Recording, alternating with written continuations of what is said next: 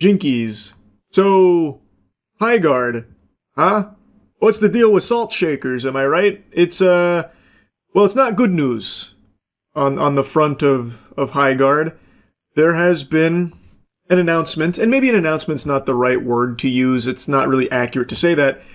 There have been some LinkedIn posts from former Wildlight employees, Wildlight is the studio behind Highguard, mentioning that most of the staff has been laid off at the studio following the release of Highguard, which only came out about 2 weeks ago.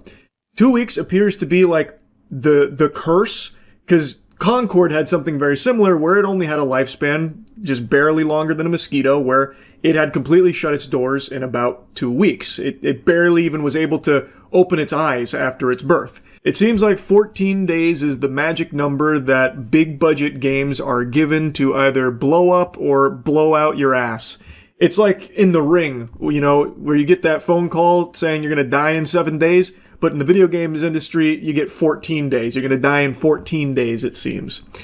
Now, in Highguard's case, they actually had put out a whole year-long roadmap, which made a lot of people believe more heavily in them committing to the long term of growing this, expanding it, and trying to make it flourish and find a player base. And make no mistake, this game did have a successful launch. The day this puppy came out, 100,000 curious sports fans hopped in there to check it out, but as of right now, there's just over 2,400 playing, which isn't really like the smallest potatoes ever. 2,400 concurrent players with nearly a 4K 24-hour peak is pretty decent for a lot of games, but given the scope of this project and the size of the team, it looks like they're closing the doors on a lot of the employees here. I don't know if that means they're looking to shut it all down or if they're looking to just downsize because they can't justify the spend any longer. I'm not entirely sure. That remains to be seen, but it's certainly not looking good for the future of Highguard, which unfortunately I don't think a ton of people were surprised by. A lot of people kind of predicted that this might happen. I don't think anyone read this shocked. Like, I don't think there was anyone like eyes wide open, jaw on the floor, stunned by this news, because releasing a game like Highguard in the current saturation of this market, it's kind of a death sentence. Like, those guards must be high to be expecting this to be like a massive success that blows everything else out there and finds its own footing off rip. That was always going to be an uphill battle. It's very difficult to get gamers to switch from their comfort game to your game in the same genre. They might go check it out, but most likely they're going to go back to the game that they've spent the most time with, the one they're most accustomed to. The most notable example that completely bucks that trend is Marvel Rivals, where it entered into an extremely saturated genre, fucking hero shooters. That should have been dead on arrival, death sentence, bury that shit in the dirt. But thanks to the power of the Marvel IP, where so many people are so passionate about Marvel itself, and also the developers diverting tons and tons and tons of resources to just churn things out really quickly, very high quality, very quickly, and also the timing they entered the market where Overwatch was starting to flounder and people were hungry for something to replace it, Marvel Rivals just had all the stars align, and now it is successful, and it did carve out its niche. Highguard didn't have those luxuries. People were even confused on what Highguard was in the first place. They announced at the Game Awards and then went fucking radio silent, crickets for a whole month. People thought it was a hero shooter. I thought it was a hero shooter. A lot of people thought it was fucking Concord 2.0. There were so little things to know about it, so it was hard for people to get hype and buy into this idea of Highguard in the first place when they weren't even talking about it. So when the game came out, and in my opinion was okay, like I don't think it's a great game, I don't think it was a bad game, it was just kind of an alright mid-game, so it was always going to struggle retaining a player base.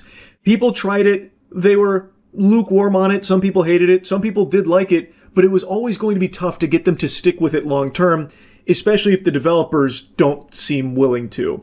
Like, these layoffs don't inspire confidence, so there's 2,400 people playing it right now, and I imagine they really like it to still be playing it. And they did add things to it, like the 5v5 mode, so it seems like there is a willingness to try and, flesh it out. But with these layoffs, it seems like the future's uncertain, and who knows, maybe down the line they could have carved out a unique identity for it. It did have some unique ideas, like with the base rating, so maybe there's a what if there, and again, they haven't announced that they're shutting down or anything, they haven't fully turned the lights off over there, so perhaps it's still in the cards, but I just don't understand why it feels like no one at these companies internally is putting their thinking caps on. It doesn't feel like they're being realistic. Because this was a very likely outcome that most people were kind of expecting to unfold here. So why are they already laying off people after only 2 weeks? Why wouldn't you go into a project like this with a longer runway? Like, look, we might be bleeding players for a couple months, and that's okay. Like, we have allocated budget to account for that as we look to try and find our community and build this game with the players. Like, they're already doing mass layoffs after just 2 weeks. So it seems like they were expecting this to just fucking explode and be the next Marvel Rivals or the next Call of Duty or something. Like, who really knows what the expectations are anymore with these companies?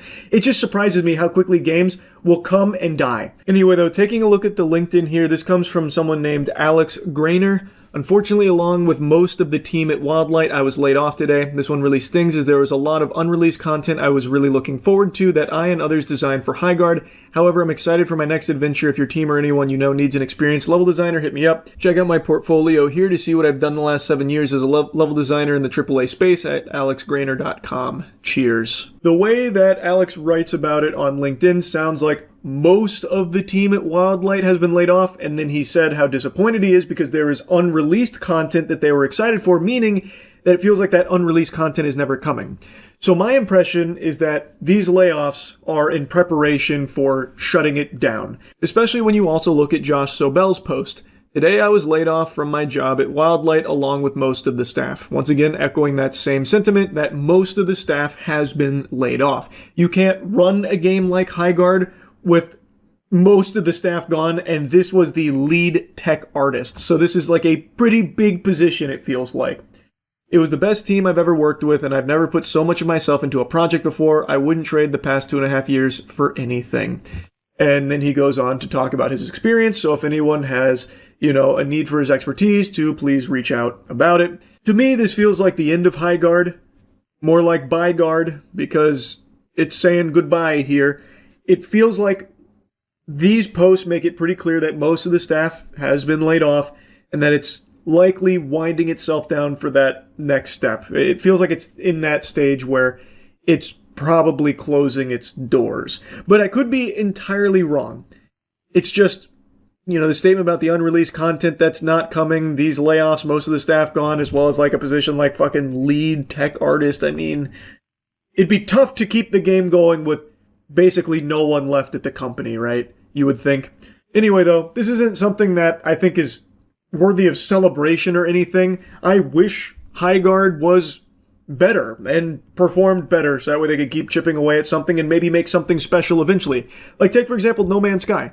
No Man's Sky came out to nothing but booze. Just an absolute flood of booze, trash, and look what happened over the years. They worked so hard to make an extremely special game, and now No Man's Sky is a fucking masterpiece, right? I'm not saying Highguard was ever going to be able to do that, but I would just like if these games, they actually were willing to stick with it for a while to at least see what they could do with it. I was very pessimistic about the game going into it because it didn't seem like a game that I was going to enjoy all that much. I tried it and it was okay. It's just kind of a meh thing, but who knows? Maybe if they really committed to it, they could have made something great out of it. Now, I don't think we'll ever really know because it seems like these companies are more than willing to spend unfathomable amounts of money, millions of dollars, to develop a project like this and then just close it in 2 weeks, just let it die, lay everyone off, say, well, that was a failure of an experiment, is what it is. I would prefer if these games came out and were good. I don't like to see all these people losing their jobs. That sucks.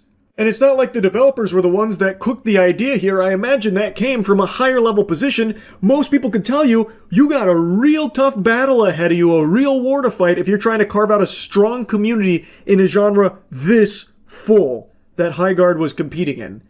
Like, it's just, I feel like it should have been obvious, but I think so many people in the games industry at the highest level of the food chain just are delusional.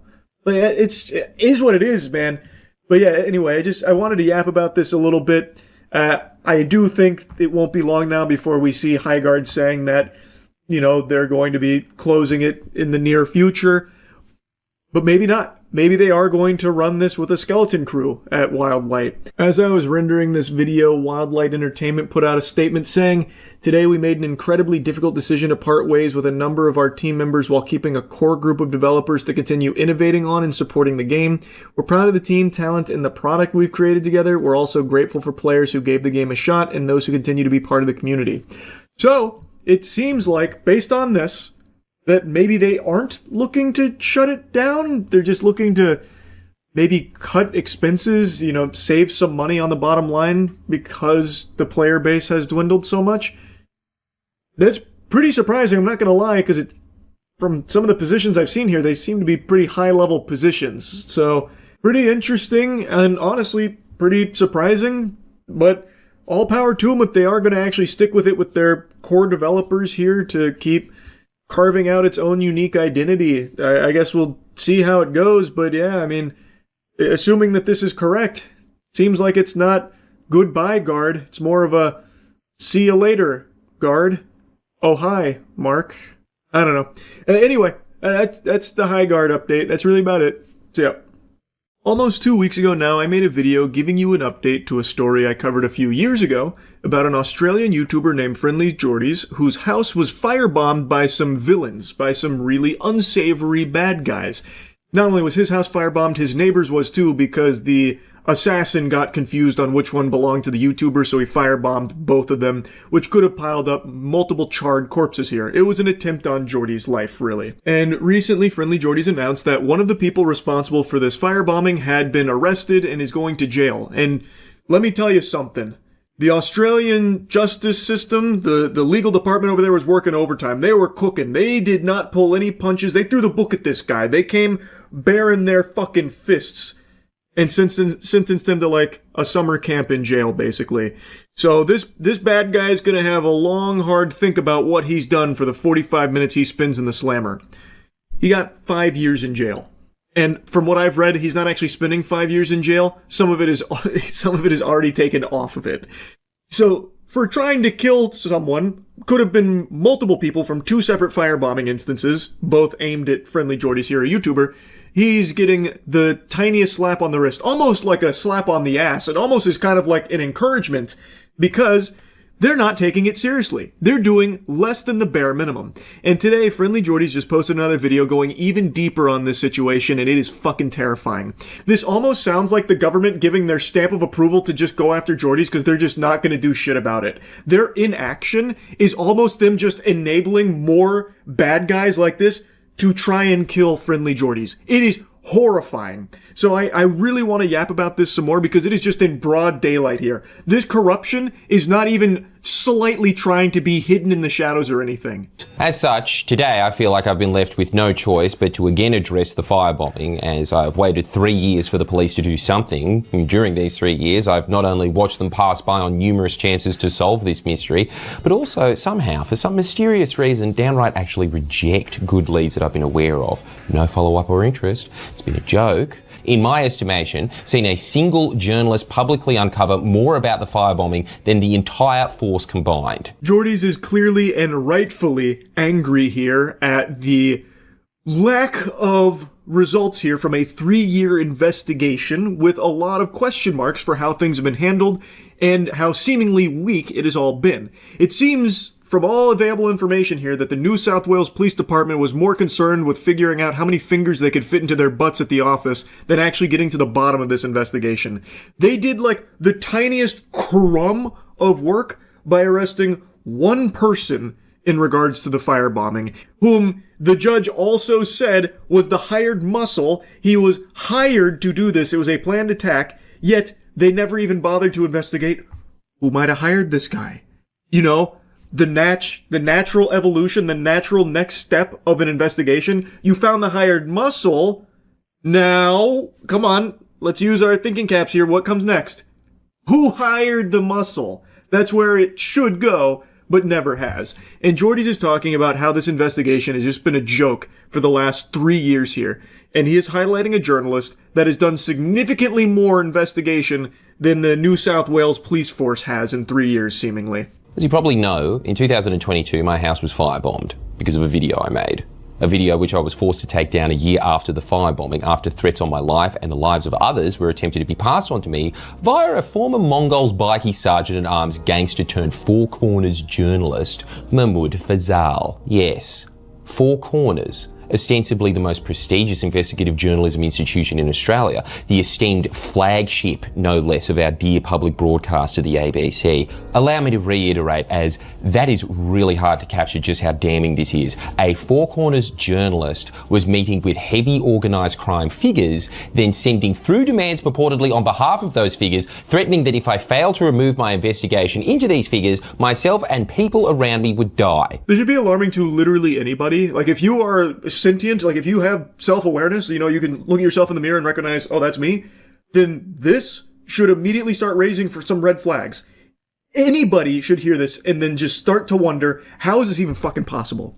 So apparently a journalist at a very reputable organization had been apparently meeting with some crime families and passing along threats that if Jordy's didn't take down his video investigation into them, where he dipped his toes into that topic, then he and others' lives were in jeopardy. Holy shit. This story was exposed by Kate McClymont in the Sydney Morning Herald over a year ago, though I never spoke about it in depth. You can read it if you want more context, it's brilliant work, but the important takeaway is this. When faced with an abundance of new evidence relating to the firebombing, the evidence that was more than enough at the very least to charge a few people, what did the New South Wales Police do? As far as I'm aware, nothing. Nothing substantive, at least. I tried to question the Four Corners journalist who passed on these threats, but according to New South Wales Police, he refused to provide a statement. Shouldn't that ring a few alarm bells? Shouldn't that open up further avenues of inquiry when conveying threats in of itself can be an offence? Apparently not. This is every criminal's dream treatment. Burn down a house, threaten to kill people, have it reported to police, and then the police do nothing. A recipe for disaster, a nightmare concoction for normal people, but a dream scenario for criminals here. This guy gets to pass on all of these threatening messages, allegedly, and then, instead of having any investigation into that or his connection, he just gets to say, I don't want to talk about it. And that's where it ends. That's very interesting, because as Jordy's mentioned, even conveying threats like this in and of itself is kind of a crime. Or at the very least should warrant someone to poke around and be like, well, where's this coming from? You know, what's up with these threats on people's lives, you know? But that didn't happen. And he doesn't have to explain himself. He can just say, nah, not feeling like it. And that's just where it stops. Wow. And then what did the national broadcaster do when faced with the fact that their reporter was telling people that he was going to meetings with gangland murderers in order to find out what death threats and messages to pass on to? Did nothing. Well, they didn't do nothing. Do you want to know what they actually did? They defended Mahmoud Fazal. They defended this man with his self-advertised gangster history and this proof against him, who slanderously claimed that Kate McClymont's article on the threats that he passed on were based on, how's this? Ethnic stereotyping. And the self-proclaimed greatest, most hard-nosed investigative journalist in the country believed him. Jordy's briefly explained that the reason he hadn't dove into this deeper over the last 3 years is because the authorities were conveying to him that it would be best if he didn't, because it might hamper their investigation. So he kept his mouth shut and let them not do their job, basically. Or rather, not do the job they're supposed to be doing in protecting citizens. They're doing a great job in protecting criminals with this case here, just letting them totally have free reign here without them doing a whole lot on the investigation side of things, seemingly. That's how it certainly appears. What he's talking about here is that journalist who was conveying these threats. Well, after that bombshell of an article came out, the broadcaster defended him, and his defense was basically, no, this is stereotyping. Doesn't get into the weeds of it or anything, just goes, stereotyping. This is all racism. She should be ashamed of herself. Yeah, this is racist. It's just racist, these claims. Yeah, no, it's all stereotypes. I guess that's all he had to say. That was checkmate right there. I can assure you that absolutely nothing in Kate McClymont's article is incorrect, and considering McClymont's track record, it would take a very creative, brave, or perhaps just in way too deep ABC management type to chuck an Eddie O bead and dismiss serious allegations as simply racist stereotyping. But it looks like that's what happened. The ABC were even offered multiple times hard documentary evidence to back up McClymont's claims, should they want to investigate these serious allegations, evidence that they refused to even look at. In light of, I have to stress, grave allegations, death threats from one of their reporters. That was just a watertight defense right there. They altered. They said it's racist. We're not looking at it. All that information, all of that overwhelming evidence that you're trying to put across our desk? Nope. It's apparently racist. It's so fucking absurd. It's actually preposterous. It would literally be laughable if people's lives weren't at stake here. He was in the news over a lover's quarrel with his now former podcast host, independent reporter Ryan Nemenko, a man with a similar story to Fazal, as he describes himself as part journalist, part outlaw. Nemenko claims that when it came to payment, Fazal and a man who had been the subject of Fazal's Four Corners stories in the past, former cocaine dealer Ben Aitken, demanded cash from Nemenko immediately. Why is this interesting? Check the front page of the Sydney Morning Herald. Nemenko has provided what he claims are further texts between himself and Fazal, in which Fazal says, quote, Geordie's and his people, they're dogs, I want to kill him so bad. Yeah. I highly recommend you watch Geordie's full video going over this, but to sum it up here, put it in a nutshell, the journalist whom we were just talking about went into business with another part-time journalist, part-time outlaw, Nemenko, and the relationship soured for a variety of reasons, like the payment thing mentioned there. And through this, it was revealed in messages which allegedly could have been fabricated based on some of the headlines you'll see floating around. But the messages allegedly show this journalist, whom, keep in mind, has some close ties here to some very unsavory characters, supposedly, outright saying, fuck Geordie's and his people, they're dogs, I want to kill him so bad. That's very scary, given his supposedly close ties to the criminal underworld. The man who I know for a fact said he was meeting with organised crime figures in order to ascertain what message to send to me from them. The man who ABC and police failed to investigate is now reported to have said he wants to kill me. So bad. There's more in these text chains, which is just as damning.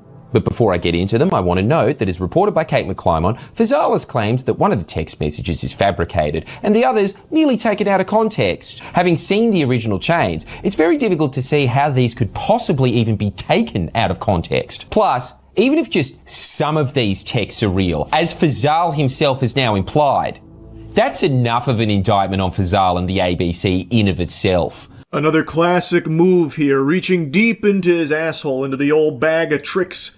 It's out of context. Oh, it's fake. AI. It's a deep fake. No, that's not my penis. It couldn't be. My penis is fucking 14 inches long. Well, soft. No, this is all a lie. This can't be. It's out of context. And, you know, I can't say with 100% confidence what is and is not authentic there. I haven't seen the messages myself, and I haven't seen the full context, but as Geordie's mentions, it's hard to imagine how context could, you know, save some of those messages from not being as scary as they are. And also, he does imply that some of them are real, not fabricated or anything.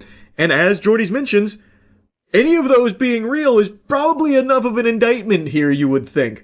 At least maybe enough to warrant, you know, poking around a bit to see, you know, what the fuck is going on. Now, Geordie's does go over one of the text chains here. Again, doesn't really seem like it's missing a whole lot of context, and something Geordie's also mentions, in order to fabricate something like this, it would take quite a bit. Now, Geordie's had released a video 3 weeks ago about the firebombing situation update, where that one arrest had been made, and Geordie's was going on about how it's very weird how some of these journalists, these ABC-affiliated journalists, have such deep access to these bad guys. In response, Nemenko has claimed that he and Fazal had this exchange. Ryan Nemenko, we all sweet to do EP2, or has that issue with Shanks rattled ya? Geordie's and his people, they're dogs, I want to kill him so bad. Ryan Nemenko. Are you f***ing serious? Over something you didn't do? Leave it. It's not your place. Mahmoud Fazal. Bro, Alameddin still want to hit me. I need to make up to him with this pod and we will kill it. Better him than me, but f*** him. We should do a pod on that and get my story out. Just leave it. I'm not willing to speak about it because let's be real, you sent the f***ing threats. They f***ed you. Mahmoud Fazal. Nah, he has to get what he gets. He's a dog. Ratted me to Jax. Jax means police. Well, that's not very good now, is it? Pardon my French, but this Fazal guy sounds like a real jerk. I know, I didn't mean to be so rude and nasty about it, but I mean, this is scary shit. I guess I'll give anybody the heebie-jeebies here. Because it's worth remembering that Fazal isn't just, a lone wolf kind of guy. He's not like a random journalist that has no ties to anyone or anything. This is a guy that's being defended by a major broadcasting network with some very seemingly close ties to a notable crime family. It's holding a lot of weight here. It's pretty terrifying stuff. But I think it's important we hear Fazal's side of things, because he has released an email here where he's calling into question the reliability of Nemenko as a source here for these claims. Stating in an email to the Sydney Morning Herald, Ryan Nemenko has a criminal history, a history of harassment, and a documented record of dishonesty. As a journalist, you should know that background is material when assessing his reliability and motives as your source. How does he not see how hypocritical that is? Mahmoud, didn't you claim McClymont was relying on your background to stereotype you when she relied entirely on hard evidence for her claims? Now you're relying solely on Nemenko's background to refute text chains, some of which you yourself have tacitly admitted were real, just out of context. Again, how?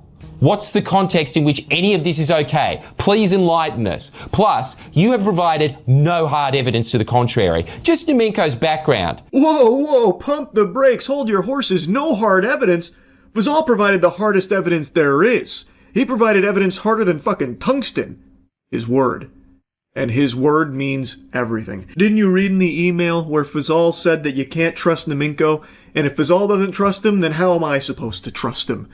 Fazal has never given me any reason not to believe him and his word. Well, of course, other than that very clear, despicable hypocrisy that Jordy's pointed out, where when Fazal himself was faced with some very strong allegations with very strong evidence from a journalist, he claimed that it was all ethnic stereotyping, all about his background, so we have to just disregard it because it must be racist and nothing else. But now in this case, he wants to rely solely on Nemenko's background here, so that way we can write off all of those pesky text chains that are coming to light here. Text chains, by the way, that he himself has literally implied are authentic and is trying to use the defense, the song and dance of, it's out of context. Would love to see this fabled context that Fazal speaks of here. Because I gotta tell you, sports fans, I can't quite think of anything that would make any of these text messages acceptable. All of this seems very highly illegal and extremely horrifying for friendly Jordies here and his safety. Him saying, no, some of it's fabricated, but then also it's out of context. There's clearly a clash there in those two statements. So, some of it's fake, but then some of it's real and out of context? I don't know. Something's just not really adding up here. It's quite fishy. Furthermore, if Nemenko is a liar, if he has, in your words, a criminal history, a history of harassment, and a documented record of dishonesty, why start a business with him? Why start a journalistic endeavour with him, where the sole purpose should be to expose the truth? But I guess if those character traits are good enough for the ABC, they're good enough for Fazal. That part made me laugh. That's a really good point. Here's Fazal coming out saying, we can't fucking trust this guy. This guy isn't all horseradish. This guy's just a fucking baloney salesman. And then, if you stop for a second, the question would naturally pop in your head, well, if you feel that way about him, why the fuck did you go into business with him? Why would you go in a journalistic endeavor with this guy whom you're coming out and shitting on like the entire history of and everything that he ever has done and will ever do? Why would you be in business with him in that case? I don't know, Fazal. It definitely is very strange, isn't it? Quite peculiar. Seriously, this really needs to be emphasised because this is so damning, and not just for Zal, but the entire ABC as an institution. What is a Four Corners journalist doing, passing on threats to other journalists and demanding cash from this person? And why did it take until now for the ABC to even acknowledge that that might be a problem? That's a great question. I'd love to hear more from the ABC about that. That is very interesting. Why is that the case? Some real big food for thought, isn't it? Now, I'm going to go ahead and stop playing clips from it here, but I do, like I said, highly recommend you watch the full thing, especially the ending. It is beautifully said by Jordies at the end of this video. There is so much wrong here with this whole case. So many questions left unanswered, so many problems still present that are seemingly just being brushed to the side here from authorities. Something needs to change. Jordies is in a legitimately very difficult situation where his life does appear to be in jeopardy from these horrible, scary people. And nothing seems to be being done about it. It doesn't seem like there's any real action from the New South Wales Police Department here. It doesn't seem as though anything is actually being thoroughly investigated to try and protect Jordies or his team in their reporting and their coverage over actual crime. That's an issue. That's a really big deal. And I'm really hoping for the safety of Jordies and his whole team. They, like I've said for years, they do great fucking work. And the way that they are treated there by the powers that be is deplorable, downright evil. Anyway, though, like I said, I just wanted to blabber about this a bit. Please watch Jordy's full video on it. That's really about it. See ya. What's up, everybody? It's Critical. I'm playing Orion Dino Horde for the PC. Let's do this shit. I didn't buy this game. I just saw it in my Steam library as I was fondling myself. It said 3 days left, so I'm assuming it's free for 3 days. Yahoo. So, let's give it a shot. Alright, so there is no hard matches available. I really want to play a fucking hard match so I get my feet wet, but I'll just go here since I'm welcome here. Everyone's welcome here. I don't know the controls, I don't know anything about this game. Let's begin. Now that I'm 15 years older after having waited there, let's try Playable Dinosaurs. That seems like a jolly good time. Daddy's got a lot of options. Do I want to be a Ramphurus and Caucus? A Dine? 9? How about tickle my rectum? Let's be a Stegosaurus. Growing up, I used to like Stegosauruses a lot. Just look at this fucking majestic. This is a beautiful creature. Is this my attack right here? What is this? Am I telling a pedestrian to go ahead? Am I giving him the right of way? Oh, fuck! What the fuck? Little volcanic eruption under my feet. Alright. Watch out, Earth. There's a new sheriff on duty. Double whammy. Give it to me. Yes. Take it. Yeah. Where is Godzilla? I'm trying to call him, but he's not yielding the call. Come on, please. You don't leave me hanging, baby. Come on, Daddy's looking... Oh, T-Rex. Alright, let's follow him. He shall lead us to victory. I'm a Stegosaurus. Don't you forget it, you bitch. I'm coming. As much as I love walking around for 4 hours, I think I'm going to try and find a more lively match. It was really a lot of fun being a Stegosaurus and just living my life, doing me. But I actually would like to get a little action here. Fuck playing Recon. We all know the Reconomy is in the shitter right now, and I don't feel like supporting anything other than titty firecrackers, so let's play Assault. Give it to me. Activate the generator to begin. I don't know what that means, but I'll figure it out, Chief. Is this Hoth? Where am I? What do I do? You know what? Who gives a shit? I'm just gonna hit a bunch of keys. Oh, shit. Alright, we're getting closer now. Oh, fuck, grenade out. Fire. Everyone get back. Alright, we're safe. Resume your normal activities. Only another 1,470 meters till I get to power generator. We're really getting there now. We're in it now. Daddy Longdick is coming in flaccid. But when he gets there, oh buddy, does he get it going. Almost there. What the fuck is this thing? Yeah, get me in here. Alright, let's do it. This looks like something right out of a cereal box. It's just a fucking frozen wonderland out here. Alright, buddy. Thanks for that, Mr. Hostile, getting all pissed off about nothing. Hot Wheels is coming in with fury. Bam! Bingo! How do you do? Connect 4. Nope, I think that one was a squirrel that just met its end. Oh well, it happens. This dude is very unenthusiastic about his Kilosaur. Shit, I lost my multi-kills. Fuck. I want to get that back. Come on, I want more than just a Kilosaur. Come on, comrades. Son of a bitch. Let me get a few of them. Let me get all of them, actually. I got it. Bam. Take that, Smurf. Fuck. Wave completed. Damn it. I wanted to get every single dinosaur kill.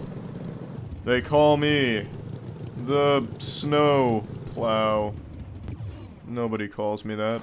I don't know why anyone would ever call me that. Oh, look. There's the power generator that I ran across the galaxy to get to. That's underwhelming. Here's one of the corpses. That just looks like old silly putty there. I don't know what it's doing with its hand. I guess it was trying to snap its fingers, but little did it know it can't do that. No, and little did I know that I can't stand on top of a fucking power generator. I guess I'll just go throw myself out of a helicopter. You're gonna sit there with socks on your feet and tell me I ran all this way to not even be able to stand on top of a simple appliance? Wave 3 incoming. Survive the horde. Well, I'll do more than that. I'll go right ahead and fuck myself. I'll show you who's boss. There's clearly room for 2. Let me on, you selfish piece of shit. Why won't it let me on? Oh, what the fuck are you pushing me for? Damn. I gort this when it was in alpha. It's awesome, but I'm surprised $1 for this game. Well, then you would absolutely be shell-shocked to know you can gort this for free right now. Get out of here, dinosaur, you fucking acid-spitting piece of shit. Come here. Come on, Daddy's trying to open up his new shop. I need customers. Come on. Oh shit, they're calling in their elite squadron. Oh fuck, reload. Damn it, Team Rocket's taking it to me. Yeah, there we go. The receipt's in the bag. You're mine. Damn it. You're mine. You're still mine. If you got coal on your hands, chances are you were in a mine. Wave complete. Wave 4 incoming. Survive the horde. Affirmative, Captain. I shall do just that. Oh, yes, yes, give it, yes, fucking perfect. There we go. Oh, shit, you want it back. I'm sorry, you know, it's just sometimes you gotta do that. Get shit fucked. Get out of here. You want ass? Come get this ass. Yeah, oh, wow. Welcome to the cosmos, dinosaur. Please keep a journey of your travels. Oh, this dinosaur doesn't even see me prowling. I feel bad. Oh, I'm sorry, man. Monster, I bought it. Buy your own. Oh, I'm sorry. I think you meant caveman. I'm caveman. And believe me, friend, I would buy this if I knew how. I simply just am not familiar with this game. But here, you know what? You can take it back. It's a real swell ride, pal. Enjoy it. And I would enjoy remembering why caveman as a name sounds so damn familiar. It's either from a book or a movie. I just gotta it's from Holes. That's what it is. That Holes. I should have remembered it right away, but you know what? I got it. It was Holes. Perfect. Get over here, dinosaur. Where are you going? Where the fuck do you think you're going? That dinosaur gave me the work. I'll catch him on the come up. Where is he? Where is he? Oh, alright. Objective, secure the outpost. Did we complete the wave? I guess so. Alright, this is thrilling. Alright, I'm done playing this. Well, that's the end of this video. Remember to rate the video, comment the video, and subscribe if you want to see videos similar to this one. See ya. What an unbelievably crazy week on Kick. I was just talking about the French streamer Jean Parmenov, who passed away in his sleep on stream after a marathon of abuse from some other streamers. And just now, I literally just finished streaming Resident Evil 6, and I was taking a little tinkle, and I got sent a little something that is so diabolical, I had to hop back in the saddle and yap about it. It is incomprehensible that yet another potential death was just streamed on Kick.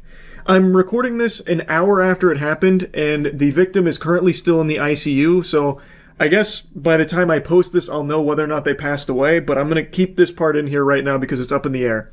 A Kick streamer, Raja Jackson, who is the son of Rampage Jackson and also a professional fighter, just went fucking ballistic on a wrestler during a wrestling event on stream. He picks the wrestler up, slams him on the mat, and then lays down 27 punches to the man's skull, most of which were delivered while he was unconscious. And by the end of it, he is bleeding and bloodied. They couldn't wake him up. They said he was barely breathing, and someone even used the word flatline, that he was flatlined in the ring. This is not fake. This is not scripted.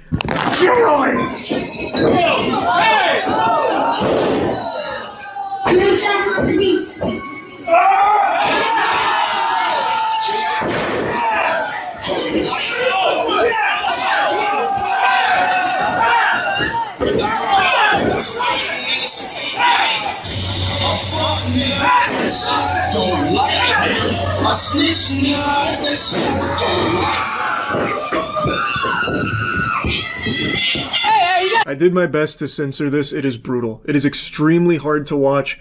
I also cut the clip short, but they pan back and he is covered in blood. Raja Jackson is a professional fighter who has unloaded, I counted 27 blows to an unconscious man. And they all are connecting. This is not like fake. It's not like he's pulling any of his punches. They are all hitting squarely on this man's skull, bouncing his head off of the mat.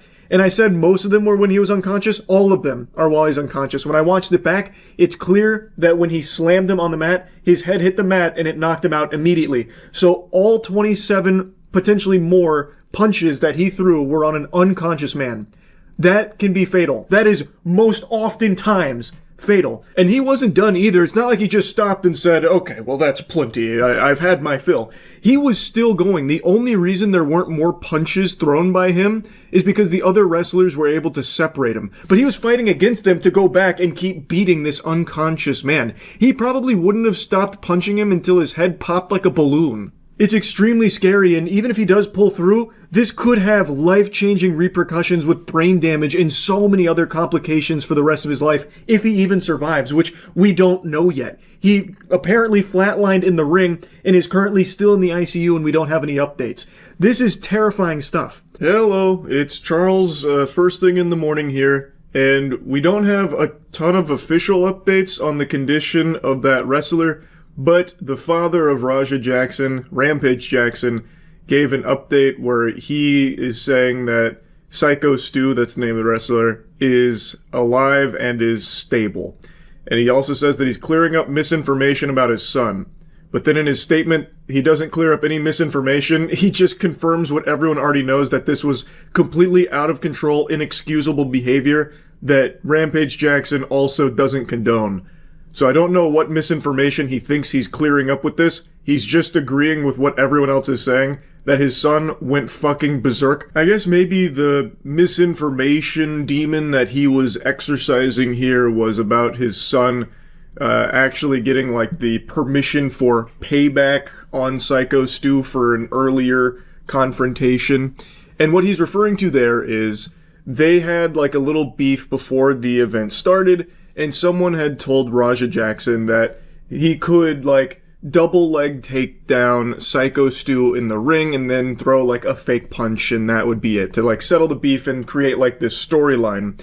But Raja Jackson, on stream, on camera, says that he is going to hurt Psycho Stu. He said he will not stop punching him until people will yank him off of him. So he took that, like, pseudo-invite, like, green light to be involved in the wrestling event as a permission slip to go brutally assault this man and beat him within an inch of his life. Like, I think you could also make a case that this is attempted murder. This was premeditated assault that he planned on not stopping at any point until third parties intervened. Like, I really think you could make, like, a real argument that he had went in there with the full intentions of killing Psycho Stu. That's what it looks like to me. Tell you guys this, they told me to hit him and just leave. Somebody who pulled me off of him will leave. I'm telling you, I'm gonna hit him as many times as you can. Watch. That's indefensible. You can see him literally planning it off the back of them giving him, like, the instructions for a work where he'd come in and he'd deliver, like, a hit, like a fake hit, and then he'd be pulled off and that'd be the end of it. And he is saying, but watch this, I'm going to keep punching him. Like, he is blatantly stating this. It is very clearly a premeditated assault.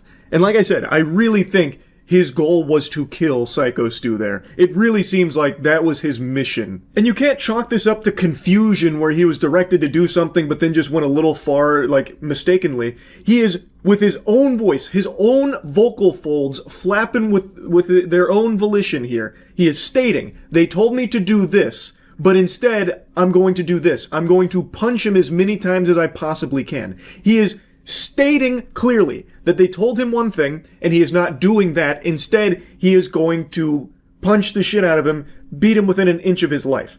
You can't possibly say that he just got confused with the stage directions here of the storyline. He is saying that he is going to go punch him as many times as possible and disregard what they said he is permitted to do, like what they planned on. It is premeditated assault by every possible definition. Now, what started all of this, and I've seen people joking about it like, oh, haha, Raja Jackson must not know that wrestling is fake, and he thought the heel was being mean to his favorite babyface, so he took matters into his own hands, tee-hee-hee. But what actually happened is Raja Jackson was touring the event and meeting the wrestlers backstage, and of course the wrestlers are all playing characters, and when it comes to wrestling, there's a little something called kayfabe. And so they are going to portray their character to the best of their ability and keep everything as authentic and genuine as possible. And Psycho Stu was in character and misunderstood that Raja Jackson was not a worker in the event. Worry about him. You need to be worried about Psycho Stu. Psycho Stu? What, you don't know me? Hell no. Yeah. Hey, I think that's a little. Oh, you don't sell it? Easy. He's not a fucking worker, bro. Calm down. Yeah, what the fuck was that? You're good. What the fuck was that? You don't sell it? Dude, he's not a fucking Bro. worker, bro. What the fuck was that? Hold on. I don't play that shit, bro. Oh, sorry. No, I will fuck him we're up, good. bro. I know you will. No. We're good. And he takes it way too far when he takes a beer can. I don't know if it's like a real beer can or like one of those breakaway like stunt ones, but he takes it and he crushes it on Raja Jackson's head. Then you can see him get really fired up about it, and all the other wrestlers are also saying to Psycho Stu, like, bro, what the fuck are you doing? He's not like a worker here or anything. That was too far. And that's what started this. And then Raja Jackson waited until their match. Then he stormed in and then beat him potentially to death for it. Now, I think if Raja Jackson had swung on Psycho Stu after the beer can thing, you could definitely make a strong case that he was acting in self-defense. Because that is unexpected, it was unprovoked, and it was kind of a crazy thing for Psycho Stu to do, not knowing for sure if Raja Jackson was a worker in the event or not. It was a bad judgment call for sure from Stu.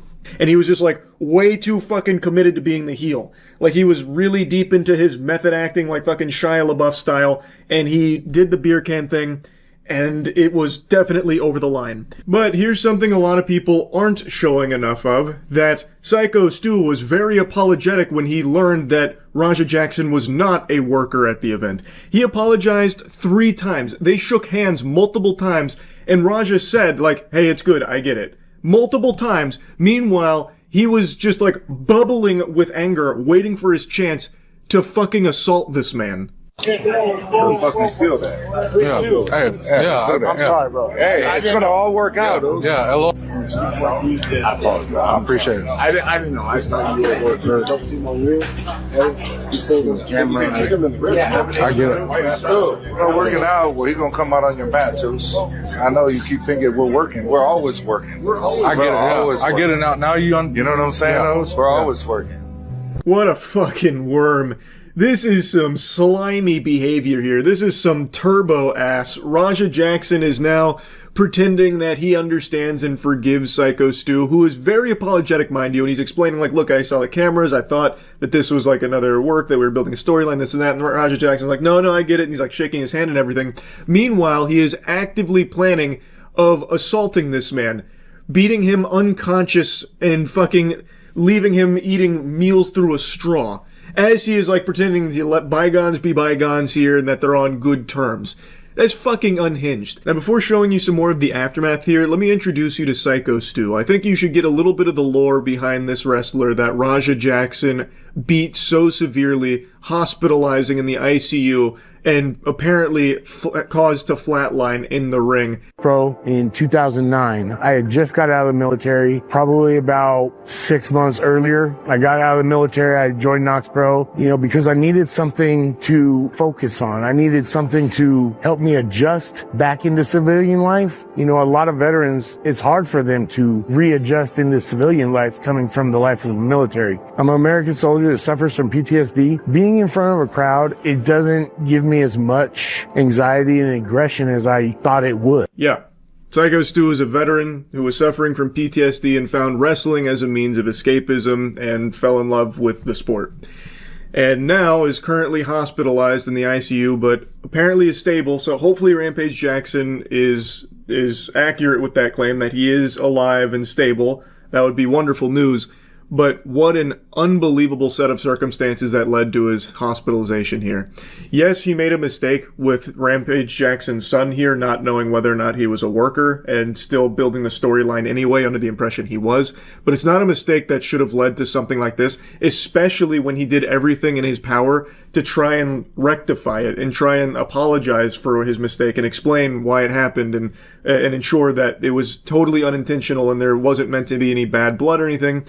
And he thought that he did accomplish that, but clearly Raja Jackson didn't actually think so. He was just acting.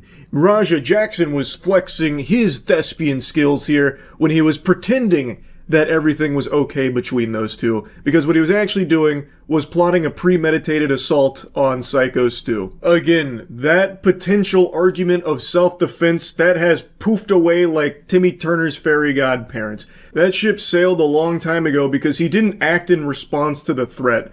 Like, after the beer can was crushed on his head, which, again, he wasn't expecting, and that can be dangerous, but he didn't, act in the heat of the moment to defend himself from that or anything. Instead, he let it marinate, let his rage bubble up, and then waited for his opportunity to get revenge later. There is no longer a possible case of self-defense here.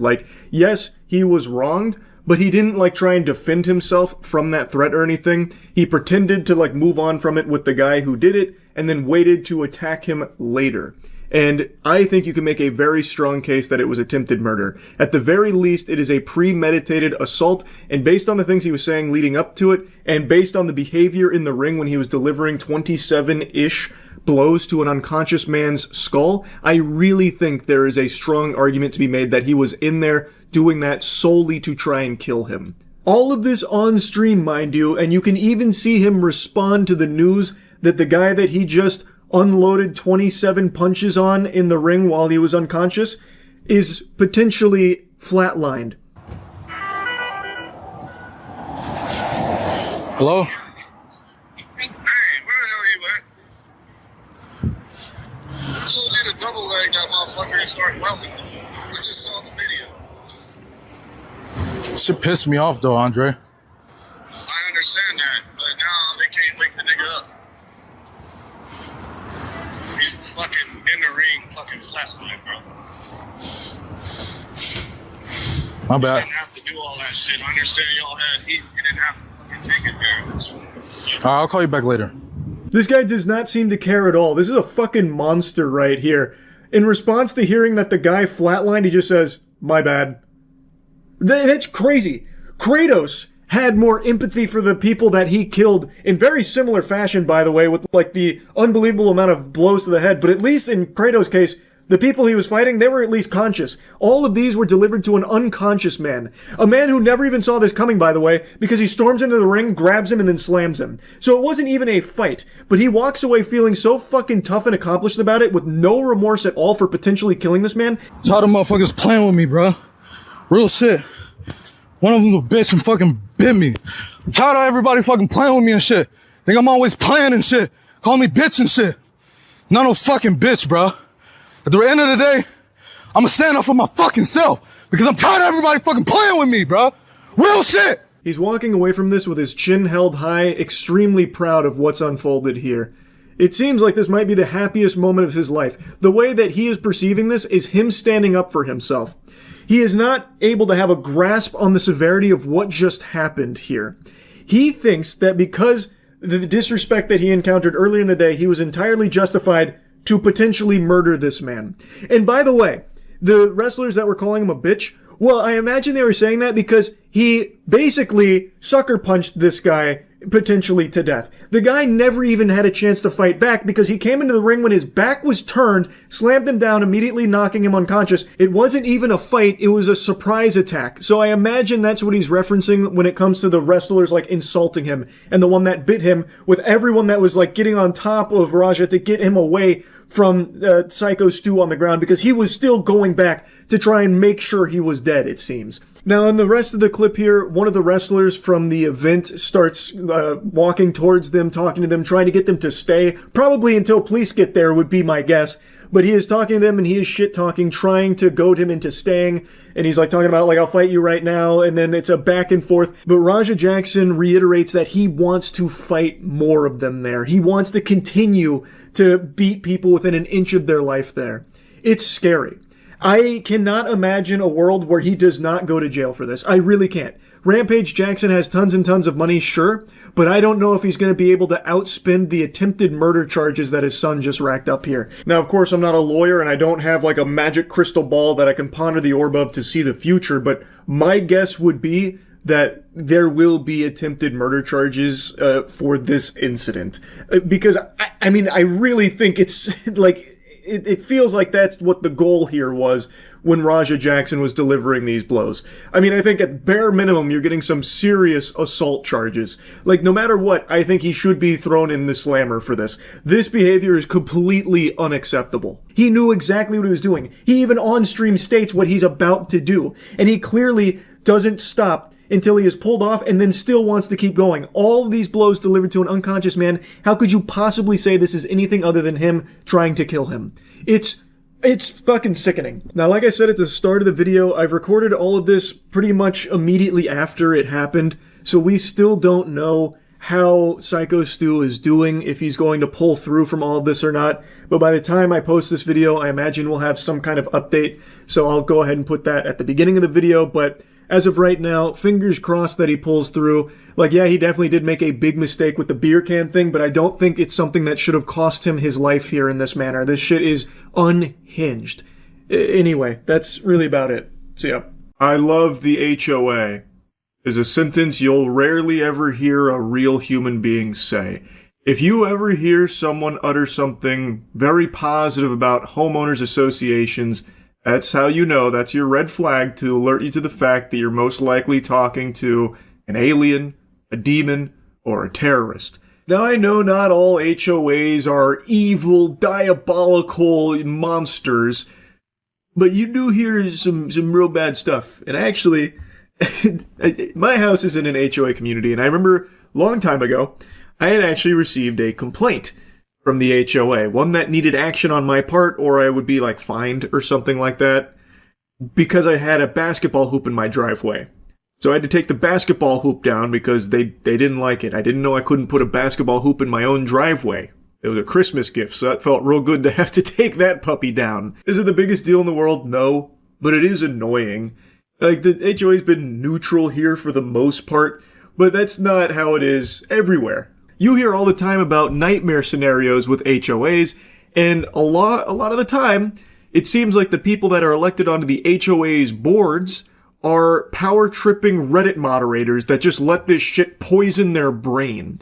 And today, I saw a very good example of this for an outrageous situation, and actually, the night before I saw this, which would be last night, if you're doing the math. I don't know why I said it that way, like it was a fucking riddle. Last night, we were even yapping about HOAs, because there are some crazy scenarios that arise from this that are just inexplicable. I don't know why HOA members are, like, love to rule it with an iron fist and think that there's some kind of, like, tyrant or something for it, and then they just, like, terrorize people in neighborhoods for no reason.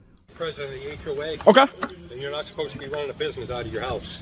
This is my house. I don't live here. This is my house. I'm a detail. I pulled up. I'm just letting you know. You're not supposed to be running a business out of your house. You're not supposed to have vehicles parked on the grass. He's detailing my car. I can just take this down if you want. You got a sign right He here. put the sign up. I didn't put the sign up. He's advertising. I can take it down if it's that big of a deal. Okay, he'll take the sign down. Everybody stand back. The HOA president has just arrived at the scene. Please get on your hands and knees and start groveling at his feet and worshiping him. This is the HOA president. I don't know if you could feel his spiritual pressure when he arrived. So right now he's causing a big hubbub here because, well, a couple of things. There is a vehicle parked on the grass, which I guess is a big no-no there. And also, the detailer has a sign up advertising his business, which I guess, again, forbidden under the HOA bylaws or whatever.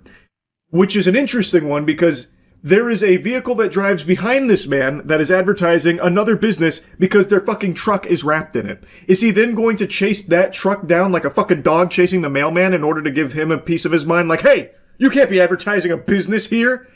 Like, what, does he do that when, you know, fucking Frontier or Spectrum comes out for the internet? Oh my god, you've got your vehicle wrapped in a business. Scram, get out of here. It makes no sense. I don't know why he wouldn't be able to put a sign out when all of the other businesses that go through the neighborhood, like the one that drives right behind him, are also advertising their business just on a wrap as opposed to a normal sign. It's pretty fucking silly. Bro, he's detailing my car. So what's the problem now? You had a sign up. Okay, the sign's You're gone. advertising. What's off? What's You're the problem? still going to get a letter. What's the problem? He's detailing my car. What's the problem? He's detailing my car. That's not your car. That's your. That is my friend's car. Yeah, that is my car. Yeah. I'm not going to argue with you. So what's the problem? I'm not going to argue so with you. I have somebody coming to watch my car? You haven't told me anything. You are not supposed to be running a business. No one is running. I'm not running a business. I'm getting a service done. I paid him to But come that's not your car. That's your car. So my. I'm not going to argue with you, but I am going to argue with you. And then he gives like the worst possible fucking arguments imaginable. How is he running a business out of his house when he is getting a service done?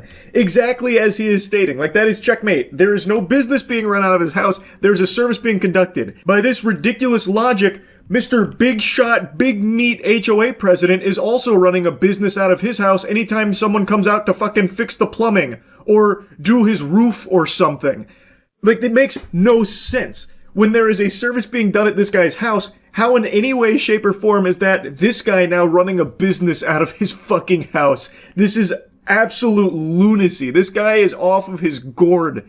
I don't know what he's even trying to, like, argue here, because it is nonsensical. If he has a problem with the sign, okay, the sign got taken down. Fucking take a hike. Get out of here. The issue solved. Why is he still going to get a letter? Friend came here. And I'm getting my car washed. So listen to me. Listen to me, right? You told me something, right? I'm here. I live here, correct? Because you know that. I know that. Right? I live here. He came, I called him to come get a detail. My friend comes. And all of a sudden my friend wants to get a detail. So that's a problem on me now? Yeah, because you're advertising. Get out of here, man. You're not supposed to have a vehicle parked on the grass. Sir, can we Yo, get the code? I'm not allowed to wash my car on my property. I'm not allowed to have my car washed on my property. You're not supposed to advertise it. Dude, if you Okay, so he took the advertisement away. What is the problem now? No worries, brother. Thank you. I want to get a picture of your tags. You're coming. HOA hotshot just blue screened in the brain there when he asked what the problem is now since the sign's down. He just keeps harping on that. You're running a business out of here. Your friend's getting a detailing too in your driveway and there's a sign up here. Okay, the sign's gone. What's the problem? He's not running a business out here. His friend just happened to be there and also want to get detail done. That should be no problem. It's his own driveway. It's not encroaching on anyone else's property or anything like that. It is all above board. It seems like it's all perfectly complying with the HOA rules here. The only other thing he makes us think about is the truck on the grass, which they also moved then too, and still he has an issue. It's just crazy because, like, HOA zombies like this guy, they literally exist for this kind of power. Their purpose is to exert what they believe to be power on others, to try and make people feel like they're beneath them and that they're, you know, a godsend because they're on the HOA board or something. Like the way he flexes that, like he's some kind of secret agent. I'm HOA president as he flips down the FBI badge or something. It's so cringe, man. Just get a fucking life.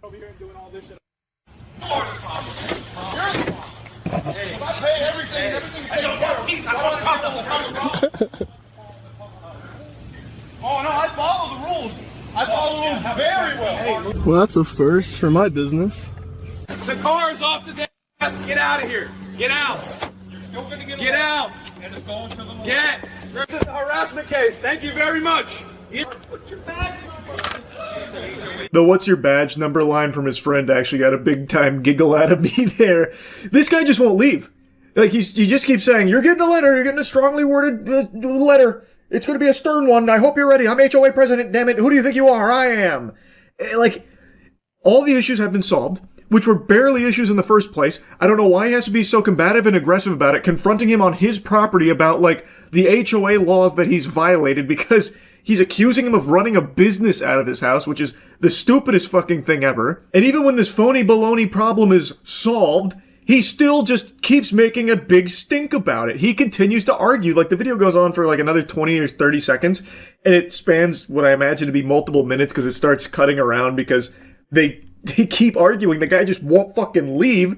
It's clear all he wanted to do was come over and cause a ruckus. He just wants to cause problems. He is the HOA president, and he thinks he has, you know, the fucking license to kill or something. He can do whatever he wants. So he's confronting him on his own property about nothing. A made-up scenario in his head about how they're running a business out of his house. It's so unbelievable, man. And there's plenty of videos of, like, HOA Karens and meltdowns and shit like that. I'm sure you've seen plenty. But it is just unbelievably annoying. And this one really grinded my gears, especially after just talking and yapping about HOAs for a while on stream last night. It was... this HOA president, I think, is the epitome of what an HOA board member looks like for the most part. Like, he's a caricature of that. Anyway, though, just wanted to yap about it a bit. That's it. See ya. The wacky wild world of TikTok live streaming is a fascinating beast. It is a demon. One of the biggest types of streams on TikTok, at least as I understand it, is begging streams, where people just go live and just beg for money. Like, please donate a galaxy right now. If you don't donate a galaxy right now, I'm gonna put my corgi in a headlock until it passes out to save my corgi's life with galaxies. Not quite to that level. I'm exaggerating, but it's just basically things of people saying, I need this money, please give me this money, I want this money, give me this money. And then, of course, the old-fashioned NPC streams that were the trend for a while. Like, ooh, popcorn so yummy, roses, that kind of thing. It is still very popular. It is still very degenerate. And today, Matt sent me a clip of a TikTok begging streamer who was spinning this tall tale of fibs about his living situation at home being so bad, and he's crying on stream, asking all of his followers to just give him some money so he can get out from his mom's clutches. And then his mom comes in. And it paints a very different picture about what's actually going on here. Just trying to make money in general. To be able to go, Mackenzie, hate you. No, get out. Now. I just got a phone call. I just got a phone call from somebody said you was in your room, you was on TikTok, and you said you had to get out by tomorrow. Go out. Go. Go. Said you was in out. Crying. Out. Go. I have not told you. I just told you to go. Mama, go. I told you. Go. Jeepers. Uh-oh, zoinks. Barbecue chicken alert. Barbecue chicken alert. It looks like we got a huge fucking liar on our hands here. Who could have seen this coming? It seems as though this is all phony baloney horseradish here. It's looking like it's all fake. It's all make-believe here, like Santa Claus. It seems like these tears might be performative. It doesn't seem as though he's actually in a dire situation with a wretched bitch of a mother who's one day away from kicking his ass out onto the street in the rain and cold unless all the people on TikTok start giving him some doubloons. Seems like it all could have just been fake here to scam people on TikTok, if you can believe it. I know, a crazy notion, a wild accusation, but I think there's a lot of evidence to support the claim. I also gotta say, his acting here is lackluster. This is pitiful. It's very clear he is an amateur. He did not attend the prestigious Academy of Charles White's School for Method Acting, because if he was trained under my techniques, such as what I displayed in the Hunger Games Mockingjay Part 1, he'd be having snot all over the place and there'd be poop in his pants. It would be the most convincing crying / begging you'd ever seen in your life. And this is just not that. This is very rookie crying tears. This is something you'd see in like a first year thespian troupe in the fucking drama club. Terrible, terrible acting. My heart breaks for his mother here. She comes in after learning that her son is now crying on TikTok, begging for money, using her as the villain, and how, like, she's so evil, this and that, and now he's crying, inconsolable. Well, not inconsolable, you can console him with money. In fact, that's the only way to heal his broken heart. And she learns this information, and she comes into his room, not aggressively or anything, she comes in very confused, wondering why.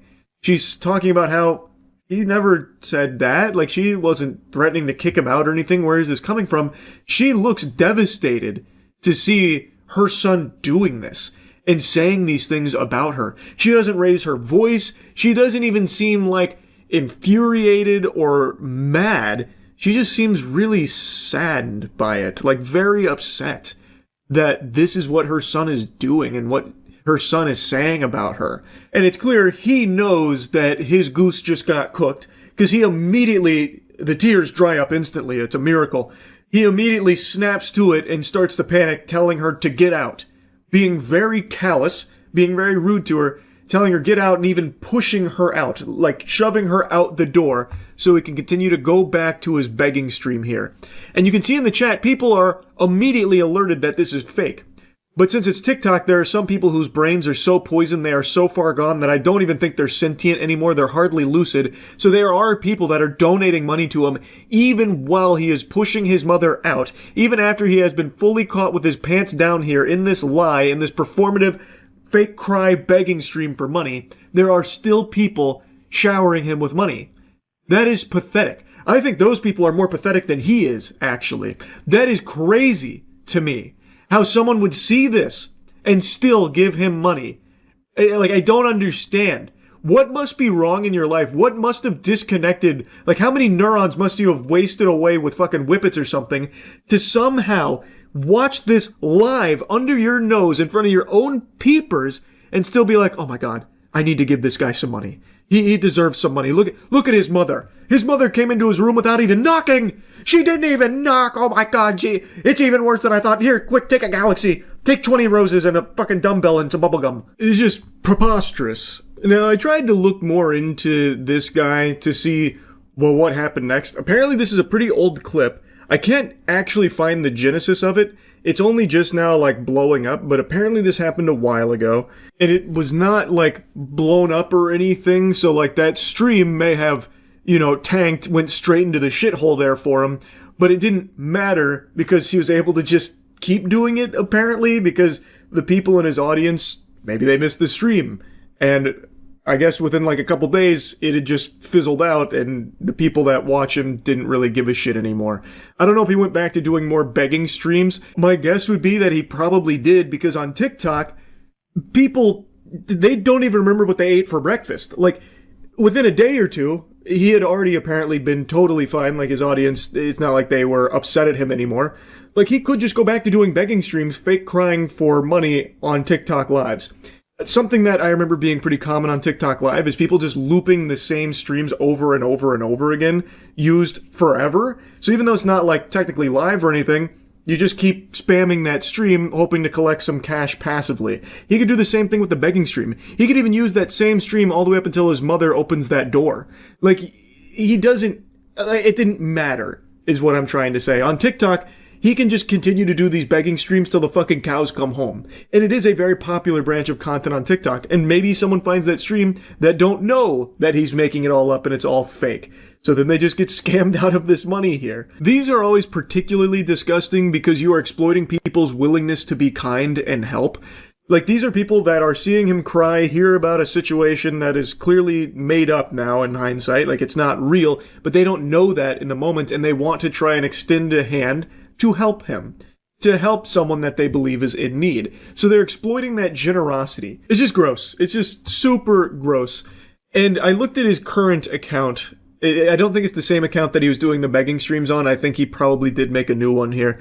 And basically the only thing he posts about now are his truck and his girlfriend. I don't know if he still does the begging streams, but looking at his recent content, it's like a lot of videos of his truck and how much he loves that truck, and also his girlfriend, and how if anyone, touches his girlfriend, they'll have to deal with the demon inside of him, that kind of thing.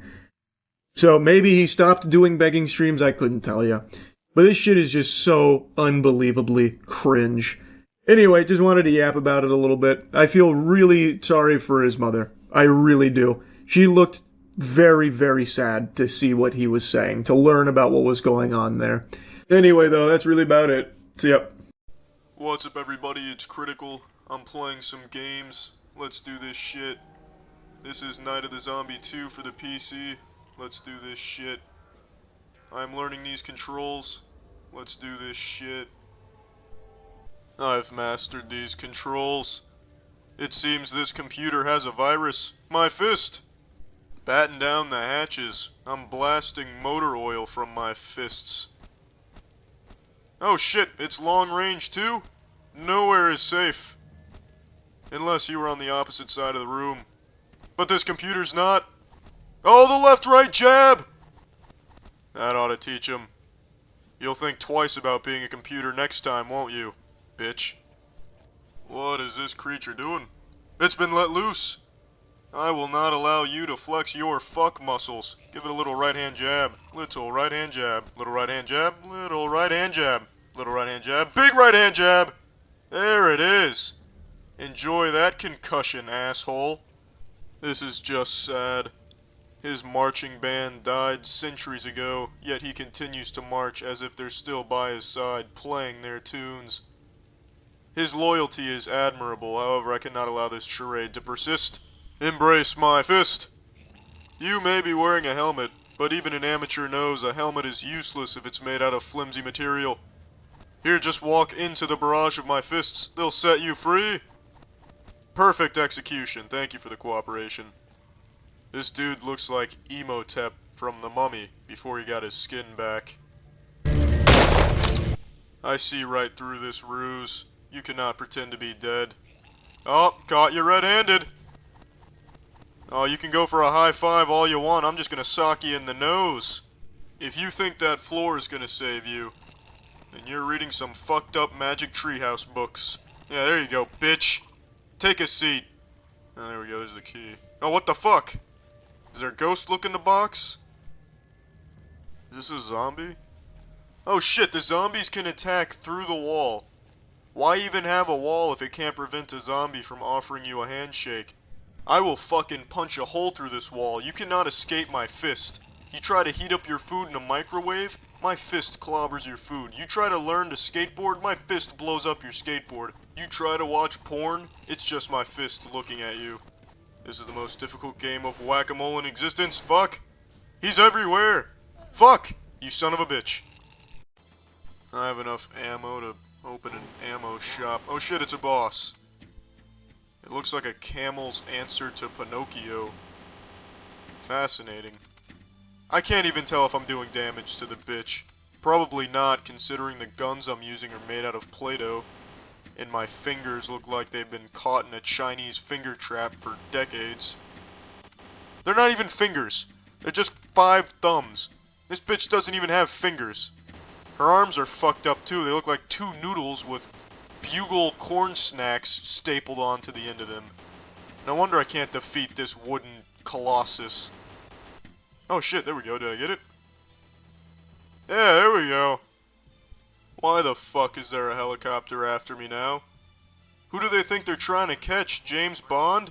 I'm just running around with my hands. This is not a motorcycle. This is the world's largest moped, but I'll take it. I don't know why my left arm is coming from my dick all of a sudden, nor do I know why I'm holding my pistol like a fucking ancient relic. We need turbos. The monkeys are on us. Oh shit, sharp turn. Obstacle. We're busting through. The obstacle was not busted through. Oh shit, I'm under heavy fire. That's it. I'm blowing up the obstacle. Stand back. We've got a nuke. There we go. I need the moped. I cannot run through the monkey assault. There we go. Let's ride. I am sustaining heavy fire. That's it, monkey. You just dug your own grave. This is your fault. Feel the wrath of my war hammer. You brought this on yourself. Oh shit! It just exploded. The monkeys must be made out of silver nitride.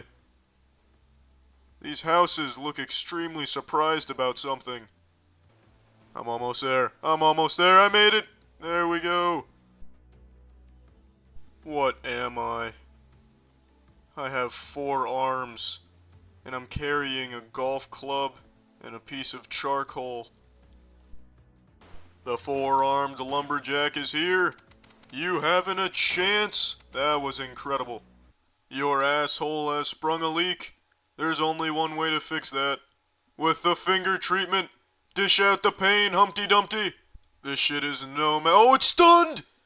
How many fingers am I holding up? Just 1. I am obliterating it. Annihilating it. I just got the shitter on me. Full power charge up. Fuck!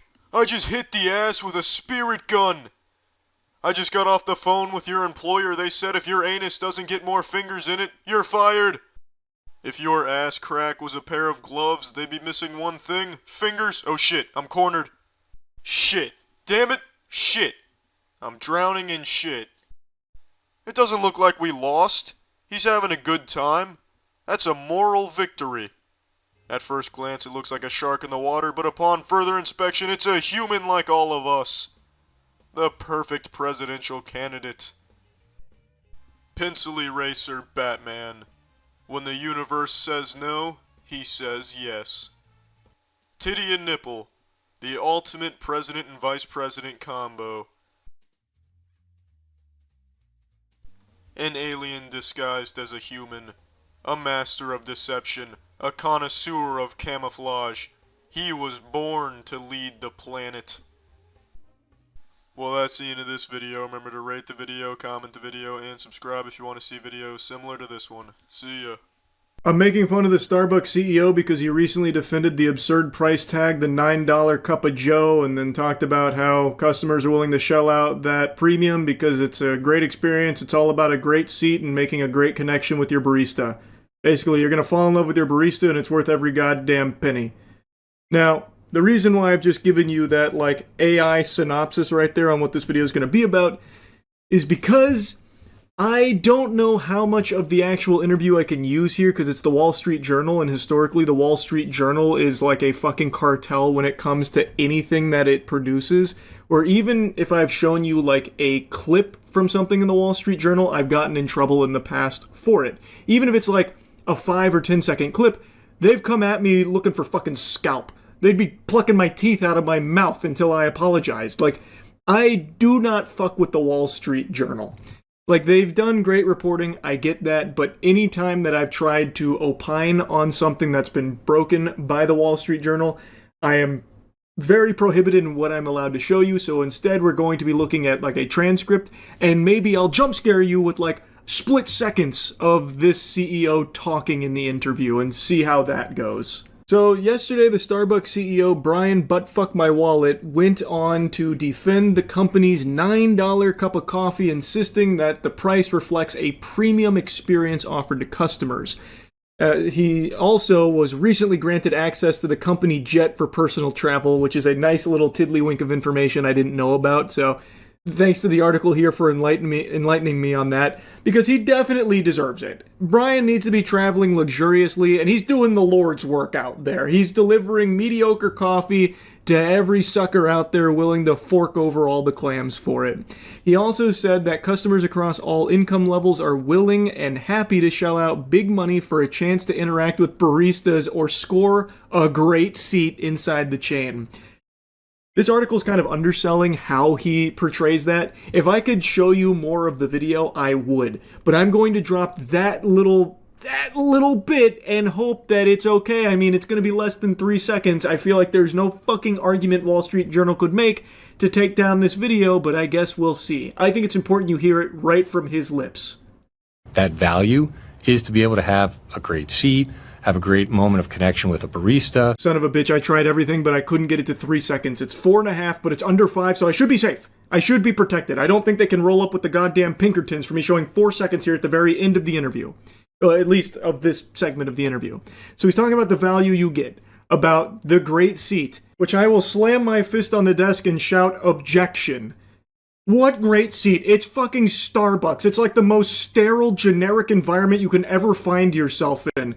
You sit down in a swamp-ass throne and you maybe tinker away on your laptop or something while drinking some mid-ass coffee. What great seat are you talking about here, Brian? And I can't make a lot of promises to you about what you'll encounter in your life, but I can make one promise that I know 100% with certainty will never happen, and that's you forming a special connection with your barista over going to Starbucks and getting yourself a coffee. That doesn't happen. I don't know what he's talking about. Do they have like intimacy coordinators on staff at Starbucks where they try and like get the baristas excited to maybe fall in love with a customer or something after serving a pumpkin spice latte? I doubt it.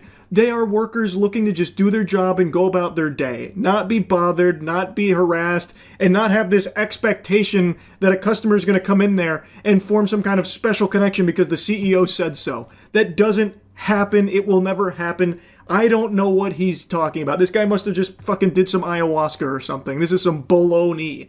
And also, Brian looks AI generated.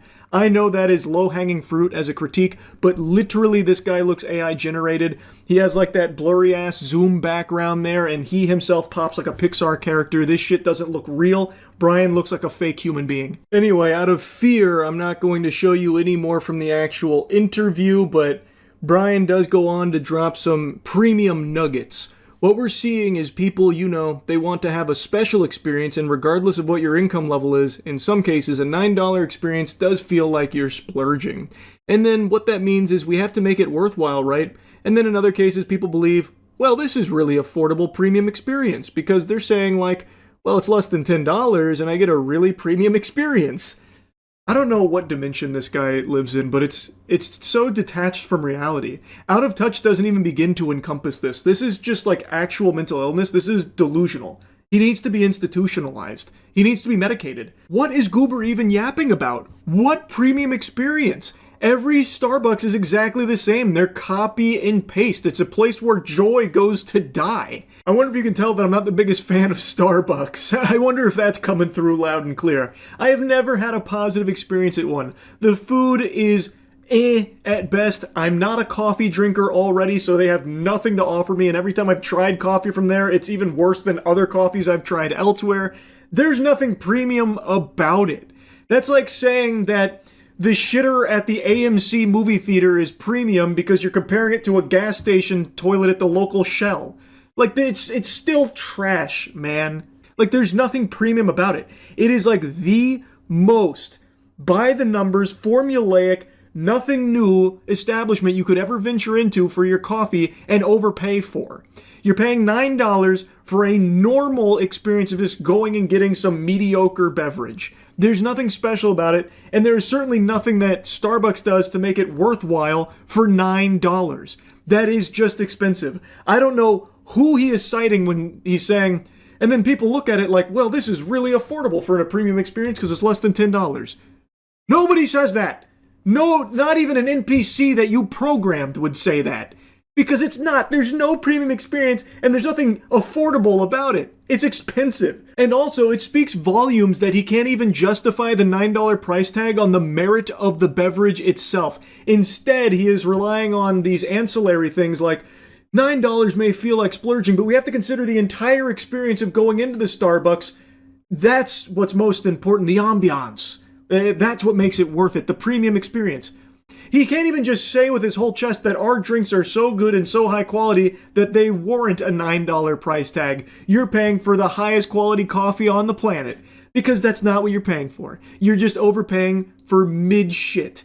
And he knows that, and he knows he wouldn't be able to get away with saying that, so instead he's relying on these, like, X-factor things of a connection with the barista, a great seat, and, of course, the premium Starbucks experience of being lucky enough to come inside of a Starbucks. It's a privilege, and you should feel honored every time you walk through those doors.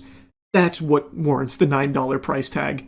Not our shit-ass coffee. Anyway, the interview continues. Brian keeps putting his asshole in his mouth. He's talking about how Starbucks is actually doing very well, hasn't been impacted, and then even bragged about how the coffee chain is doing really well with younger generations. Hey Brian, you know what else is doing really well with younger generations? fucking tongue sahur, scalping Nidos, fighting each other over Pokemon cards at Walmart and Target. That statement is a nothing burger to me. In my eyes, it is a full-blown, venti, vaporwave, nothingness. Starbucks hasn't done anything to improve the quality of its products or improve its brand or anything at all, so I don't think it being successful with the younger generations is a testament to it doing things right. It's a testament to it just being there and existing. And the younger generation has clearly heard of it before, so they're willing to consume the product. That's it. I don't think he's hit some kind of home run here in recent Starbucks changes, because from everything I've seen, there haven't been any. It's just the same old Starbucks, but now just even more expensive than I ever thought possible for its shit. This fucking guy is so cringe. We're doing really well with Gen Z and millennials, and then really had strong performances across all income cohorts. It can start with as little as $3 for a traditional cup of coffee. And then obviously you can build your way into all sorts of customized drinks that people love and that move that ticket up. The way we're going to play the value game is you're gonna feel like it was worth it. Who walks away from Starbucks saying, holy shit, all that money I wasted was worth it? That was a premium experience. Who does that? What kind of actual loser has that kind of parting thoughts? Like, man, $9 down the tubes? But what a fucking experience. Oh my god, I think the barista might want to have sex with me. I think the barista wants to marry me. It just doesn't happen. There's no premium experience. He insists customers value the experience over discounts or flashy one-off promotions. Oh, that's what everyone says. I don't want to save money. I want to make sure when I go to Starbucks everything is exactly the same and there's a chance of a connection with the barista. Please, don't help me save money with discounts or anything. I want to waste maximum amounts of money here at the same fucking Starbucks as always. Yeehaw. I'm sure, Brian. I'm sure. Anyway, I won't blabber on more about this guy. Just another painfully out-of-touch CEO I had to clown on. That's really about it. So, yep. Wahoo! Is something you won't be saying if you see the new Super Mario Galaxy movie. It'll be more like a... It's not amazing, but it's not nearly as bad as a lot of people are claiming that it is. Well, I say not nearly as bad, but that's a bit too generous. It is almost as bad as some of the reviews claim. It's not very good, is the point. And this is coming from someone that liked the last Mario movie, even though a lot of people like to spit and shit on it for being like too simple and not, great movie overall. I'm just okay with that because it's a fucking Mario movie. I'm fine with it being simple. It was entertaining, and I think it did what it needed to do to be enjoyable for anyone. Like, not just for kids. Like, even families, I think, could go there and just have a good time. Like, the parents wouldn't, be miserable. With Super Mario Galaxy, though, I think adults will be miserable. Kids probably won't care because this is Jingling Keys, the movie. That's how a lot of people are describing it. It's very accurate. This movie is all over the place, just constantly... going nuts to butts here with cameo. Here's plotline. We're abandoning this plotline for new plotline, and then coming back to this one, just all over the place. It's a jumbled mess. But there's no doubt in my mind this is easily going to gross over $1 billion, and I'm confident kids are going to love it. As I said, it is just a movie where it is just always go, go, go. Here's thing happen, and then thing solve, so new thing can happen to then instantly solve to get to next thing that happened. Without a whole lot else there. So I'm very confident that kids are going to really like the film, and I also think if you're just a big fan and just want to see, Mario on the big screen again, you're not going to give a shit if it's not a typical good film per se, because it's going to show you a lot of things that you'll recognize and get excited and hype about, like a 2D segment where you'll be like, oh fuck, I remember playing something that looked just like that on my Game Boy, and look at how many things are happening in that over there. It's all colorful, and the animation is extremely good. This is what I wanted. And then that's nothing wrong with that. All power to you. But that being said, it's not an amazing film, and there's nothing wrong with pointing that out. Yes, it is clearly designed for a young audience. This, I think, is even more of a kid's film than the last Mario Brothers movie was. But that doesn't mean that you still can't point out some of its flaws. There's nothing wrong with that. So anyway, let's just go ahead and backwards long jump here into the review. There's going to be spoilers. fair warning if you care about that for this movie. So I'll give you the big compliments. I'll give you a little bit of glaze here. I think the animation is beautiful. I think it is visually very nice to look at, and I think the action pops. So when there's like a fight between Bowser Jr. and Mario and Luigi and Yoshi, it's pretty enjoyable. By far the biggest superstar here, the real like shining standout is the music. I liked the music in the first Mario movie, and I actually like the music in this one even more. They fucking crush it on the score here. They take iconic Mario tracks and they remix and fucking reflaffitate those puppies, and they sound great here. They're recognizable, but different, and they fit so fucking well in the movie. It is the best part of the movie is the music. And those are the only two real compliments I can give it. So, let's start with something I've already briefly dropped some breadcrumbs on, which is just how messy the structure is. There are multiple times in this film where it introduces a plot element and then abandons it. So like a big thing is in the beginning, Bowser's turning a new leaf. He's getting more in touch with his emotions. He starts becoming friends with Mario, Luigi, and Yoshi. Yoshi gets introduced very early into the film. They become best buds, inseparable. Immediately, Bowser is, he's been hit with Mini instead of Wumbo, but then eventually gets Wumbo-ized, and he still is like buddies with the crew. And Mario's of course skeptical, but Bowser actually makes a pretty big sacrifice in order to protect Mario, Luigi, and the gang. And then, immediately after making that sacrifice, where he has to work in the mines, Bowser Jr. just abducts him. And then the second he gets abducted, he's like, "Those are my friends." And Bowser Jr.'s like, "Yeah, but friends are a weakness." He's like, "You know what, you're right." And then that's it. That's the end of that whole thing that they just spent like, I don't know, a good 15 minutes building up, and you think it's going to play a role and like be something that they teeter around with. But no, it just completely gets abandoned. They wipe their ass with it. It's just like that. He goes, "Oh, you're right. Friends are cringe." And then that's the end of it. It doesn't come up again at all in the film.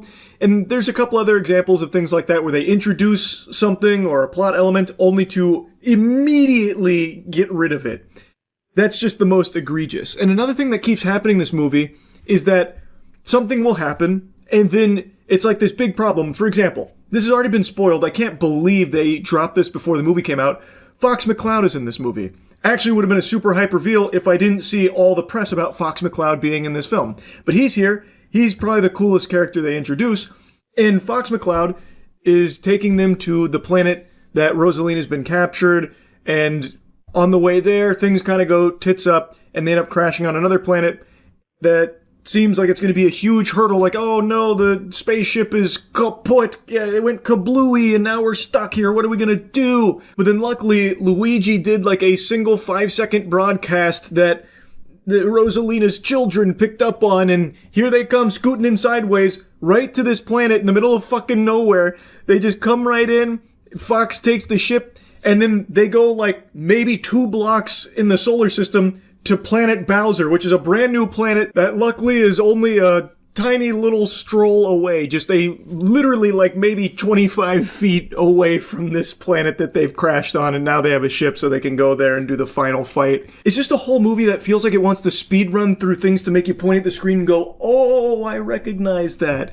But nothing really connects. Like, there's some characters in here that you'll recognize from the games, maybe some boss fights. I don't want to spoil any of those, but they're in here as little cameos, but utilized in such a small capacity that it feels like such a sad, disappointing waste of these characters, where they're there for literally like a split second or a single scene, and then never utilized again. Like, a couple of the Easter eggs they put there were cool, but then they have entire characters that you'll know from the games that feel like they probably should have had a bigger role to play, but instead are just binged for the sake of showing like, oh, on the casino planet, they shot a couple of spitballs.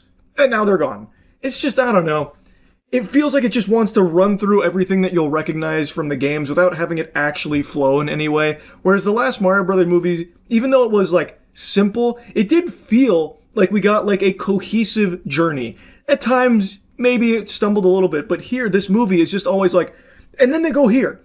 and then they teleport here, and then they get hit by a baby blaster, a baby ray that turns Mario and Luigi into babies, and they crash onto a dinosaur planet, but then they get rescued immediately, and then they go to Planet Bowser right away.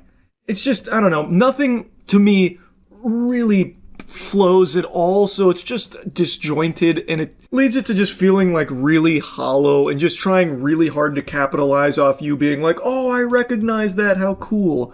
And like I said, there are a couple Easter egg moments that are cool. Again, Fox McCloud, if it wasn't already spoiled for me, would have been like a very shocking surprise to see in this film. And he is cool in this movie.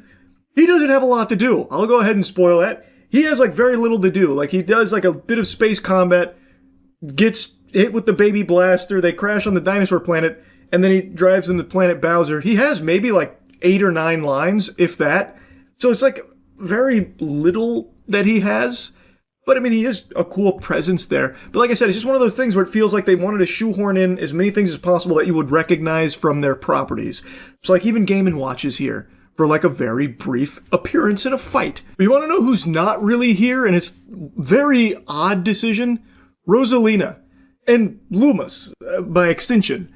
It's a Super Mario Galaxy movie with very, very little Rosalina in it. Like, I actually think Fox McCloud has more screen time. I haven't checked the stats or anything on it. I would wager Fox McCloud, who is a supporting character, but also, like I said, doesn't have a whole ton to contribute here. I still think Fox McCloud has more screen time and probably more lines than Rosalina. Very odd choice, I'm going to tell you right now. I don't really know what that decision was. Anyway, no real reason to keep yapping about it. It's not an amazing movie. I don't think it's as bad as a lot of people are saying it is, but it's still not very good. I think it is a big step down from the last Mario Brothers movie, though. Anyway, that's really about it. See ya. Holy smokes, if you felt the ground shaking beneath your feet earlier today, it wasn't an earthquake. It was the CEO of Crafton getting his cheeks clapped by a judge.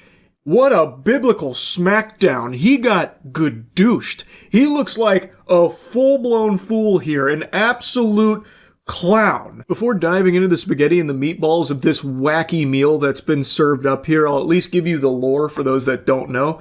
Crafton is the publisher behind Subnautica. I'm confident most of you have heard of that game. It is a massive title, and the sequel, Subnautica 2, is a highly anticipated release. And last year, there was some serious turmoil, some big-time controversy. Crafton dramatically fired Unknown Worlds CEO Ted Gill. Unknown Worlds is the developer of Subnautica, as well as other senior team members. And Crafton also said that the game's launch had been delayed, something it blamed on Gill, even though its team had been working towards an early access release that would have seen them eligible for a $250 million bonus. This was part of their deal. There were certain milestones that they would need to hit, and they were working towards achieving those goals to secure the $250 million bonus. Gill and his former teammates immediately launched a lawsuit after all of that, suggesting that they were outed to avoid that bonus from being paid to them. And Crafton hit back and said the staff had resorted to litigation to demand a multi-million-dollar payout they haven't earned, and then accused the staff it fired of having stolen documents in anticipation of the subsequent legal action, muddying the waters over their exit. I covered this last year as the lawsuit was popping off, and I said then, and I still think it's true now, Crafton's argument is fucking nonsensical. You would have to be hitting whippets for this to be passing the smell test, because this is ridiculous. The claim is basically that the people who stood to potentially gain $250 million all collectively just decided to stop working on their game. They just said, fiddlesticks actually. Bunch of horseradish. I'm just gonna go ahead and not do this job anymore that could net me 250 million clams. In what universe would that happen? Crafton's basically saying like, oh yeah, they stopped caring about the game. They stopped putting any effort in the game and working on it. They just all of them just said $250 million can go right up my ass. Right up my ass. So we had to let them go. We had to fire them. They weren't working. That is mind-boggling to me. That's very peculiar. So you're telling me the people that have developed Subnautica, working hard on Subnautica 2, when incentivized to the tune of $250 million, all said, oh, that's the straw that breaks the camel's back. Don't want to work anymore now. No. I'm gonna sit here with my arms crossed and I'm done with this now. I don't want the 250. Like, come on, that's ridiculous. That is ridiculous. I believe their side of things here, where it seems like Crafton was trying to wiggle their way out of this massive bonus that had been written up now, that they would have to be held to, because this is now a very crucial part of the deal. And it seems like they started sweating, panicking, because that is a lot of doubloons coming out of the old piggy bank there. So it does feel like they desperately tried to find a way to weasel their way out of having to pay that $250 million, thus opening themselves up to this lawsuit. And now, fast forward to today, and we're seeing not looking super great on the Crafton side of things here. Let's start with the silliest little nugget that's been squeaked out from this case, and I hope you've got your spitballs ready, because this one's a doozy. So the Crafton CEO allegedly was trying to brainstorm with ChatGPT how to wiggle his way out of paying this big amount, because he was unsatisfied with the contract Crafton signed. So Crafton created a secret task force called Project X. Incredible name, by the way. Very exciting. I can't wait for the huge house party Crafton CEO throws to celebrate how the lawsuit's going. Whose mandate was simple: either make a deal with the founders on the earnout or execute a takeover of unknown worlds. When the founders refused to accede to Crafton's demands, Crafton pulled the trigger. Maria Park, Crafton's global head of corporate development, told Kim that it seems to be highly likely that the earnout will still be paid if the sales goal is achieved regardless of the dismissal with cause. Kim turned to artificial intelligence to help him brainstorm ways to avoid paying the earnout. ChatGPT likewise advised that it would be difficult to cancel the earnout. So even ChatGPT's not on his side, so then he probably went to fucking Grok or something like, Grok, can you put Ted Gill in a bikini and then teach me how to avoid paying him the money?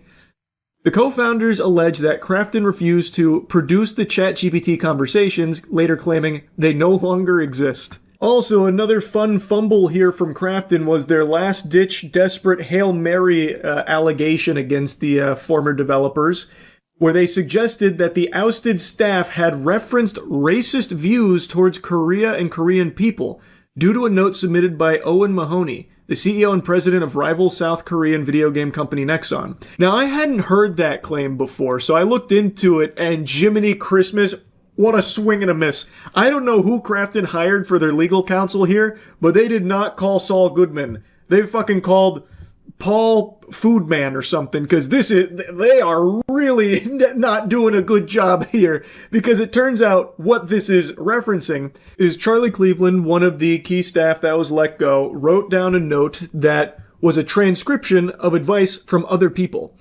So it's literally nothing he even said, by the way, and that's exactly what he made clear. So these are not my words. These are all transcriptions from what we were advised to do, like these are words coming out of two other people's mouths, not mine. Again, every single word, as far as I know in this document, is something that Owen said, not what I said. I'm writing down what Owen told us, so it has nothing to do with my opinions at all. So they put this fucking note in front of me. He's like, "You're racist, aren't you? We got them, they're racist. We knew it. All right, we win, right? Slam dunk, we're done." But shockingly, that didn't go as smooth as they would have liked it to. And ultimately, it's led to what is just unfolded here now, where I know they're really steaming about what the judge ordered. Judge declared that Gill is hereby reinstated as CEO of Unknown Worlds. The judge found that Crafton had breached the EPA by terminating the key employees without valid cause and by improperly seizing operational control of Unknown Worlds. As a result, the board decision on July 1st, at which Crafton fired the founders, took over control of Unknown Worlds, and delayed Subnautica 2, has been declared ineffective to the extent it infringes on Gill's operational control right. Crafton must immediately restore Gill's access to the Steam platform and is not allowed to impede Gill's authority over the early access launch of Subnautica 2. As for the $250 million sales bonus for the development team, the judge extended the eligibility period to September 15th and noted the co-founders have a contractual right to further extend this to March 15th, 2027. I feel like I can actually hear Crafton CEO furiously typing the chat GPT right now about how to overrule a judge. Oh my goodness gracious heavens to Betsy. Now, I'll get this out of the way up top. This isn't the end of this entire case. There is still a little bit more that's out there. However, this was a triumphant W. The judge came in there and delivered a 619 right to the noodle of Crafton. And again, I know he went tail tucked between his legs right back to the keyboard to ask ChatGPT how to unfuck his butt. Like, my goodness. Like, this is about as happy an ending as you can get, even though it's not fully over. Not only is Gil back as the CEO of Unknown Worlds, but Crafton can now no longer impede his operational control over Subnautica. So they can't get in his way anymore. So now, if Crafton CEO decides to, take a little peek into the offices, he's gonna just be there fucking fuming, like, like, they'd have to put him in a straitjacket so he didn't just go over there and start, like, trying to strangle Gil to stop him from working on the game to protect the $250 million bonus. Like, it is actually incredible. He not only gets his position back, but the $250 million bonus is once again back on the table. And based on all available information, I'm pretty confident they will hit the milestones required to activate that and earn the $250 mil, especially with the extension and stuff. So this is just a great outcome across the board here. Like, really good stuff. And Crafton, they're being such good sports about it, they released a statement too, wouldn't you believe it? Crafton puts players at the heart of every decision, and that will never change. Over the past several months, Crafton and the Unknown Worlds team have worked tirelessly to strengthen the game and prepare it for an early access release, with a continued focus on delivering the best possible experience for the Subnautica community. We look forward to pushing out the newly updated version as soon as possible for players. While we respectfully disagree with today's ruling, we are evaluating our options as we determine our path forward. Today's ruling does not resolve the former executive's claim for damages or an earnout related to Subnautica 2, with further litigation still pending. In the meantime, Crafton's immediate focus remains unchanged, delivering the best possible game to Subnautica fans. Yeah, you can really feel the love. You can really get the sense that Crafton puts players at the heart of every decision, which is why they tried to fuck the developers up here, at the cost of the quality of the game, mind you, in order to try and save the $250 million that they had already agreed to as part of the negotiations. Yeah, Crafton really values the quality of the product and trying to give the community the best Subnautica can possibly offer. By firing the co-founders, that surely will help. That won't be a detriment to the game in any way, I'm sure. And they already blamed the delay on the firing of Gil specifically, from what I recall. So, I don't know, Crafton. I feel like you've shown your whole butt here. I feel like no one believes you. You seem very greedy and very salty about how the ruling went. And they do reference that there is some further litigation, but overall, this is a big W, and it's something I wanted to follow up on here. Pretty incredible stuff, really. That's really about it. So, yeah. What's up, everybody? It's Critical. I'm playing Miami Traffic 3 for the PC. Let's do this shit. Holy shit. Everyone's sliding around like they're on an ice skating rink. Oh, I'm playing as Tony the Tiger. That's more than good. That's great. There we go, the jumping looks fluid and natural. What was that? Am I pointing at somebody? Is that my punch? Now look at that, look at those jabs, it's fucking textbook. Come here, hyena, let's have a little brawl. Oh, fucking incredible. Punched him into another realm. That's it, I'm gonna become a boxer. It's the only logical course now. What do we have over here? Everyone just sliding around in the street, they don't really care about incoming cars. But if the cool people are doing it, I don't mind giving myself a wet willy on the street while there's cars coming at me. I don't fucking care. Where do you think you're going? Take this. Yeah, go invisible. See if I lose sleep over it. Damn, he's just out of range. Let's try this weapon on for size. What the fuck is that? Oh, the smoke is coming out of the tiger instead of the end of the gun. Looks like there's a small phantom looming over his head. Safety first. What's this? A grenade launcher? Let's find out. It's a flamethrower. I've now incinerated a pedestrian. And this tree's next. Take this, yeah. Oh fuck, look at the tiger's mouth. He's the one producing the flame, not the gun. Fascinating. I tell you, this tiger is well equipped for any situation. Let's roll with this weapon. The sun has turned itself off, that's fine. Let's change perspective. These trees look like the real deal. It's like I'm actually outside right now. Take this tree.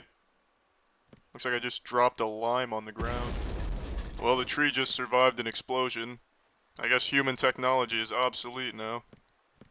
Yeah, here's a tennis ball I found. Why don't you go pick it up? Did he take the bait? Oh, yes he did, yeah. Oh, it wasn't a tennis ball at all. It's a grenade. I bet he feels really silly about now. How do I get in? There we go. This is a snazzy little automobile. A Sharknado must have just blown through. How else would a shark end up this far on land? It's all over. This is how it all ends. Is that a UFO? I don't really care, fuck it. This car is extremely hard to control. Damn it. Damn it. Damn it. Alright, this isolated pubic hair is really hard to outmaneuver. Fuck! The legend of the Sandy automobile has been confirmed. The car that is half sand, half vehicle has been located. I am driving it. All the lady cars are welcome to fondle its exhaust pipe if they'd like. You can go fuck yourself, shark. Perfect. There's no sand out here, who would have guessed? You know, I really think the people in this game are just an evolved form of Legos. This shark is really friendly. Just the way they all move. And look at the way this tiger swims. Looks like he's signaling a successful field goal. He's keeping his head completely underwater so he can't breathe. You know, because you're taught to deprive yourself of oxygen when you swim, so that way you can drown. I mean, how else would you swim? Yeah, this shark wants nothing to do with me. Maul. Might want to rename that to Shit Hall. Yeah, get out of here. That's what you get for looking at the building, bitch. Is there an invisible volleyball net here? Did Susan Storm Richards, the Invisible Woman, set up a force field between these two trees? Why the fuck can't I get through? This is fucking preposterous. I don't care if my car's on fire, I'm getting through at any cost. Just in the nick of time, officers. I seem to be having a little car trouble here. Oh, game over? Oh, I'm going back in. No, that's bullshit. This is a spectacular apartment. I can even see the beach shark from here. I have 2 beds. One for each of my titties, and then I sleep on the floor. Can still see that fucking shark. I've seen you before, dog. In a picture you were playing poker with some of your buddies. But this isn't the poker table. These are the real streets of soggy Anusville. You gotta be careful walking around the road like that. I'm nearly faster than this car. I am faster than this car. Holy shit, I'm gonna catch up. Hijacking time. Well, what do you know? It was 2 cars in one. Surprise! It looks like Christmas has come early, ladies and gentlemen. Fucking terrific. If you low-life passengers would take a look to your left, you'll see a condemned building. That will be your new home. If you look to your right, you'll see how much better your lives could have been if you didn't enter my bus. I have no clue where I am right now. Half of my bus is in this hollow building. The other half I don't give a fuck about. Let's just go this way. If any of you scoundrels would like to exit my bus, you can go fuck yourself. I've now run over an innocent power walker, so you are all my accomplices. So if you would like to avoid jail time, I suggest you learn how to swim, because I'm taking us in the river. A captain always goes down with his ship, but you are all welcome to leave the bus, and I hope you get overrun by jellyfish because you're all scum. I can just hear my armpits crying out for deodorant. I smell like shit right now. I'm not even controlling this tiger right now. What is going on? The fuck is going on? It's fucking being taken over. This tiger needs an exorcism, quickly.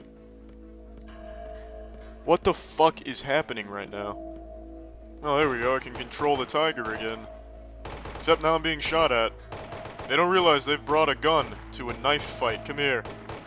I'll take it to him. Yeah, here, take this. This ought to do it. Will you fall on my knife, please? Alright, the knife is ultimately ineffective. Let's try a real weapon. Let's try this. Take some of this. There we go, direct hit. Take this.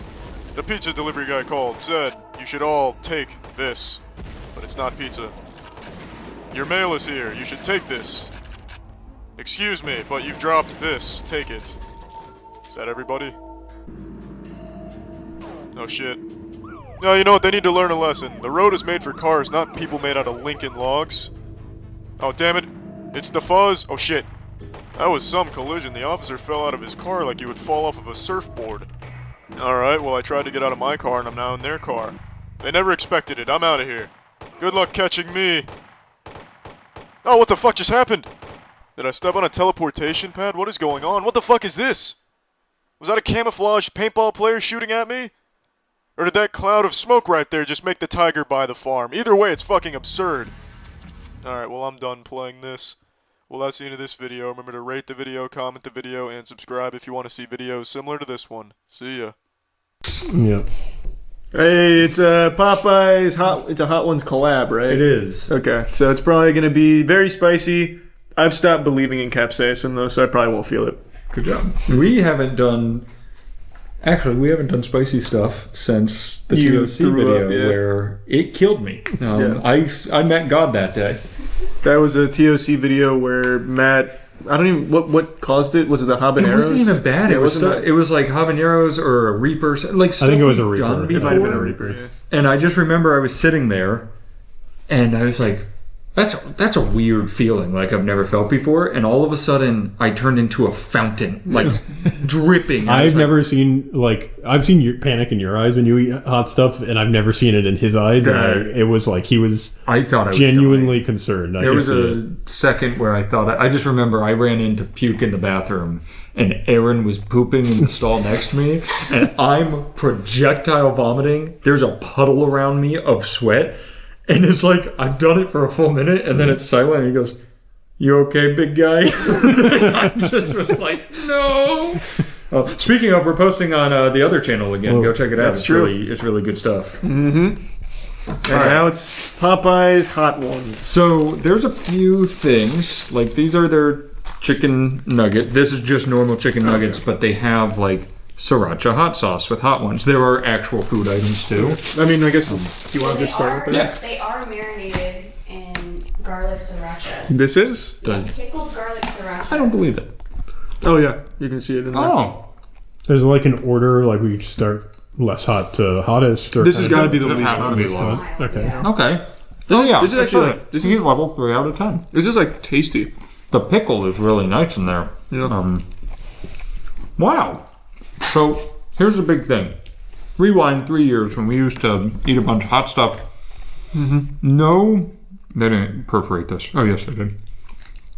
No fast food restaurant could ever figure out how to do spice. Yeah, it was always so trivial. Like Burger King's not good at anything, but like when they do like their spicy collabs, it's like it'll blow your fucking ass off. Get ready for your own risk. Get ready for the prolapse, and then you try it. And it's like maybe like a little bit of chili pepper flakes, and that's it. In their defense, Burger King probably does cause prolapse. Certainly possible. Still, you still have to be ready for it. It's just not because of the heat. Yeah, so that already, I would say, is to the heat level of like- what Burger King fed their ghost pepper was. I would completely agree. Actually, that is the exact same heat level as like the ghost There's a pepper. little tingle. That's nice. That's nice. But what is this? Oh, I haven't. Oh, I did. I haven't. What are you? Scrimp. Is that a sandwich or? This is what I would call chicken nuggets It just doesn't taste very good. with a dusting on them. Okay, those are probably the boneless. Where did it go? Okay, the boneless dare and dab ghost wings. Oh. Ghost wings already. Do you want me? What else do we have? Okay, so on the menu there's Yeah, pretty good. smoking robo chicken sandwich, and that's considered to be spicy. There's the bone-in and boneless dare and dab ghost wings, and then there's okay, and then the other two sandwiches is just their regular and then their normal spicy. So you can compare 'em. So one of these is spicy. One has yellow sauce. One has mayo.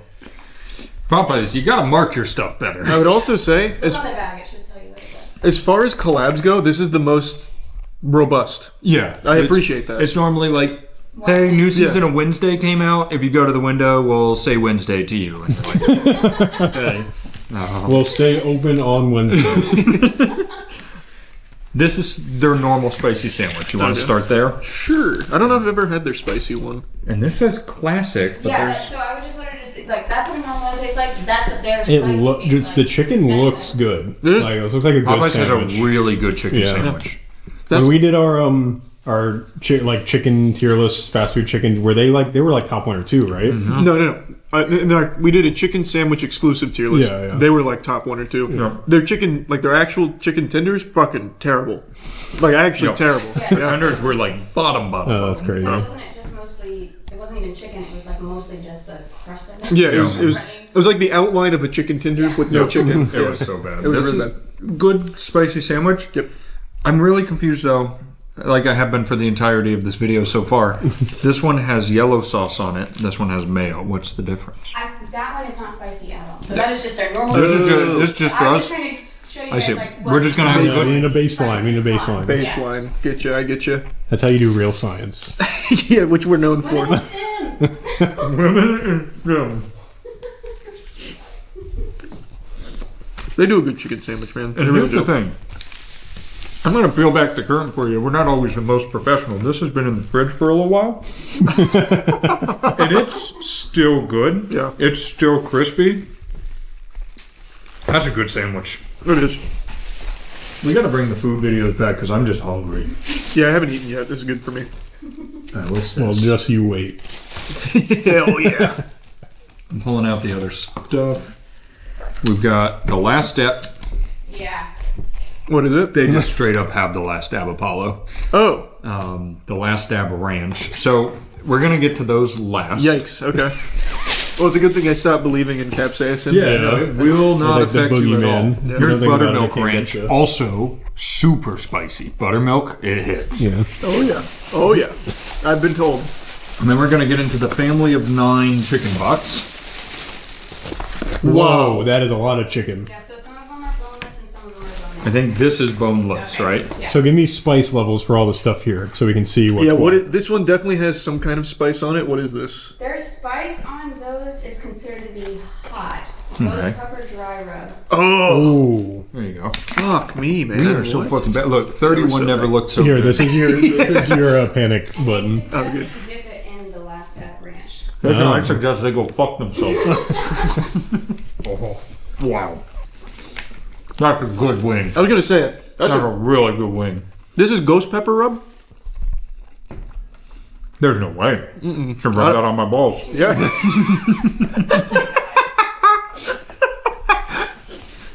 Wait, there's another sandwich. Oh god, we've lost the plot. Who are you? Yeah, I don't taste any like. Yeah, there's no spice on that. That one says classic. That's, I think, But that's the got sauce. hot Oh. All right. Chicken sandwich. Yeah, there. I'm feeling it. Like it's trying to break through, just not effectively.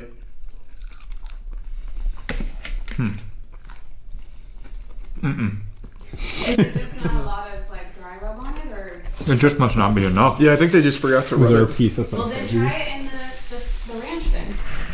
Oh, It looks like it's got a little stuff on it. Yeah, that's a lot. You wanna a bite of that one? do you want to like somehow split it? Because that's like the only one. Here, I'm gonna grab the bottom meat. Well, that split it pretty good. I'm really good at grabbing bottom meat. Oh, I love my wine.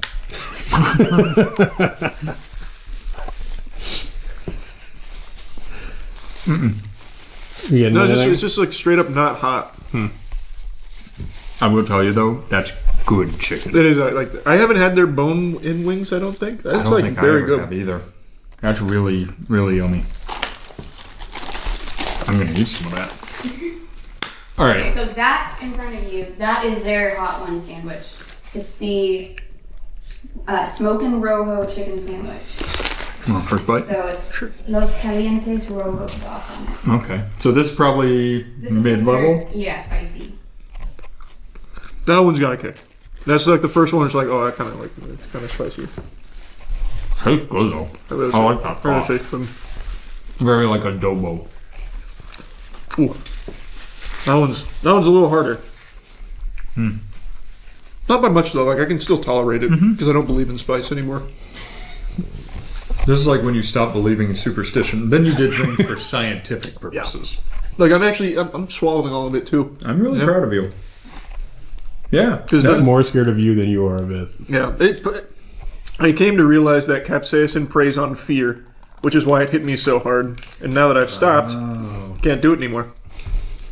It's got nothing left. Is that why you're opening the... Oh, no, it's just, I just wanted to... Ranch is yummy.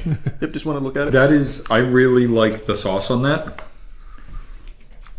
You can get over that. It's like an adobo chili. I really like the word adobo too. Nice. So far, it's all tasty. Like, it's Yeah. not super painful. It's just tasty. Well, that's what Sean's known for.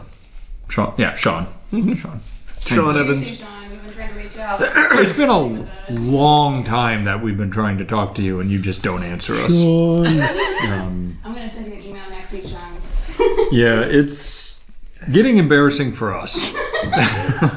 Like, not for you, but really Sean, for us. blink twice if your managers won't let you come make a video with us. Yeah, here's the thing. Next episode with Gordon Ramsay, God, whoever it is, just give us a message. Let us know that you like us and management doesn't. Can you toss me that sandwich again? Yeah. I actually really like that sandwich. Is this the good one? I think that's classic, and this is spicy. I think they're both good. This one's mayo, this one's yellow sauce. We don't know what the yellow sauce is, though, right? I don't think so. Did they not give us any French fries? That's on the spicy one or the classic one? Oh, no. Matt said classic. It says 2 fries regular. They're not in here. Boo. It also does list your biscuits with mash and gravy. Not in here. So the orange sauce one is the spicy chicken sandwich and it's spicy mayo. So I flipped them. That's all right. Once upon a time, that might have been spicy to me. But not this time. Not this time. All right, so now we have the Last Dab Ranch. Where do you think it was packaged? Oh, Kansas for sure. Miami. Oh! Mm-hmm. Oh! Mm-hmm. It's gonna be real spicy. There is Apollo hot sauce in this. What's the lore behind Apollo hot sauce? It just fucking sucks. It's just Reaper. It's just Reaper sauce, I'm pretty sure, right? I can't remember when they... Oh, it's the Apollo pepper. Oh, that's right. It's its own pepper. I forgot. This You're right. is when You're they upgraded from... Like it was Reaper, and then Pepper fucking X, what's his and name? then- Chili Klaus, a real man. You can look him up. Started being like, I can invent peppers. That's just a thing you can do. You can. Yeah, and you know what? I haven't watched a Chili Klaus video in a long time. We should have him down. I think that's where you're going. We have a little patch right here for pepper patch. We actually should grow our own peppers. Chili Klaus. We should have Chili Klaus send us prototype peppers for you guys to try and That rate would how be so hot they fun. are. All right, yo. Chili Klaus is what a man should aspire to be. Are these spicy in any way? I think they're ghost pepper rub as well. They're just boneless. When he eats a hot pepper, he does this thing where he goes, see, that's Chili Klaus. There's a guy. But he does this like forced hiccup and then just man modes through everything. All right, That's because he's also not afraid of capsaicin anymore. It's afraid of him. That's yummy. Okay. To get a comparison, let's try normal ranch. That's what I just did, yeah. Good ranch. No kick to it. Nothing. Now we'll try this ranch. Now we'll try that ranch. Take a pick. Choose your character. Okay, here I come. This is the Last Dab Apollo sauce? This is the Last Dab Apollo Ranch. This is You're the not Last afraid Dab of it, Apollo Charlie. sauce. Mind Palace. We are so back. Oh, God. Okay. We're not back yet. Brief pause. Fear's broken through my barriers. No. No fear. I gotta re-expand This my is your domain. anime protagonist Think moment. of all the alphas. No, you're right. Yummy. That is tasty. Not yummy. Is it hot for you yet? Not yet. It is ranch. It might not be. Yeah, it might be cut. It's Like kinda really hot. hard. Feel it on my tongue. Only on my tongue, though. Like, and not very I much. feel like if you don't have to, when you're picking up your food, sign a waiver, it's not going to be that hot, like as hot as you guys are expecting. I remember we said that last time, too. Because remember, Buffalo Wild Wings, you guys had to sign a paper saying, I understand how hot this is. That was a really good video. You should look that up. Charlie will hyperlink Charlie's that going to right here. hyperlink it right here. Is it fighting back? No, I just played it safe just because I don't want to, like, swallow it and end up like you. Nothing bad can happen when you swallow it. Yeah. Trust me. Charlie will now play the clip of me puking in the toilet. That's hot. It wasn't that bad, though. I would say that is the level of hot that I want restaurants to do when they go super spicy thing. It's enough to go ooh ow, and kids will be like, oh wow, that's really hot. Bad piece of chicken. What the fuck? No, they're just real with it. They put everything in there. My God. So is that the hottest thing on their menu, or is there? You have something? You have the actual sauce. This is the hottest thing. There you go. Yeah. Danny really wanted some pain out of this video. I can feel him. No, I kind of expected, especially with kind of the lineup they have, that this was the one, the fast food one, to be actually hot. So I was just curious. This is already better than anything we've ever had spice level. Yeah, and taste-wise, actually. Yeah, it tastes good. It does have a kick. I'm feeling it right now. I'm just really strong. So am I. Yeah, we're both super strong, so it's not bothering us. Yeah. I think most people will be very impressed with the way I've handled this. I've been a big, brave trooper. I agree. I am very impressed with the way you've handled it. And get this, I haven't even been training. Yep. As a reward, you can have some last name of olive sauce. Whee! There's also normal nuggets over there if you want. Yeah, there's this one. Sure. I forgot those. This is your final exam. Where's it? Let me get a good nugget so I can have fun. Oh, they gave us a scrimp. I guess this will have to do. Oh my God. Okay. It's not scary. No. It's stupid looking. It's got a fucking ugly look to it. This, I'm having like fucking flashbacks to the kitchen table dunking PDQ nuggets and hot sauce. Oh yeah. I could cry right now. Oh, so nostalgic. Are we on 2 or 3 right now? We're on season 3. Season 3. They've been saying, look, Rolling Stone, Home Magazine, I don't know, things into the Vogue. They're all saying the boys are back and the boys are back. That's right. They said they're bringing it back to the classics from season 1. Bringing it back. Oh fuck. Oh wait. Oh. Whoa, they're out there. Oh, there are some boys, yeah. All right, here we go. All right. That's Apollo hot sauce. Oh! You can tell instantly by the gasoline taste. Yeah, that. Not as bad as I remember. No. Not as bad. It scares me. I think it might be a builder. or it's neutered for this experience. Oh, okay, I'm still not gonna swallow it. I just did. Fuck. It's a cool string. I can't get it off. It won't leave me alone. I thought you were just gonna reach over and grab it. Here, I'll get it for you. Oh yeah, I'm gonna need ice cream. I'm gonna need ice cream. I'm gonna need it. We have I think there's 2 little ice creams in there. How you doing? Not as hot as I remember. No, I am it's not. sweating. I can't hide that. I'm sweating. Maybe I can man mode it with chicken. We do have ice cream, so grab a couple. Oh, and the chicken's cold because we put it in the fridge. That's true. Oh! Oh! Ew. You have ranch. Stick your tongue in ranch. Ranch should be pretty good for it. I missed the watery of it, Charlie. The spice This is the panic I was talking about The before. spice is back. We're coming back. Wow. You can't stop us. We're here to stay. Oh, fuck. Our hero. Thank you. Thank you. No, you're not. Oh, allowed you should to- try that. You're not allowed to eat. You know why you walked in here. No, I do. He's not allowed to eat anything because here's where the fun ends. Chase goes, "That's yummy." It does nothing. You know what, Chase? I Yeah. lied. Here you go. Yeah. Here you go. This is. Oh, you're really. Oh, wow. Okay. No, I'm gonna get some. Oh, what the? Okay, it's pretty better. better. It's pretty Yeah, bad. that's fine. It's just. Ugh. It's I mean, not that bad. My mouth water just looking at it. It's got the gasoline flavor. It's getting really bad now. It made me a believer again. It's good chicken though. Ooh, that breading goes crazy. Yeah, it really does. And this is it's fridge chicken. You alright? Yeah. Can I have a tissue? I'm hurting my nose.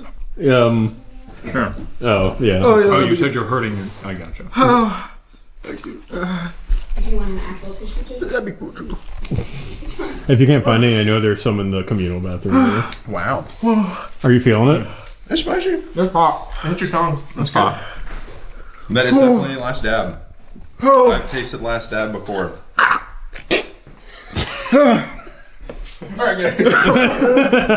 Hey, bye, Chase. Bye. Oh, fuck. Wow, it got really bad really quick. Did yours ramp up? No. It's because you're not afraid of it. This makes me happy though, because I have been scared. I did not play in Skill Check's Spicy Commander game because I'm not kidding. I saw God last time. He came down and goes, "You have one more chance." I was like, "Okay," and I came back to life. But no, like my scalp is sweating. You see that? That's Yeah, sweat. no, I can see that. I can see that. Or his sweat. Who's to say? Oh. You doing okay? No. This got so bad. You want me to... Wait, get it going to your ice cream. Oh, you want me to heat up? It's too frozen. Yeah. Keep using the range. That'll help. Uh-oh. Oh, it's getting better. He's transferring it to you. Wow, that got crazy real quick. My favorite thing is we just kept going as you were imploding. It did. That one was like a real. That one is real. Ramp up. Oh, yeah, that one didn't play. Do you feel like you're back though? Like you want to take our foray back into spice now? Yeah. Like you're having fun? Yeah.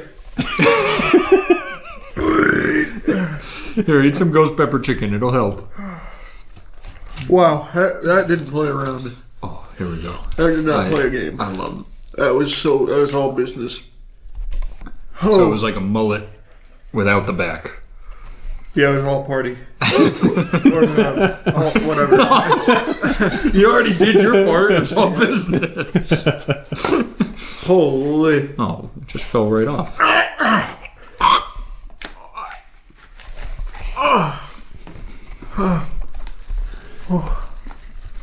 You think people have missed this?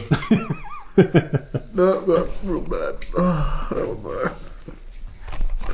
Woo! Coming Have you down. really found the spiciest thing for you to try though? I know we did Dr. Banorian. That is still stands above the rest. Whatever happened that day, like I've never seen you two be less sane than in that moment. Have never felt, well, that's a lie when I saw God. I've never felt closer to death. No, you guys Just were like, awful. that Did was, you think there's something hotter out there? I surely hope not. I don't think so. That was it was just like a paste. They need to see God again. Yeah, like Chelsea said, leave the comments. Yeah. That, we've talked about it before. That is when our friendship became a forged in fire bond. Yeah, like sharing milk, spitting it up together was just, you can't unbond after that. Yeah, that was something special. Yeah. That's My mouth feels numb. You're talking like it's numb. Yeah, it feels really numb. Are you? Am I what? Never mind. Am I what? Are you okay? Yeah. Oh. Okay, I think I'm good. That's no ice cream, by the way. That is no ice cream. That's true. That was Both no are ice frozen. cream. That was no ice cream. Big Both man. have been open since to be thrown out, but you didn't touch any of them. Big. I was going to give you a high five, but I don't think I want to touch your hand. I get that. I understand that. I handled that really well. That was a fiery burp. That was a good one. The PTSD of that gasoline taste, though, the second it touched my tongue, I'm just like, oh. Huh. Maybe Matt will eat the ice cream. I'm going to be driving home and have to pull over and shit my pants. Yeah, no, I would say as far as a collab goes, this blows the others out of the water. Yeah. I agree. I'm going to, not that we're ranking things, everybody send this to Sean. 8 out of 10 with an asterisk. This gets a 10 out of 10. Popeye's corporate. Sean can get you a 10 out of 10 if you just talk to us. Send us a message. Please. Oh man, that was... everything was very manageable, and then the Apollo sauce, it really was. Yeah, that's brutal. just straight up the hot sauce. It was, yeah. I thought they'd water it down like Danny said, because there's no waiver or anything, and they did not. They don't fuck around. They did not. There's 10-year-olds out there eating that stuff. We could sue them. We probably... In fact, Sean... Sean, we could not sue. Popeye's corporate. Sean can stop this. Wow. No, that was good. That was good. Also, just Popeye's is good. They make good chicken. Yeah. I'm always impressed with Popeye's chicken, except their tenders. Yeah, just take the tenders off the menu. It's really easy. Anything else? Not that I can think of. That was a nice, full amount of food. It was. That was good. Incredible. That was very good.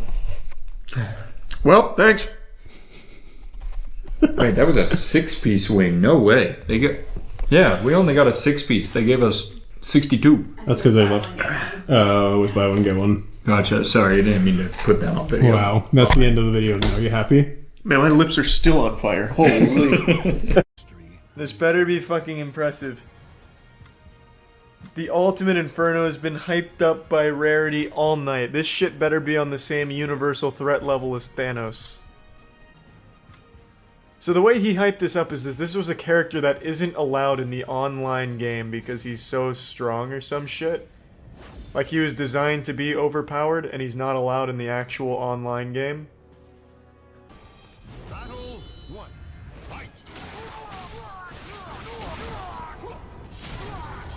Seems like, oh wow.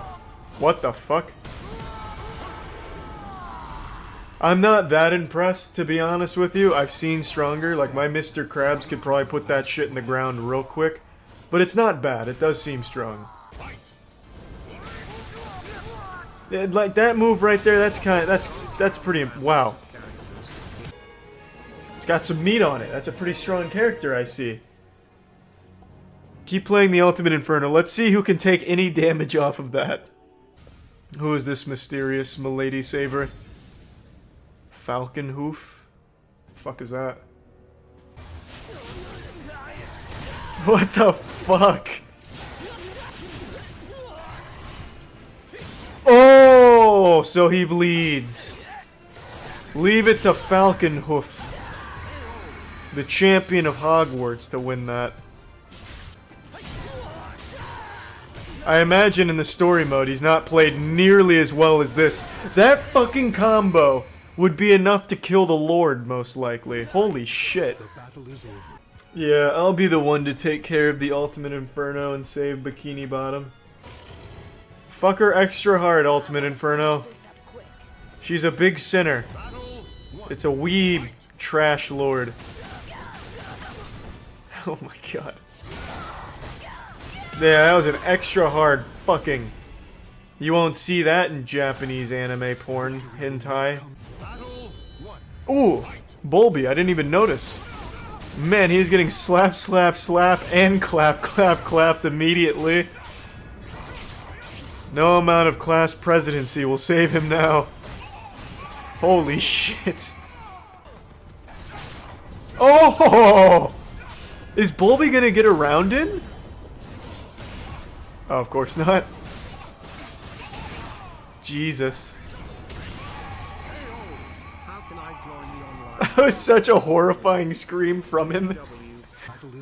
Mr. Krabs is the only one equipped to deal with this level of stress, this type of situation. The Dimidomes can stop the Inferno? Yeah, if the Dimidomes were still here, perhaps them teaming up and performing a fusion dance like Dimidome v Dimidome fused, then maybe we'd stand a chance against it. But right now our best hope lies in Mr. Krabs. Alright, Mr. Krabs, we've got this. This is what we've been training for. It's alright. Just warming up. Just warming up. Mr. Krabs plays better from behind anyway. You've let him into his element. Classic Mr. Krabs! Good lord. Oh, Mr. Krabs. You greasy old greedy man.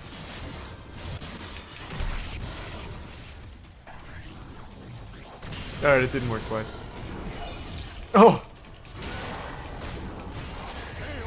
When it's all said and done, that's probably the closest we've come. Well, he can take our land, he can take our freedom, but he can never take our Krabby Patties. Our secret formula remains safe. Buckethead? Is Buckethead gonna lay down some wicked, nasty guitar solo to fucking make tits lactate? And also kill Inferno? We might just have hope yet. It's not over. Oh, the world's ultimate guitarist. I believe in the dream. Shred! Oh no! Nice moves! Oh, he read it. Oh no. Oh Jesus. Buckethead just got full comboed by the Guitar Hero. Oh yeah, this guy's taking the Bird Box challenge. He's blindfolded himself. Oh, never mind. Inferno knocked the blindfold off. Yeah, Jesus. Then he hit him with that hard depression there. Yikes. Inferno versus Inferno. Please, none of us have Inferno. He's a character that is literally banned in online. He has him in here because he's able to mod the game. That looks like a man to beat him.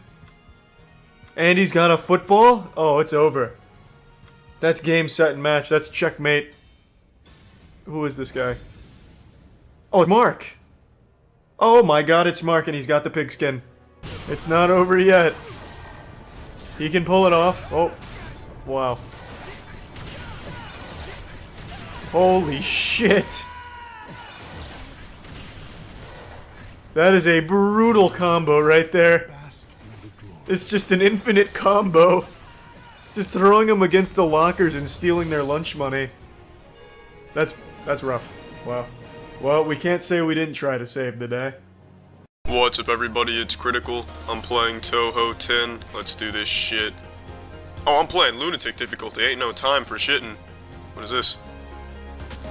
Oh, this is a conundrum, but I'll choose her. I can't read Alien, but I'll choose the top one. Now, I know the controls, so asses will be spanked. Let's do it. Here we go. A fucking flawless start. That is incredible. Oh, they're trying to get me from the flank. Oh, I'm just dancing with them. Taking them to the ballroom for the waltz. Fucking welcome to the Space Jam. I got Little Red Riding Hood firing on all cylinders, wheeling and dealing. Oh, this is remarkable. Oh shit. Oh fuck, they've got me in between a rock and a hard place. Dodge. Ah shit. Do not panic, we still have a powerful ally on our side. My wiener. Oh fuck, dodge. I gotta dodge it. Dodge. Yes. Shit. Went headstrong right into that laser beam. I'm using the bombs now. There's no holds barred. What the fuck? So this is what the asshole looks like just before a fart. Dodging. Fuck! Shit. Vengeance will be swift. And severe. Fuck, I'm out of bombs. Resorting to evasive abilities. You cannot scratch that which wears a medieval suit of armor. Look at these dodges. Fuck! They're squirting diarrhea at me. Oh, I dodged it. Oh, shit. Alright, here we go. This is... Fuck! Alright, I got it now. Not even the mightiest of caterpillars could stand up to a rhinoceros. And you are not the rhinoceros in this scenario. Yes! Oh, what the fuck? It's stopping me from shooting. Let me shoot. Oh, there we go. Must have been a cutscene before a boss battle. I'm not afraid of this boss, though. I got bombs on my side. You can't handle this shit. Call 1-800 can't handle this shit. Fuck, I'm out of bombs. And she's tossing balloons at me. And I'll just dodge everything. It's not an issue. Son of a bitch. My dick is hard. My nipples are too. Go ahead, put your titties in my shoe. Got 2 hands. Both hands have fingers. When I take a shit, the smell lingers. My shit may not always make it to the toilet. I'll put it in a pan on the stove and boil it. That's right, eat my shit for breakfast, lunch, and dinner. A low-calorie diet. Bitch, it'll make you thinner. Fuck! I was kicking ass there for a while. It's alright, I should still be able to pose a threat to a house made out of Legos. Fuck, I had to waste a bomb. The age-old bait and switch. Flawlessly executed, son of a bitch. That's gonna take its toll in the boss battle. She's launching knotted pubic hairs at me, but I'm fighting back with plasma anus rings. Shit, I'm out of bombs. Gotta dodge. Son of a bitch. The glass is half full. I got the bombs back. Here we go. This is more bang for your buck. This is taking the cake and fucking it too. Go fuck yourself, bonus failed. I don't give a shit about the bonus. I'm out of bombs. Oh, what the fuck is this? She just activated Swords of Revealing Light. I'm actually dodging it though. Fuck. This is a pound of ass baloney. How am I supposed to dodge all of that shit? That's fucking ridiculous. I'm not giving up, I'm not giving up, I'm not giving up. Nice dodging, here we go. Back to the boss battle, back to the home of the house. You see, because a house is a home. So when you enter a house, you're in someone else's home. That's quantum physics 101, bitch. Detonating explosives. I've got her back against the wall now. Shit. I used the bomb too far away, but I guess it really didn't matter. Fuck! She just slapped me with a sword dance. Will a nice bomb tickle your fancy? Say hello to Mitt Bomney. Is your favorite cartoon Bomb and Jerry? Yes. Bonus failed. Splendid. I wouldn't want it any other way. Alright, what do we got here? What is this? Oh shit! Fuck. Alright, I better get to start right from this change in scenery. I better not have to go through all that shit again. Thank goodness. My word, if I was forced to go through all that asshole shit again, I probably would have sent myself a text message encouraging myself to try again until I complete it. This is actually a lot easier than the last part because I start with full power-ups. You know, it's really fucking awesome how I can just finish stating how it's significantly easier because of the full power-ups, and now I'm just getting bombarded by battleship depth charges. Fuck it. I'll play their own game. I'll drop bombs on this bitch. Oh, fuck. Son of a bitch. That's it. That's it. I know your scheme, and I know how to counter it. I just... Damn it. Fuck. More bombs. Here you go. I don't know what's shooting me or where from, but these bombs have a blast radius of a big fucking blast radius, so I'm not too worried about it. Oh, you think you can hit me with those streams of piss? That's not gonna touch me. No, sir. No piss is gonna touch my shit.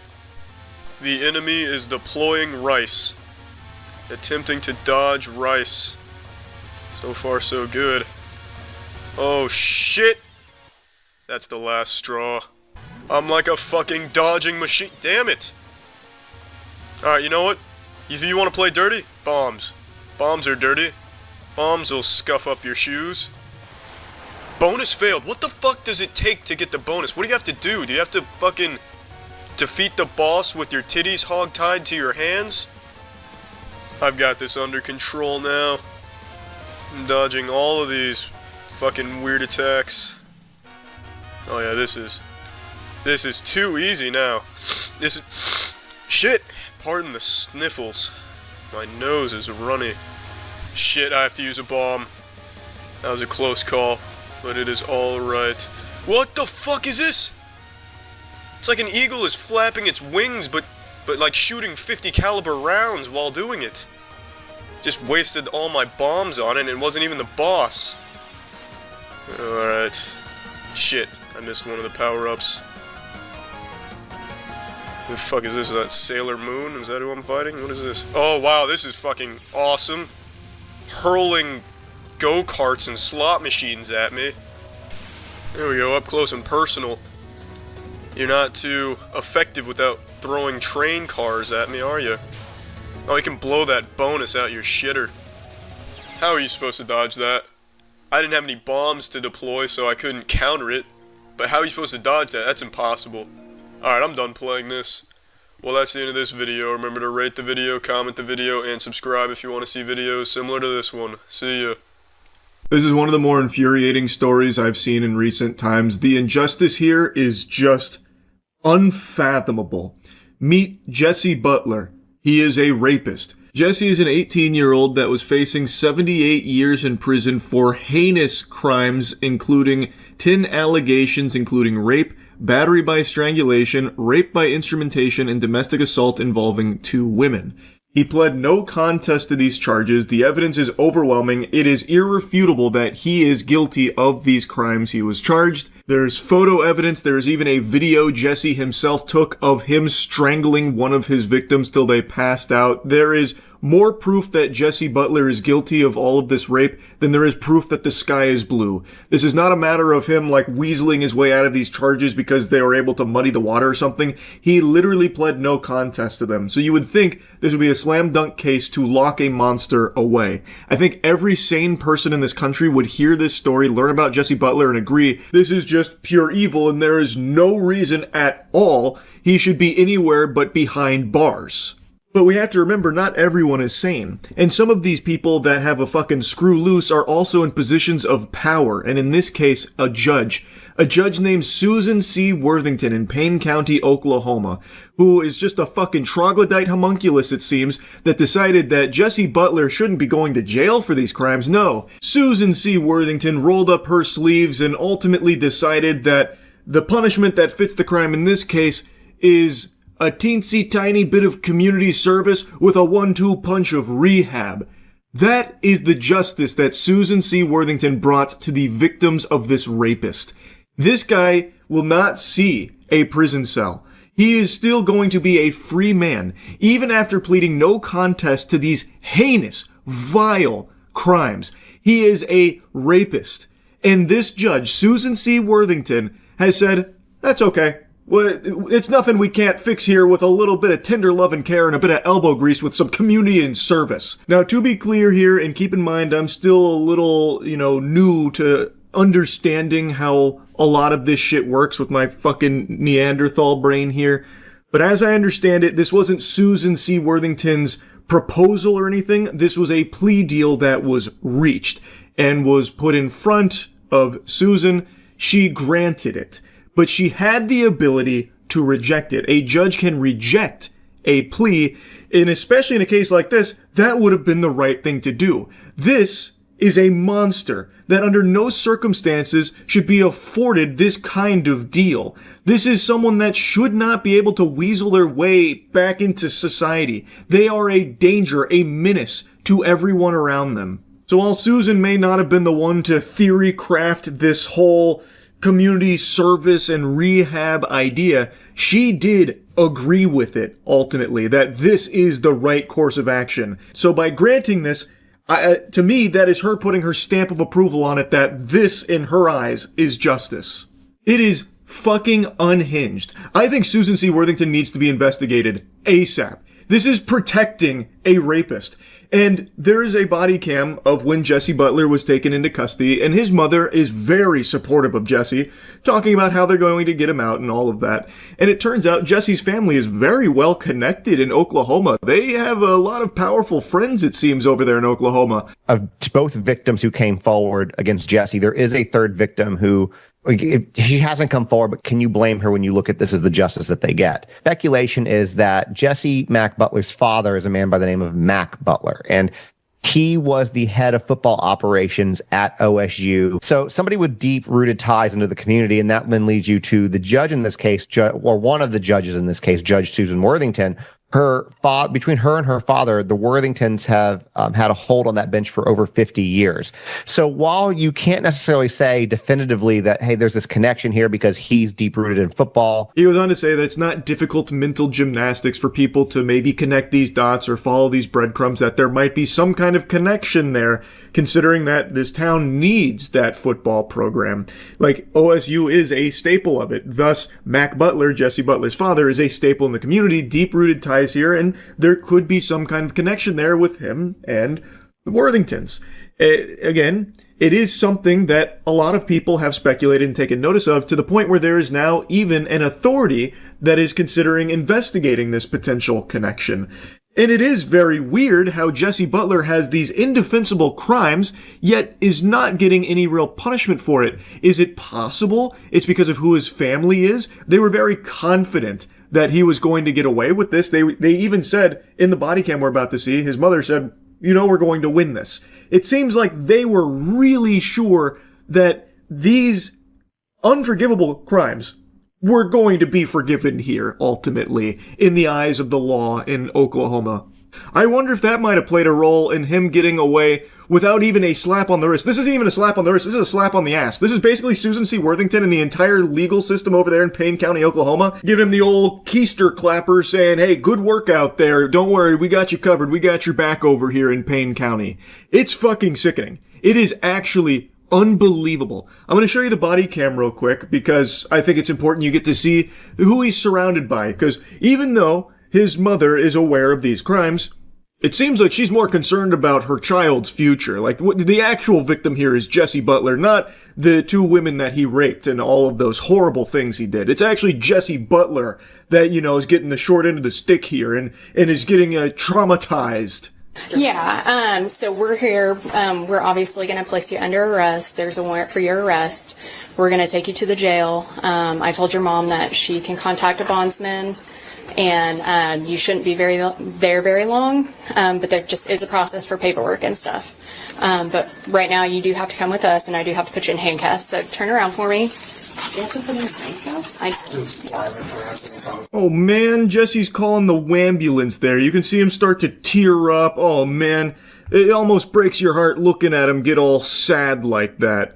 And his mom, she's starting to feel it, saying, oh, do you have to put him in handcuffs? Fucking obviously, yes, lady. Of course they have to put him in handcuffs. This guy is a violent rapist. To such an extreme degree, I wouldn't have been surprised if he tried clawing at the fucking cage in the back of the police car to get his hands on one of the officers' necks to strangle them and rape them. This guy is an animal, an absolute fiend. He is a fucking monster. Of course they need to put him in handcuffs.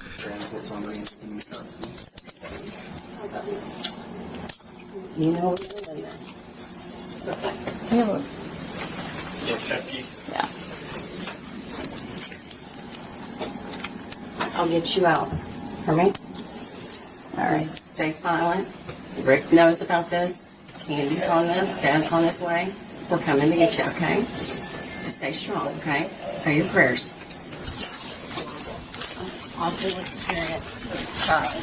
What she said while Jesse was walking to the police car there actually made my stomach turn. She said, what an awful experience for a child. Lady, your son raped 2 women. Numerous times. He nearly killed one of them with the strangulation, by the way. And you're saying that him going to jail here, like in handcuffs, is the awful experience for the child? What about the victims? What do you think about that? Do you think that wasn't an awful experience? Like this is worse? Like Jesse's the one we should actually feel bad for here? I understand it must be extremely difficult to wrestle with this reality that your child is a monster. I can't even imagine what that's like. That would be soul crushing. But to wipe your ass with reality and just blindly support them to the point where you will do anything to ensure they don't actually get punished for the very real crimes they committed that you yourself are aware of. Again, this isn't a matter of like his parents believe he's innocent or something. Everybody knows he's guilty. He has even pled no contest. The evidence is irrefutable. So they know he is a rapist, and yet they have fought tooth and nail to ensure he doesn't go to jail for it. In my eyes, that makes them very bad people as well. They are knowingly ensuring a rapist is back in society. And since this punishment, I can't even use that word. That word does not apply here. That stretches the definition. This is not even a punishment. What they gave him is chores to do now. That's it. Where he does like a bit of community and service, and then he does like a rehab program. And they tried to make it seem like this was like a super strict sexual offender rehab program. I don't want to get into like the weeds of how they ended up at this ruling. I recommend you watch the Law and Crime video. They do a good job breaking it down. But basically, to my understanding, is they legally de-aged him like Robert De Niro in The Irishman here. They rewound time, gave him the fucking time infinity stone, so that way he could fit into the youth sex offenders program, so he would no longer be like an adult in the eyes of the law for these crimes that he was being tried for. So that way he could be part of this rehab program. And they said, if he reoffends, he could be facing 10 years in jail. We're really sticking it to him. This is super strict stuff. And I truly think, I really believe, that this is so weak, so flimsy, that the lesson Jesse Butler learned here is that he can get away with anything. And that the only reason he got caught is because his victims survived. So I bet that if he continues to be a free man, it won't be long until he rapes again, and this time he will not leave them alive. That's what I think is going to happen down the line as a result of this ruling here. They have let a monster back into society, and they have now said to that monster, he's untouchable. So, I think there's going to be a corpse on their hands at some point because of this. Jesse Butler is a rapist. Jesse Butler is an evil, evil rapist, and everyone that played a role in him getting away with his crimes needs to be held accountable for it. There needs to be an investigation into this. There needs to be real fucking justice here. This is absolutely sickening, and I just had to yap about this today. It's crazy. That's about it. See ya. What's the big difference between AI and my height? AI is still growing. And most people recognize that a lot of jobs that exist today won't exist in the next handful of years because AI will replace them, and companies are being pretty forward about that. There's plenty of signs about, the corporate direction here and the role AI is going to play and the effect it's going to have on the workforce. But what a lot of people still don't fully understand is even if somehow your job survives the initial purge, your life is still directly being affected by AI's existence in a negative way, such as electronics prices getting higher and higher. Most recently, the RAM crisis that hasn't even fully set in yet, by the way, and already seeing an explosion in price there. But even outside of that, as data centers become more and more common, as more and more get installed, the price of just living in the area is going to go up. And we're already seeing that in communities that have data centers going up, where water, electricity, all of that, their price has started to increase exponentially because of data centers. So even just being in proximity to AI as it becomes even bigger is a net negative on your life in terms of being able to live it or own things or pay for things that you previously had no problems paying for. But also outside of that, not even your gooning is safe.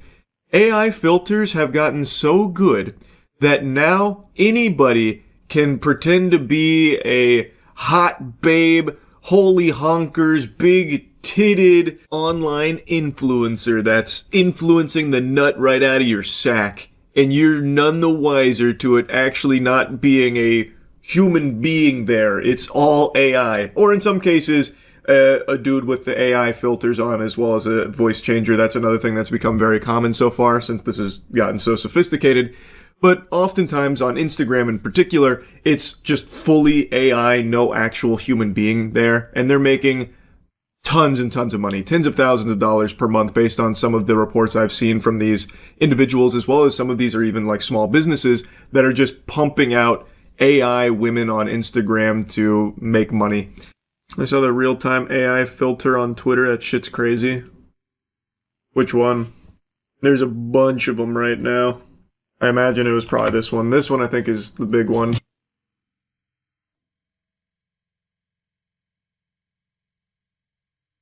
You're gonna be squeezing your hog to this pretty soon, and you'll never even know. Meanwhile, our boy here's gonna be raking in all the doubloons. But this is big now. I've seen quite a few of these. Still very easy to tell, though. Not really. Not at all, actually. Imagine just in a small face cam on stream, you would have no idea this would be an AI avatar. He will absolutely just be using an AI voice filter. You'd have no clue. You'd have to really, really, really be getting into the weeds of it to try and spot anything. It's very, very tough. My 50-year-old coworker subbed to like 6 OnlyFans girls. This will destroy him.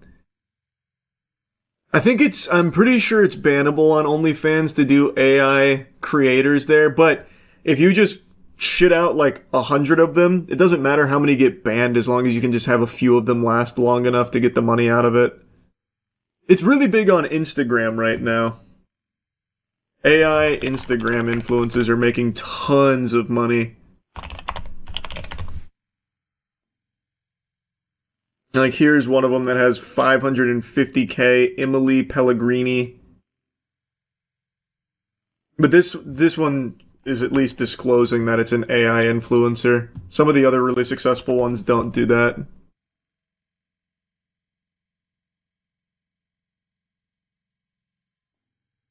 I don't know, Emily Pellegrini AI lady. But there are so many.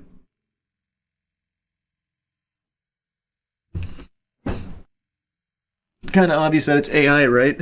To some people. And in some ways, but not all the time. This one will absolutely be hard for people to find out. And in some of the other videos I saw of this, the hair moves like 1-to-1. It's like really very difficult. Especially when you consider that the way this will be used is just on like normal streams or like TikTok lives where it's going to be much tougher. Dolan made a video on an AI music artist that signed a $3 million deal. I know, I covered that same story. And it's not a music artist, by the way. That implies that there's like an actual art to it. It's just AI drivel. Signed a $3 million record deal. I went to a marketing conference and AI influencers are going to kill influencer jobs. All the big brands will just make a character do whatever they want. It won't happen overnight, but that is something I've talked about as well. Why would a brand even work with a human being for like a brand deal? It's expensive and you can't control everything they say or how they talk about it. A brand will most likely just invest like very tiny amount of resources, like a matter of $100 or $200 to just do an AI avatar to promote their product. Absolutely. That is definitely coming soon. Yeah, they're already doing that. It's fucked. Who's doing that right now? Give me a brand. I want to check it out. I didn't know it had already started. The only ones I know are the TikTok AI influencer farms that I was just briefly mentioning, where they just have AI like this endlessly on loop shilling products. Oh, that's what you're talking about, the AI live sellers. Yeah. I know about that. I thought you were talking... I'm talking about, like, big brands are going to do it, too. Like, I think Coke will probably be one of the first ones to do that. Coke loves their AI-generated ads. I'm sure they'll just start partnering with... I'm sure they will stop partnering with any real people for their advertising. They'll just do AI for it. Here's an article, though, on the AI live sellers. I don't know if it has the collage that I've been trying to find. Wow, what is this fucking URL link? Holy shit. AI virtual sales avatars are transforming live stream e-commerce by outperforming humans with 24/7 real-time demonstrations and higher conversion rates. AI-powered tools grow more sophisticated. Concerns about job security among workers have been rising. However, certain professions still appear to be safe, like sales, where the human touch, charisma, and conversational skills remain essential. Sales domain, nonetheless, might be experiencing a transformative phase. In China, AI-powered avatars are increasingly being leveraged for product sales over live streams, as reported by Wired. Notably, these virtual entities are beginning to surpass their human counterparts in performance. Case in point is Japanese electronics firm Brother, which has adopted virtual salespeople in China, where live streams serve as a popular and effective vehicle for product sales. Within just 2 hours of deployment, Brother's AI avatar secured 2,500 in printer sales, representing a 30% enhancement over traditional live stream sales. These avatars are crafted by Shanghai's marketing agency Pilter Firm and have been unleashed across significant e-commerce platforms like Taobao and Pinduoduo, where they promote an array of products from office devices to typical consumer goods. This is a bit of an older article, I imagine. Yeah, 2025 August. As of like 2 months ago, I've seen the AI sellers are now just big on TikTok. This is what all our RAM is being used for. Pointless shit. Pointless shit? What do you mean? They're selling fucking fake products to fake people using fake people to make fucking imaginary money. This is a requirement for a civilized and, functioning society. The AI influencers will also try to sell you courses to become an AI influencer too. That one is adorable. It's not the AI influencers. What you'll see oftentimes is people like trying to hawk a course on how you can make your own AI e-commerce shilling avatar, as if it's something hard to do. As if it's not something anybody on the fucking planet with access to the internet can do right now. Shameless. It's so shameless. What percentage of people do you think care about stuff like this? I would hope it's high, but it's probably not. I know people like to pretend that, it's not a lot of people that care about this. It's just people online, terminally online. That's just not true. Your average everyday layman is not thrilled about this shit either, because it is literally directly affecting people's lives right now. My mom and dad are like the least online people imaginable. My mom, I went to dinner with them tonight. My mom was even talking about how, like, she just recently learned how to scan things to get rid of her fax machine. These are not online people, but one thing that we always bring up when we talk is about how fucking terrified they are of AI and how much they hate AI. Like, it is a very normal perspective that actual people have about AI being really not good right now. So I think that is a sentiment shared by a lot of people, not just those online. Once the data centers go online and the electric bills go up, shit will get crazy. Oh, and you're already seeing that. We watched, not too long ago, a short news segment on a town that just got a data center installed, and they just completely lost access to water from time to time because of it. Which, of course, they're pissed about. It's nobody, no real human being wants this. And the ones that think they do, they're going to soon learn they don't, when the data centers get installed and everything gets more expensive around them. Oh, here's a nice little segment on it. But this one's only focusing on the China AI live selling. I'd love to find the one for TikTok. Rapidly taking over pop culture in videos like this. It's basically just like this, though, to be fair. These are AI clones of human live streamers, built to host shows by themselves. Is this what the future of online shopping looks like? It is. It 100% is, but not just online shopping. Shopping anywhere, anything. The future of literally fucking everything, unfortunately. We'll see how bad ChatGPT usage drops off since they're introducing ads in the US. Wait, what? A piece of AI news I haven't heard? Wait, is that real? Are they actually doing that? Here's something from OpenAI. Our approach to advertising and expanding access to ChatGPT. No way. No way. Let me read. Okay, what the fuck? Why is it? Did they just take the article down? Oh, there we go. AI is reaching a point where everyone can have a personal super assistant that helps them learn and do almost anything. Who gets access to that level of intelligence will shape whether AI expands opportunity or reinforces the same divides. Hey, also, by the way, brother, this has existed for a while. It's called Google. Just going on your cell phone and researching things yourself. Like, you can do that right now and have been able to for a couple decades. But the difference is now you'll never even bother diving into things, so oftentimes you'll just get fed wrong shit and learn how to do nothing. It's very cool, actually. We've been working to make powerful AI accessible to everyone through our free product and low-cost subscription tier, ChatGPT Go, which is launched in 171 countries since August. Today we're bringing Go to the US and everywhere ChatGPT is available, giving people expanded access to messaging, image creation, file uploads, and memory for $8 a month. In the coming weeks, we're also planning to start testing ads in the US. Yeah! For the free and Go tiers, so more people can benefit from our tools with fewer usage limits or without having to pay. Plus, Pro, Business, and Enterprise subscriptions will not include ads. Wow, that's so sweet. That's so nice. I'm sure eventually these will start to get some ads, though. They won't just be free users that get to have all the fun. I mean, there's so many people now that will just switch to Gemini or DeepSeek. Until they do the same thing, man. All of these fucking companies are so parasitic. Once ChatGPT proves that people will just sit there and mindlessly watch ads like the good little drones they are, everyone else is going to follow suit.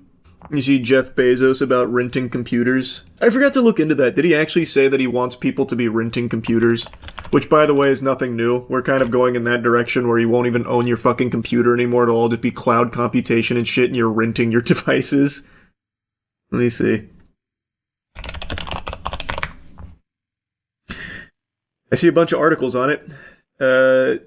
That's not going to laugh. Jeff Bezos believes AI will force you to rent your PC from the cloud, and the RAM crisis is accelerating it. Yippee! Renting computers! You can't even own them now! NZXT already offers computers for rent. Oh, I know. That's why I said this is nothing new. Pitching local PCs for subscription-based cloud computing. In an interview with the New York Times, Bezos talks about how AI is the main focus at Amazon. Shocked! I'm shocked! That's hardly a surprise, seeing as every company is doubling down on incorporating artificial intelligence into their products, apps, services, and more these days. But the real kicker comes in when Bezos mentioned a brewery he visited, and this company had to build its own power station to improve the efficiency of their brewery with electricity. Since there was no power grid, they had to build their own form of electricity. At the time, that's what everyone did. If a hotel wanted electricity, they had their own electric generator. I looked at this and I thought, this is what computation is like today. Everyone has their own data center. Interestingly, he continued to say, that's not going to last. It makes no sense. You're going to buy compute off the grid. That's AWS. That comment was said in 2024, and today it rings more true than ever. Oh, so this isn't even new. Renting everything is on the table. Man, you could fucking rent burritos with Klarna. You remember that? Fucking just put that shit on Klarna. Pay it back later. The fuck they gonna do if I don't pay it? Reach into my stomach and take it? Yeah, I don't know, man. Who's to say? Well, I think we don't even need to worry about spending in the future. AI will just do everything for us. Mm-hmm, they've got that covered. Yeah, we'll be fine. Money won't even exist in the future. It'll all just be AI tokens to ChatGPT and Gemini. Oh, thanks for stopping by. Welcome to the Smile booth. Can I take your order? One ear-to-ear grin? Good choice. Coming right up. I want to give you something to actually, this isn't even sarcasm. I want to give you something to actually smile about. The biggest charity stream ever is currently going on right now, and the amount of money that it is raising for an organization called Cancer Fighters is extraordinary. It comes from Polish streamers Lotwogang. I'm sure I butchered the pronunciation. I'm so fucking sorry. I don't know how to say it properly. Anyway, 9 days ago, they started a stream to raise money for a charity called Cancer Fighters. You can see that they had a goal of 10,000 zloty, which is roughly 2,700 USD. Over the course of the 9 days, what has unfolded is genuinely extraordinary. They went well above that goal. They soared far higher than that, and it became the most successful charity stream ever. As of me making this video right now, the 9 days has just now ended, and I don't want to spoil the surprise for how much they raised, but whatever you're thinking, those are rookie numbers. You're going to need to drastically pump those numbers up. You're going to need to double it, maybe even triple it, because this was the record-breaking charity stream that I genuinely don't think people would ever guess to the amount of money that was raised. It is incredible. This had Polish celebrities, influencers, television stations, everyone coming together not only to watch it, but also to donate and support, the money going directly to children battling cancer through this organization called Cancer Fighters. It became just all of Poland supporting this. And what they have achieved is awe-inspiring.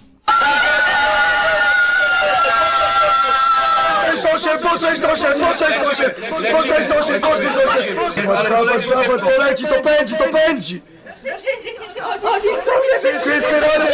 Nie przestajemy, pełna! Dobrze.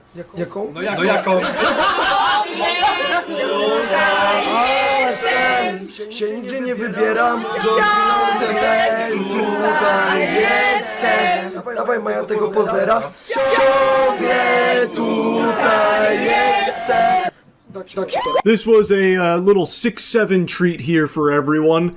67 million zloty comes out to around 18 million USD that they had raised as of that moment. That's not where it capped out. I just wanted to show you that one because I found it to be kind of wholesome, and also that video right there does kind of explain some of what was going on with the stream. At the time, 550,000 viewers is what the stream was peaking at. And if you thought that's the highest peak it could reach, you'd be a damn fool. You'd be like my pediatrician who predicted that I would cap out at 5'8". Except I didn't reach 5'8". I stopped at 5'6". So you'd be the opposite of my pediatrician, because they kept growing. I stopped growing at 5. They went way above 550,000 concurrent viewers and way above $18 million raised. Wyrok! Rak to nie wyrok! Rak to nie wyrok! Rak to nie wyrok! Rak to nie wyrok! Rak to nie wyrok! Rak to nie wyrok! Rak to nie wyrok! Rak to nie wyrok! Zapamiętajcie to, rak to nie wyrok! 200 milionów, ale to jest tylko część tego wszystkiego! Te pieniądze ratują życie! Ratują życie, słuchajcie! Here's the moment that they hit 200 million zloty raised for cancer fighters, which comes out to right around $55 to $56 million. And they're still not done, by the way. Still not done, by the way. Still only climbing from here. Their stream peaked, from what I was seeing, at 1.6 million concurrent viewers. That number in and of itself is absolutely fucking incredible, but it's even more wild when you look at the population of Poland. Poland has a population, from what I read, about 37 million people. So 1.6 million accounts for a little over 4% of the entire population of Poland was tuning into this stream and raising money for kids battling cancer.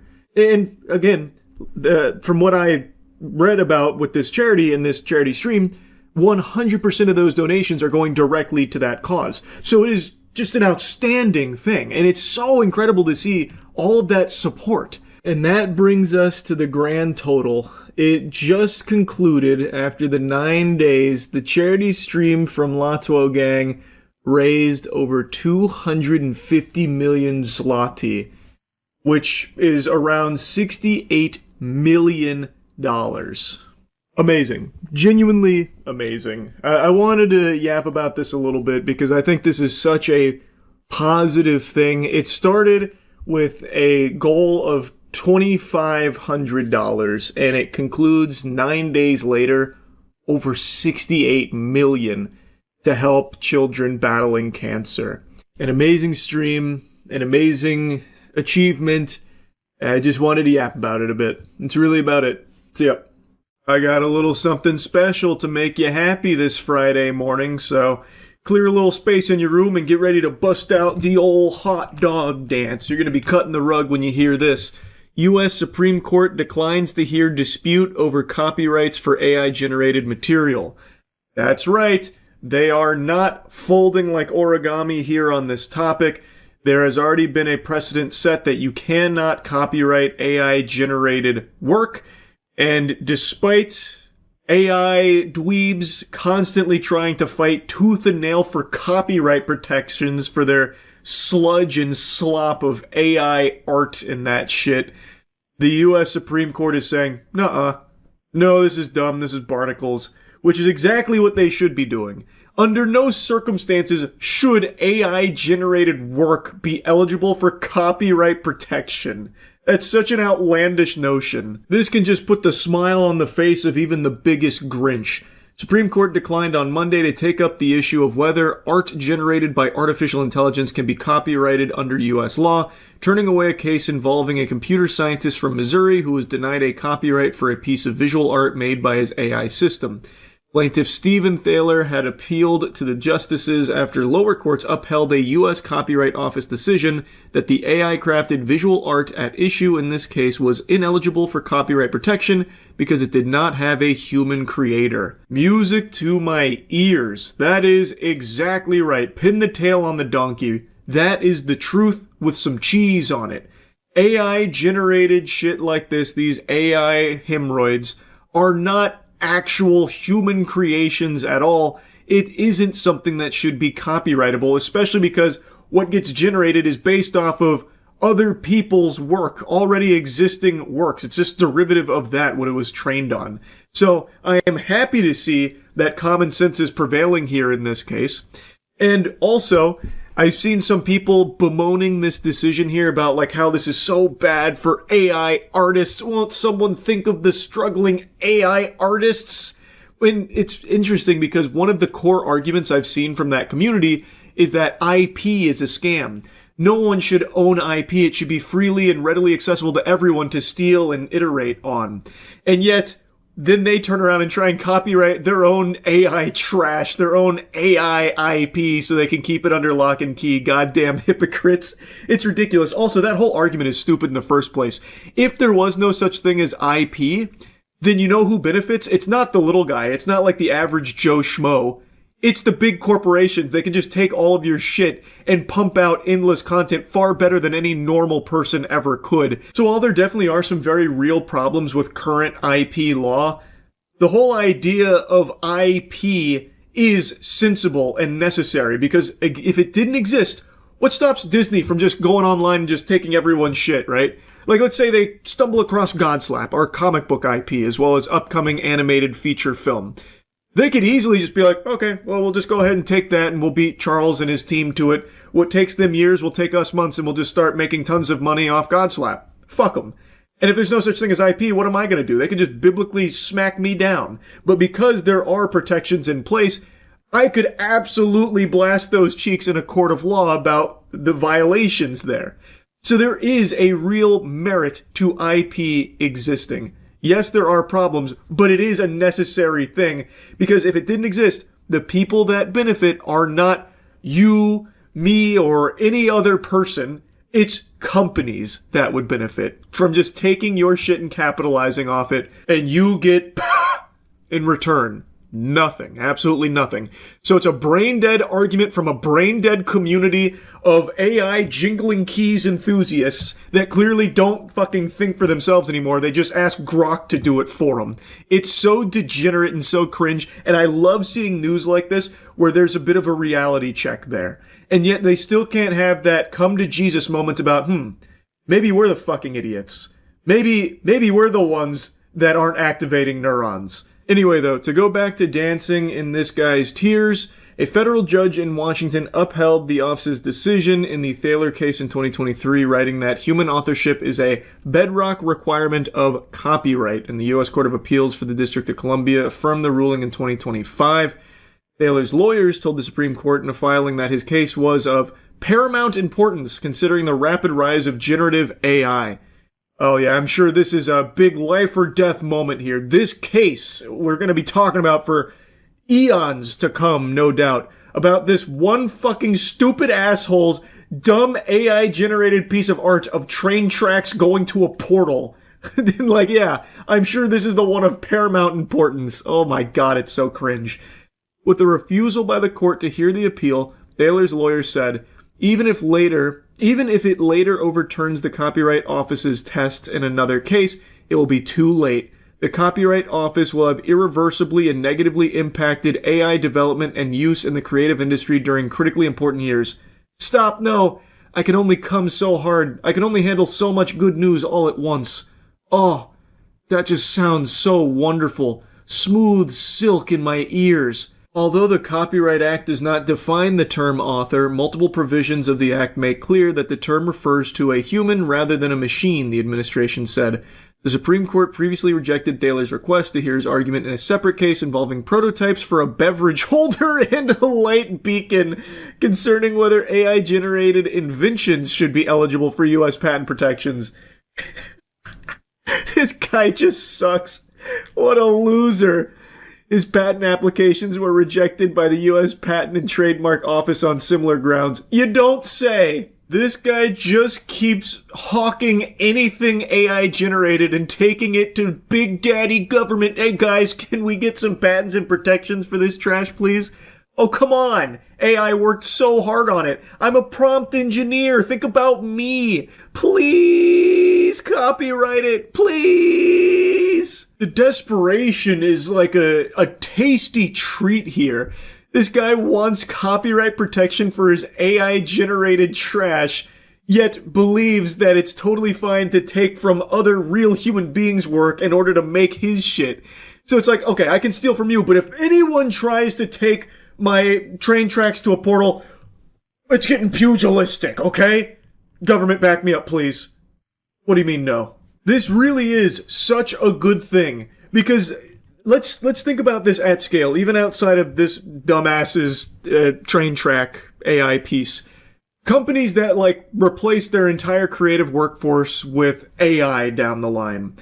Well, assuming these rulings continue to be upheld, it's going to mean that their output won't be protected by copyright anymore because it will not be human created, right? That would be the implication. They've set the precedent that it must be a human author, and just simply typing sentences to have AI, a machine, do it all for you doesn't count. So, when you have Coca-Cola, for example, that's become addicted to AI slop with all of their AI commercials, when you have them putting out these fully AI-generated commercials, they don't actually own any of that, it seems. That would be the understanding, that what they are spitting out from AI is not copyrightable. So those are completely nothing. They don't own shit. Someone who develops a shitty game in Roblox owns more IP than Coke does of that commercial that they've just put out there. Which makes sense because, again, humans didn't create it. There's nothing real in there from an actual human that made that, other than the sentences, which don't count because it is a machine that does it all for you. So, maybe this could even serve as a deterrent from these fucking vampiric corporations that are just doing their best to ham-fist AI into every single aspect of their companies to replace as many people as possible. Maybe they would think twice because as it all goes fully AI, they no longer have copyright protections on what gets farted out from it. So, who knows? But anyway, I just wanted to celebrate this because this is a very positive development here. I think this is absolutely the right choice, and hopefully it never wavers. I hope they don't falter on this stance because they are correct.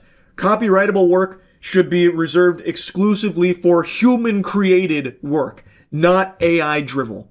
Anyway, that's really about it. See ya.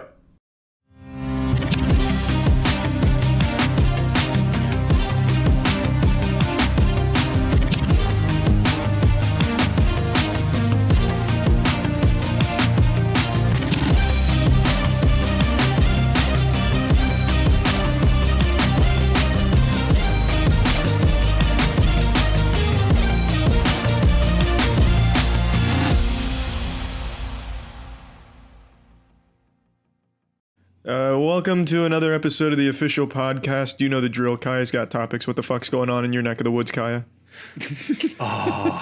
You've been handing me these segues perfectly. So I was on our subreddits today, and somebody made a topic asking if you and Jackson are a little shy because you don't talk as much as Andrew and I do. So I decided I'm gonna run the numbers, okay? I went back, downloaded... God, you are actually autistic. I know. Oh my God. I downloaded 4... You made the thread. I downloaded 4 random episodes. It was one of my Smurfs. I run a troll farm, actually. Yeah. I am Russia. I hacked the election. Kaya's so autistic, there's never been a subreddit. It's just him making different accounts talking to himself. Yeah, sometimes he gets really upset about things in the episode, so he takes it out on the subreddit under a different name. One of my personalities. I'm like that shitty hero in Split or Glass or whatever that movie was. Anyway, I went back and downloaded our tracks from 4 random episodes from the last month or two. I think it was episodes 129, 130, 132, and 134, which was the last one. So you guys know we record on our separate tracks. That's 4 tracks per episode. That's 16 tracks. Remove the silences. Whatever remains is however much all of us talked, each one of us individually. So, Jack order, shall we? Okay. Jackson, on the average of these 4 episodes, you talked 13 minutes and 35 seconds. Wait, how long? 13 minutes, 35 seconds per episode, on average. I thought you said 30 minutes. Sorry. I was like, There's what am I doing? Way. No way for Jackson. That's too much. My family would be disappointed. I misspoke. Your minimum was 10 minutes, 16 seconds. Anyway, Andrew, you... Oh, I'm the king. I'm the fucking king. I can feel it. You spoke on average 28 minutes and 58 seconds. That's not as big of a difference as I thought it would be between him and Jackson, to be honest. I expected literally an hour. I expected the full hour. I'm serious. All right. Yeah. So the minimum of yours is 23 minutes, Andrew, and maximum is 33. Charlie! There it is. Now, this is where it gets interesting. Charlie, your average is 13 minutes, 49 seconds. That's a 14-second difference between Jackson and you. It's a neck-to-neck race now. Again, I chose the wrong episodes. Both of you are at 13 minutes, but Jackson's at 35 seconds. Charlie, you're at 49 seconds, okay? Charlie's minimum is at 10 minutes and 59 seconds. I was not about to round that up. And lastly, we get to me with my big mouth. On an average, I talk 37 minutes on the second. So no, How much is Andrew? I'm afraid I talk about 10 more minutes than you do, Andrew. Oh my god. So about the difference between me and Andrew, you talk as well. Well, the difference between you and me, Jackson, is I talk 3 times as much as you do. That sounds about right. But to be fair, though, this doesn't show in your empirical data. This is a recent change because within the last, like, I'd say 20 episodes, you came as like the showrunner with topics and stuff. Thus, you would be talking more. But before that, well, yeah, when it was all just off the cuff, I imagine the skew would be a lot closer with Andrew probably also, on top. Aren't the voicemails on your I didn't count those. Or are they separately? Those I didn't count. Okay. This is my microphone track only, not the voicemail or soundboard track. Kaya, at 37 minutes, that means that for some episodes, you talked for literally more than half of them. Yeah, so our episodes sometimes run for, I don't know, hour 15. Hour 15 my maximum used to be our here, average. Roughly that. I don't know, I didn't note down which episode this was specifically, but my maximum is 45 minutes, 37 seconds.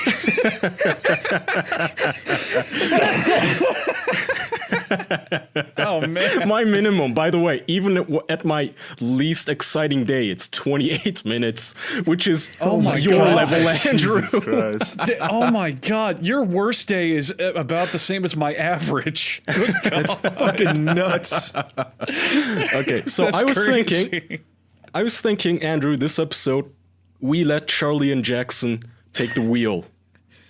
I don't care who the passenger seat has to be, but one of you has to drive.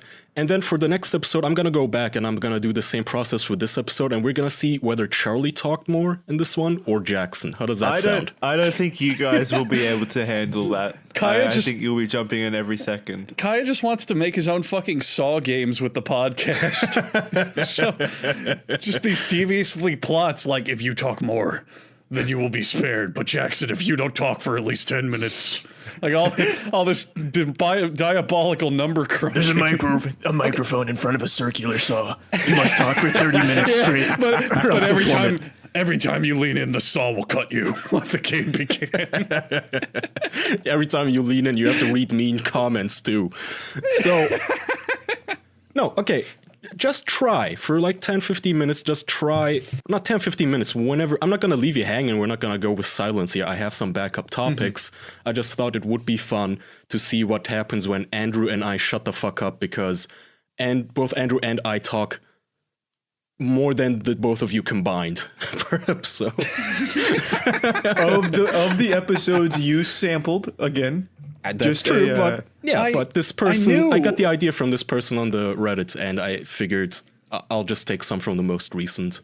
You know, Kaya, that might explain. I don't think it's because you and I are getting older. It might explain our lower back pain because we're just carrying this show so fucking hard. Oh, shit talked. Are you just gonna take that, Charlie and Jackson? No. Yeah, go ahead and fire back. I'll stay silent. Yeah. I will not stand for this. Oh, wait a minute. I forgot. Here I go again. Jackson, this is he not... can help himself. This is not counting the bonus you missed, by the way. Oh, yeah. I should have added that to the average of 0. But I was very magnanimous and forgiving, so please, go ahead, take the wheel. I'll take the helm here, Jackson. You remember when we played Destiny last night? Yes, I remember Destiny 2 last night, Charlie. I was a hunter, you were a warlock. We all came together in a raid team to do raid stuff in Destiny 2. It was just, what was your funnest part of Destiny 2 last night, Charlie? It'd be honestly hard to pick out a fun part in that raid, but what you should do is go over the mechanics from the entire raid. Had the stats. Andrew, Kaya, do you like raid mechanics in Destiny 2? Because I can talk about this for hours if you want. I don't know what it is. Maybe. Explain. God, they called the bluff, Charlie. My stats are on the sail. They're sailing right now, Jackson. You're the one treading water. You can change it if you want. So Destiny 2, where should I start? The story begins with Goal. He's a Cabal elite operative who wants to take the Traveler's Light from the Guardians, we being the Guardians. The light is the thing that powers all Guardians, and so him taking the light is obviously quite a bad thing. So you spend vanilla campaign Destiny taking out Goal, and then that leads directly into the raid on a thing called the Leviathan.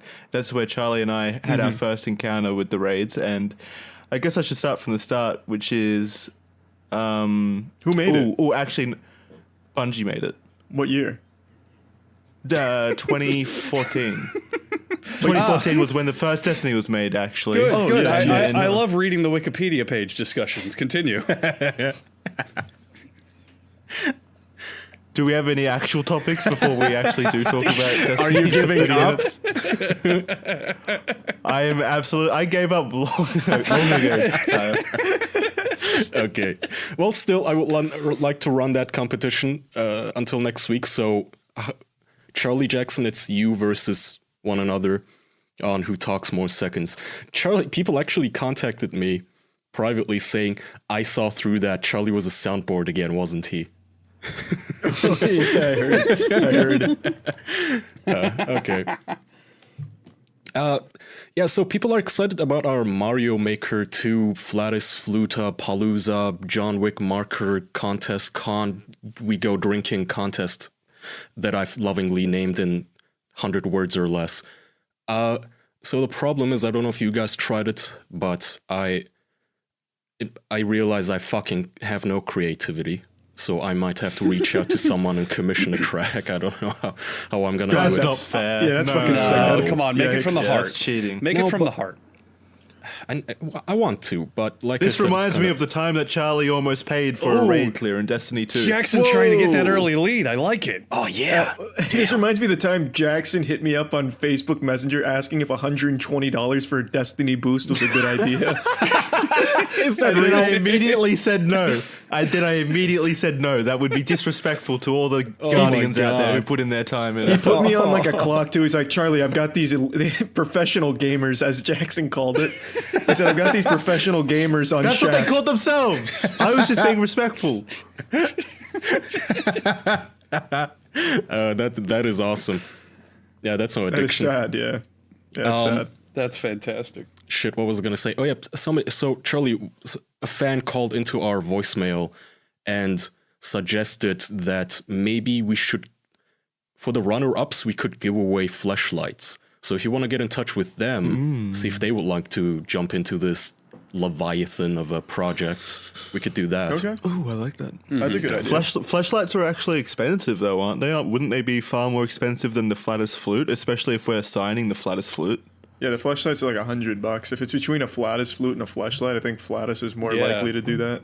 The Plus, we fleshlight could sign seems the like fleshlights as well. the fleshlight seems like it would be the grand prize, really. Fuck it, and we the could even flatus come in would the be- fleshlight. The flatus would be the runner-up. If anything, the Fleshlight is- fleshlight would be the win. The flattest flute is the funny one, though. I don't care if there's a monetary difference. Okay, so I just wanted to play this caller who's super excited about Mario Maker 2. Talking very big here. Hang on. What the fuck is up, Dick? Oh my god.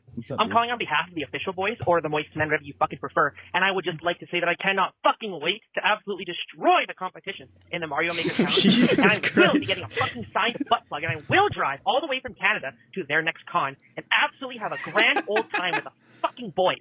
I love you, Dick. And I'll close this out by saying I want to fucking make love to you and the moist man. I also have my credit to fucking make this call. So better get on the fucking podcast or I will fucking lose my shit. All right, thank you. All right. The Mario Maker contest is canceled. We're afraid. We're going into witness protection. This is also the last episode of the show. We're gonna find him. was he I'm gonna sped up? find Was you his and audio? kill you. Was his audio sped up at all, or is that natural? I think he was sped up. No, not by much. I listened to these on 1.2, or rather, I rendered them at 1.2 speed. I think Okay. it's not a big difference. That makes sense. It was noticeable there. Well, yeah, I do think that Andrew is right about that one. That was just him being super hyped up about the Mario Maker contest. Woo! Okay. Mind freak. I thought they were gonna go with the chuck wagon, but that works too. Okay, so did you guys see this deepfake app pulled after many expressed concerns? Anyone? Oh, is that the deep nude? Is Deep that nude? is that the Yeah. one where Yes. they put Mike Tyson in the entire opening of Family Matters? No, it was the one where they took off Taylor Swift's shirt. Oh, Yeah, so apparently because that's the one I've been seeing. Somebody made an app that lets you take a photo of a girl or upload a photo of a girl, and then it'll show you her naked. And the headline reads, "Deepfake app pulled after many expressed concerns." I think now when they say many expressed concerns, they mean like 7 people on Twitter. But people were outraged. This app was called Deep Nude, and it got so much traction within a single day for some reason, and so much outrage from Vox News, one of the people on Twitter that wrote an article about this, about how sexist it was, because apparently it only worked on women. The guy didn't want to program dicks into it. Yeah, so true. it says, Vice's Motherboard published an article where they tested the app's capabilities on pictures of celebrities and found that it only works on women. Which is kind of funny because, would it have been okay if it worked on men too? If it was egalitarian? I think he should have covered his Is bases. that their point? Yeah. Well, yeah, he should have. But is that their point? Are they trying to crusade against this because it's Yeah. unethical to show people naked in general, Yes. or is it just a sexist issue? So what's their Both. whole argument? Like, what are they getting mad at? Oh, both things? Yeah, both. It's sexist and it's unethical. The app's developers later pulled it from the sale after much criticism. But the new technology has reignited debate about the need for social media companies and lawmakers to regulate and moderate deepfakes. Now, I want to hear you guys' opinion. In my humble opinion, if I was an actual famous person, there's already gonna be a million fakes of me, right, out there? Yeah, Photoshop. They've been Yes. doing it for Since, like, the decades. fucking 90s. Ever since Yeah. the technology existed. I think that's a good thing for me as a celebrity, because think about it. If there was no such thing as Photoshop or deepfaking, there are no nudes out there of you, fake or real. The moment your ex-boyfriend leaks your nudes, everyone's gonna see them, because those are the only nudes of you out there now. But if there's a ton of deepfakes, any 12-year-old with an iPhone can make nudes of you, then even if somebody leaks your real nudes, no one's gonna believe it. No one's even gonna see it. It's fake. They're gonna go under in the flood. Yeah, that's my opinion. No, yeah, I completely agree. I think it would. I think that this technology is going to exist no matter what. So I don't see the point of shooting small ones down like this. Well, it's not small anymore. I just don't see the point in shooting it down when someone's going Right. to do it anyway. And like you said, if the technology's already there, people are just going to keep doing it anyway. Jackson so taking the no real lead. point. I was going to say, Jackson, I think you just beat your record in the first 20 minutes. What was I saying? Get a load of this. I zoned I'll throw out. an opinion in there as well, a very verbose one. I think it's a good thing that people deepfake nudes, and I honestly think we need more deepfakes of us naked just to have like a catalog backlog for the ensuing years, we just did. in case. We did. Remember when we first started this show? After like a month, there was a blog on Tumblr made where they would Photoshop us onto gay porn. Oh yeah. Yeah. Wait, there was? Yeah. Oh, and no. they would put us I in remember really attractive men, and I look at it and go, "Yeah, I wish I looked like that. That's great." Oh, that got all wiped out I don't now. remember that at all. Tumblr deleted all that's the gone? porn. Damn it. Oh, damn it. I must have suppressed that memory. Son of a bitch. Yeah. They would constantly Photoshop us into gay porn, and they would try to find actors that kind of looked like us, or at least had our skin tones. So they'd be all like, "Yeah, these are all the photos of Andrew and Kaya kissing Charlie," and they did 50 posts of it. They kept going. Yeah, fakes. Okay, good. Back onto the topic. Onto the topic, though. I just want to quickly clarify that the app that you're talking about, the Deep Nude app, didn't seem that fucking good anyway. Like most of it had like a 80% fail rate with the Photoshop, so there were like tits sewn onto people's foreheads in the background and shit like that. Why did we It's clearly- stop this? That's great. It's clearly not like perfect technology, even with this app. So I don't know. I don't think it's an issue. The article says that they found that while the app doesn't work on women who are fully clothed, it works best on images where people are already showing more skin. So this thing basically just works best on photos of your high school crush's Facebook photo where she's wearing a bikini, and that basically means you can already imagine what she looks like naked. All this app does is remove the last couple of threads of clothing there. It's a minor convenience is all. But you said this shouldn't have been shot down or taken down. The guys themselves took it down, the developers.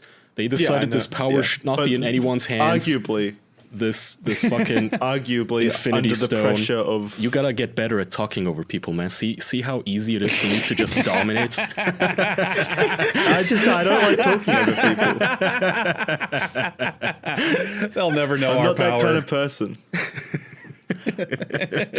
Arguably, it was taken down because of the journalists though talking about it. Maybe I would not They have taken probably this pulled down. it down because they were afraid of legal ramification, like if someone sued them or some shit. That's probably why. That would be my guess as well. Maybe. But they were selling this shit for $99 or something to get versions without a watermark. That's so much fucking money. And then they themselves even admitted that they wrote this long explanation on Twitter, and they even said this technology is inevitable. Someone's gonna do this, someone's gonna make money off of it, but we don't want to be the people to do it. You dummy. If I knew how, I'd be the person. You goddamn idiot. Hey, maybe you could reach out to them. Yeah, you could be like the kingpin. Can I have the source code? Yeah. Can I have the zip file? I have WinRAR. The Russians have already backhacked the source code from what I read on the subreddit. Of course so they have the have. code. Vladimir Putin's currently working on his own version. He's putting himself in all the famous Russian porn movies. Instead of tits, you just see little pictures of his face. Is Russian porn still legal? Is porn still legal in Russia? I don't know, actually. That's a good... Only if Putin's in it.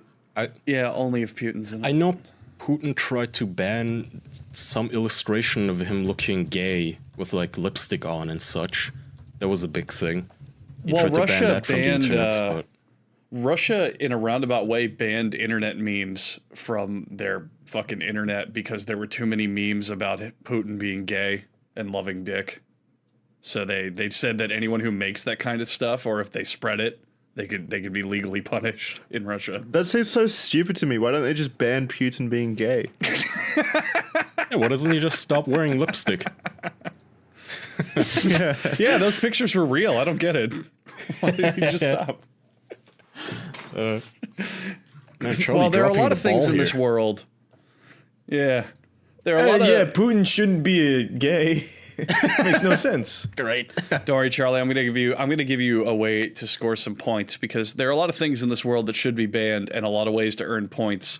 But I think that we can talk about something now that should never be banned, and something that'll earn you points with your family, your friends, even your own happiness, well-being, getting your life together, and that is cooking with Blue Apron. Charlie, why don't you tell them about Blue Apron? I agree. We should ban hunger, and that's Blue Apron's mission, so you never go hungry again. Even if you can't cook, they'll send you the ingredients to your door. Fresh ingredients, mind you. You don't need to be an expert chef. You can easily whip that shit up easily. Great, delicious meals from Blue Apron.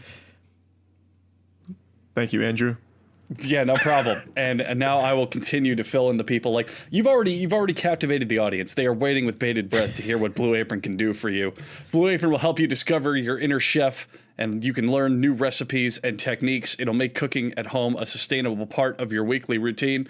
And if you want to start making delicious, brag-worthy meals at your house without any hassle, you just try Blue Apron. You can look at this week's menu and get $60 I'll go off. over the menu, Andrew. Thanks for offering. All right, so for this week's menu, I we like have this seared game a steaks and lot. green This is beans, great. fresh basil fettuccine, sweet pepper focaccia pizza, spiced chicken and saffron rice, seared chicken and peach salsa, or you can get salmon and avocado rice bowls with marinated vegetables and spicy mayo. Those are good to make ahead. These are all delicious meals that you can get at blueapron.com/official.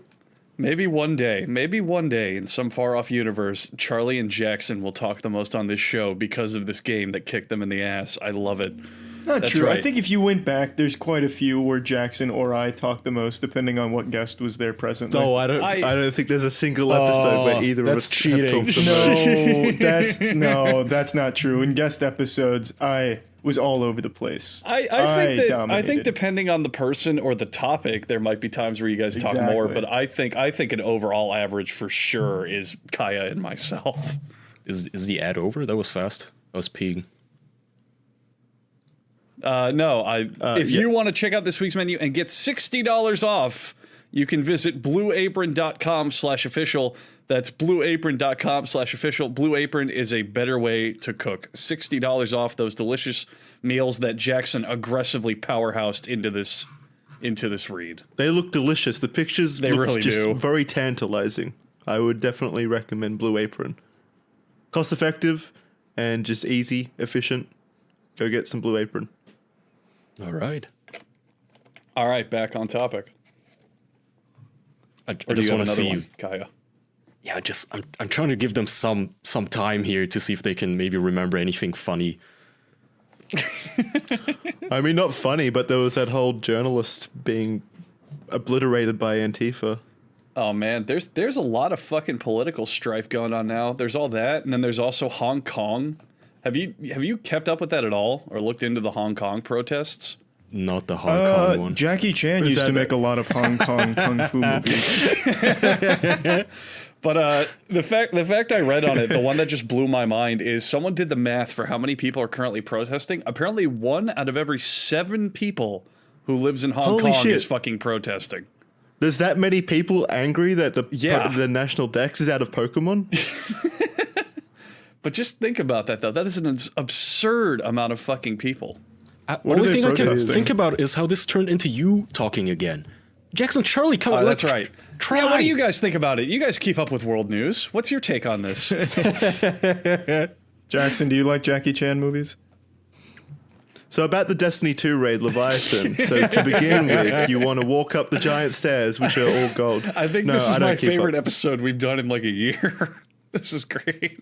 I love it. Okay, I'll give you a I topic. honestly rely on you and Kaya to keep me up to date with what's going on in the world. To be honest, there's no fucking idea anymore. All right, so quick rundown of Hong Kong protest is Hong Kong has this weird government pact, I guess, where in 2047 they're going to become part of China. They technically are, but also are their own kind of governing body. And ever since the British left, correct? Yeah, ever since Britain left, because they used to run that shit. And in 30 years, they're going to have to go back to China and be part of China. But right now, the government is trying to pass an extradition law, which says, hey, China, if you have criminals that are hiding out in Hong Kong, we'll give them to you. No problem. Take them. They're yours. But 1 out of every 7 people in Hong Kong is like, fuck that, because that's just another step to us getting closer and closer to becoming part of China. Isn't? And China has been doing a ton of shit in politics lately, where they've been like smuggling their political rallyists. They've been like removing down people who sell newspapers and shit, and just all these pro-China things. And it's just a bunch of crazy shit to the point where fucking, God, I don't remember how many people. I think it's like over 1 million people are in the streets right now protesting. That's crazy. That's so many goddamn people.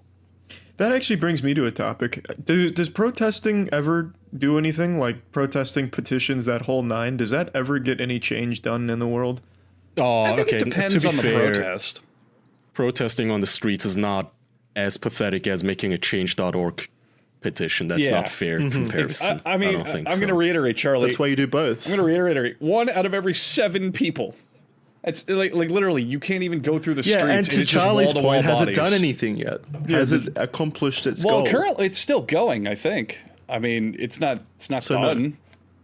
Currently, no, but I Because don't know. you remember with I think it was Occupy Wall Street, they had like over 40 billion people in New York all at one time. That did Well, nothing. that's not- The problem with Occupy is they didn't have a clear message or organization. It was just people being mad that rich people are rich at the end of the day. It literally was just hippies sitting around stinking up a park that other people just wanted to walk their dogs and kids in, being angry that, rich people are rich and where's our money? And then they got pepper sprayed by the cops. But no, protesting works. I mean, the Arab Spring started as a protest. They used tools like expressvpn.com/official to run the rebellion when the government blocked their usual forms of communication.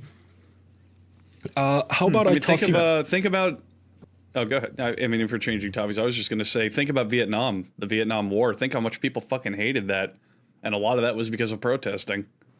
You know, World War II had a lot of muscle behind it, and people loved it. But Vietnam, everyone was like, "No, don't do it." So now it's just everyone hated soldiers and shit like that.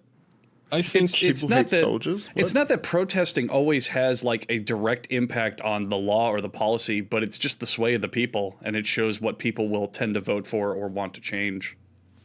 Okay, that makes sense. Petitions still suck, though. Yeah. Oh yeah, of course. Change.org has never changed anything. There's a big difference between, I don't know, stop murdering gay people and remake Game of Thrones. Kind of a big difference there. God damn it, I want to take to the streets now. You hear that, Game of Thrones fans? We need to charge the streets if we want them to listen to us. All right, so this is why show prep is useful. I'm gonna toss you guys a topic that's both political and video gamey. So Charlie Jackson, if you drop the ball on this one, it's on you. Trump's government blocks League of Legends in Syria and Iran amid escalating tensions. Oh, that is an act of terrorism. What escalating tensions? That is terrorist tactics. That is psychological warfare. Did one of them main a character Trump didn't like? What kind of tensions is this? So what led to this situation? Trump and the leader of that country were middle laning, and he got counterpicked, and now he's super butthurt. I found this on the Not the Onion forum, and I tried to vet the site, like see if this is some sort of a troll website or whatever. But no, it's a mundane League of Legends esports site, and this was one of the news. It says, so you guys know how I think Iran shut down one of the US drones. So I guess your cabinet is now pissed off at Iran. So they blocked, the basic rundown is they blocked a commercial exchange with Iran. And technically speaking, microtransactions are a form of commerce. So Iranian players can no longer buy shit from League of Legends. So, but they can still play the game. No, they can still play. No. Okay, so let me read this. After a U.S. military drone was shot down by the Iranian army earlier this week, the already tenuous relationship between the two countries has immediately soured even further, and Syria is also caught up in the conflict.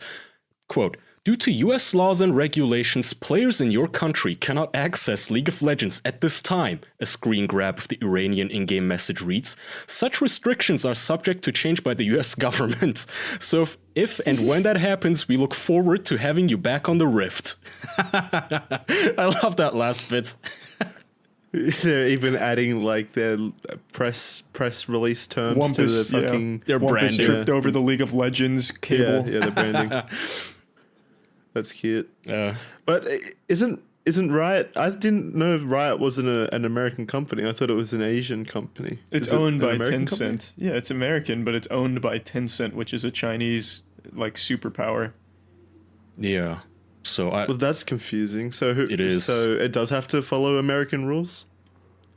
I guess. I guess so. Yeah. I mean, if they're being browbeaten into not accepting skin pack donations or whatever payments. It says the ban only applies to Syria and Iran right now. But if the US enters into future conflict with another country, those citizens potentially may have their access to League of Legends revoked. Gamers rise up. This is the second Arab Spring, damn it. You're having your access to League of Legends revoked. Oh, wait. League of Legends is a American game? I thought they were... Jesus, Andrew. I just said that. Oh, I got lost. Okay, so... Apparently it is an American game. Yeah, but they are owned by Tencent now, though, right? Yeah, yes. Okay. So you think maybe Tencent, because China is swallowing literal entire countries now, could step in and be like, no, you give them their game. You do it. No, that might start the next war between the US and China over League of Legends. Oh, that would be so fucking funny. Would we fight that war in the Rift or whatever it's called, or would we be? I think about that a lot, man.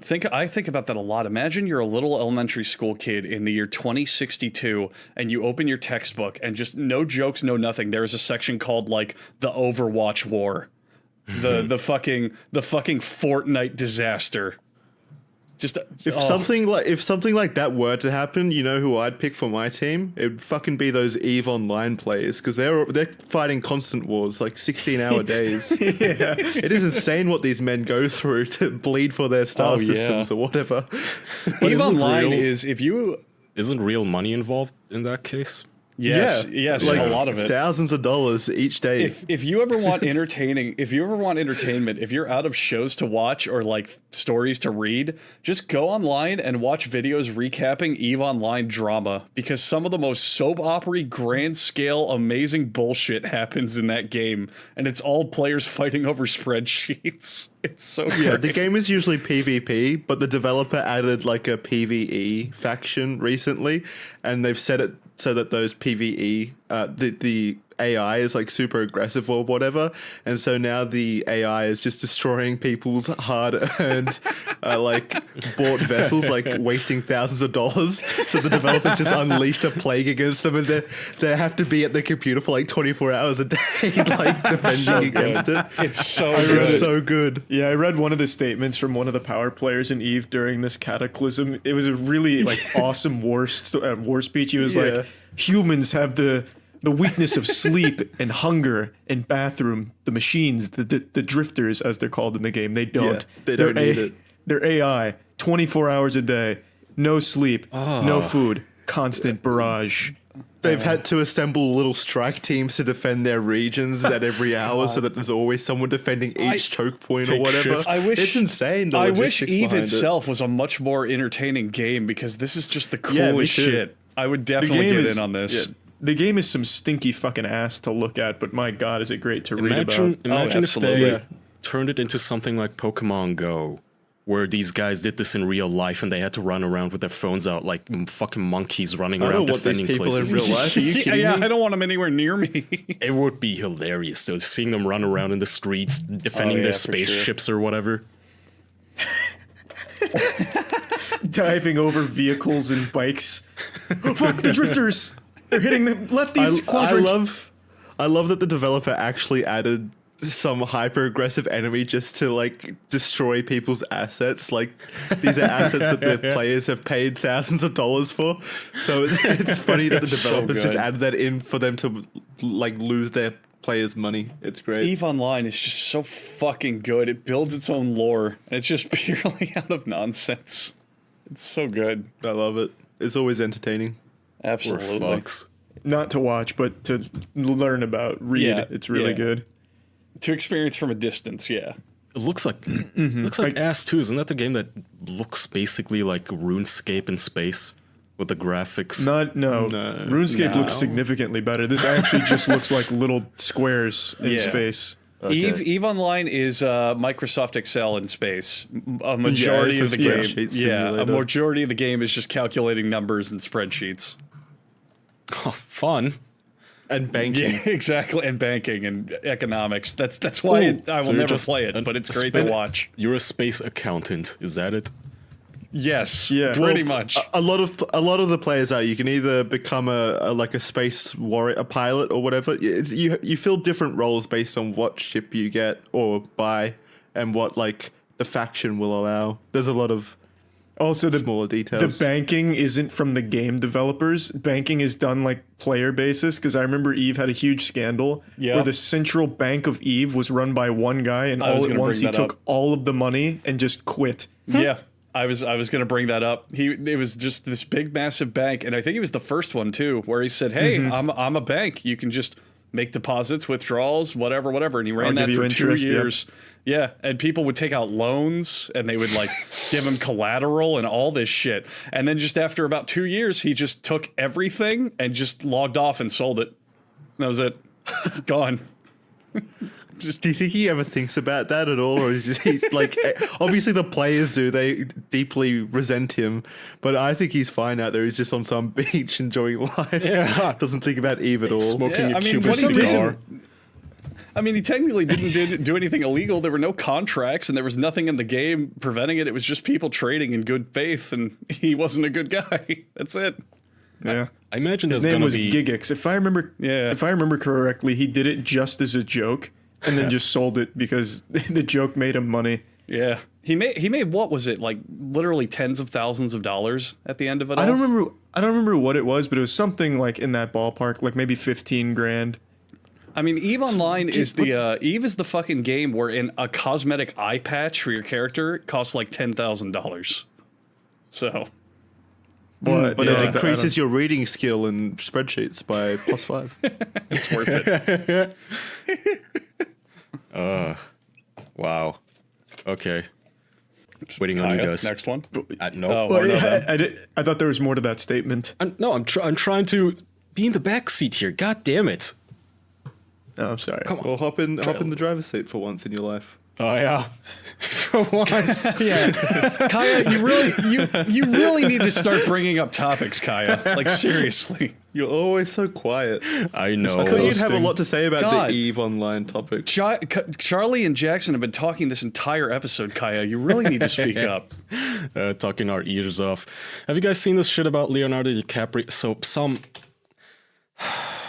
female incels are a thing. I keep saying this. People deny it and it pisses me off. Have you guys seen this chart that some woman made about the age of Leonardo DiCaprio's girlfriends? Yeah. That's kind of old. That his was like age goes up. That was like 2 weeks ago, wasn't but it? all the girls' ages go down or whatever. I'm sorry, it was 2 weeks ago, Andrew. Jeez. All right. I just wanted to talk about this because it's so retarded. This woman made a chart that looks so slick. And she pointed out, I'll put it in our private chat too, just so you guys have an easier time finding it.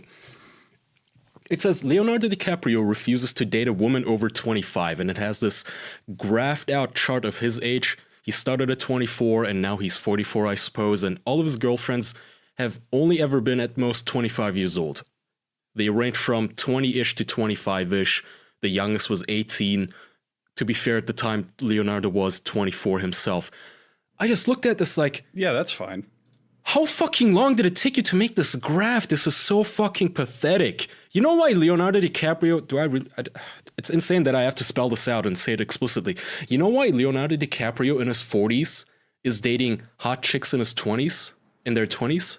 Because he likes hot chicks. Because he can. Yeah, that's the right answer. Yeah, I got it. I got the point. Ding, ding, ding. Because he's rich, famous, and good looking. Okay, that's why he does it. How is... and also they're not... He should be settled down with an haggly-looking witch by now. Well, they're also not counting the other side of the coin. I would bet for a big amount of them, even if they are, I don't know, in their 20s, they're going, oh my god, I'm dating Leonardo DiCaprio. Holy shit.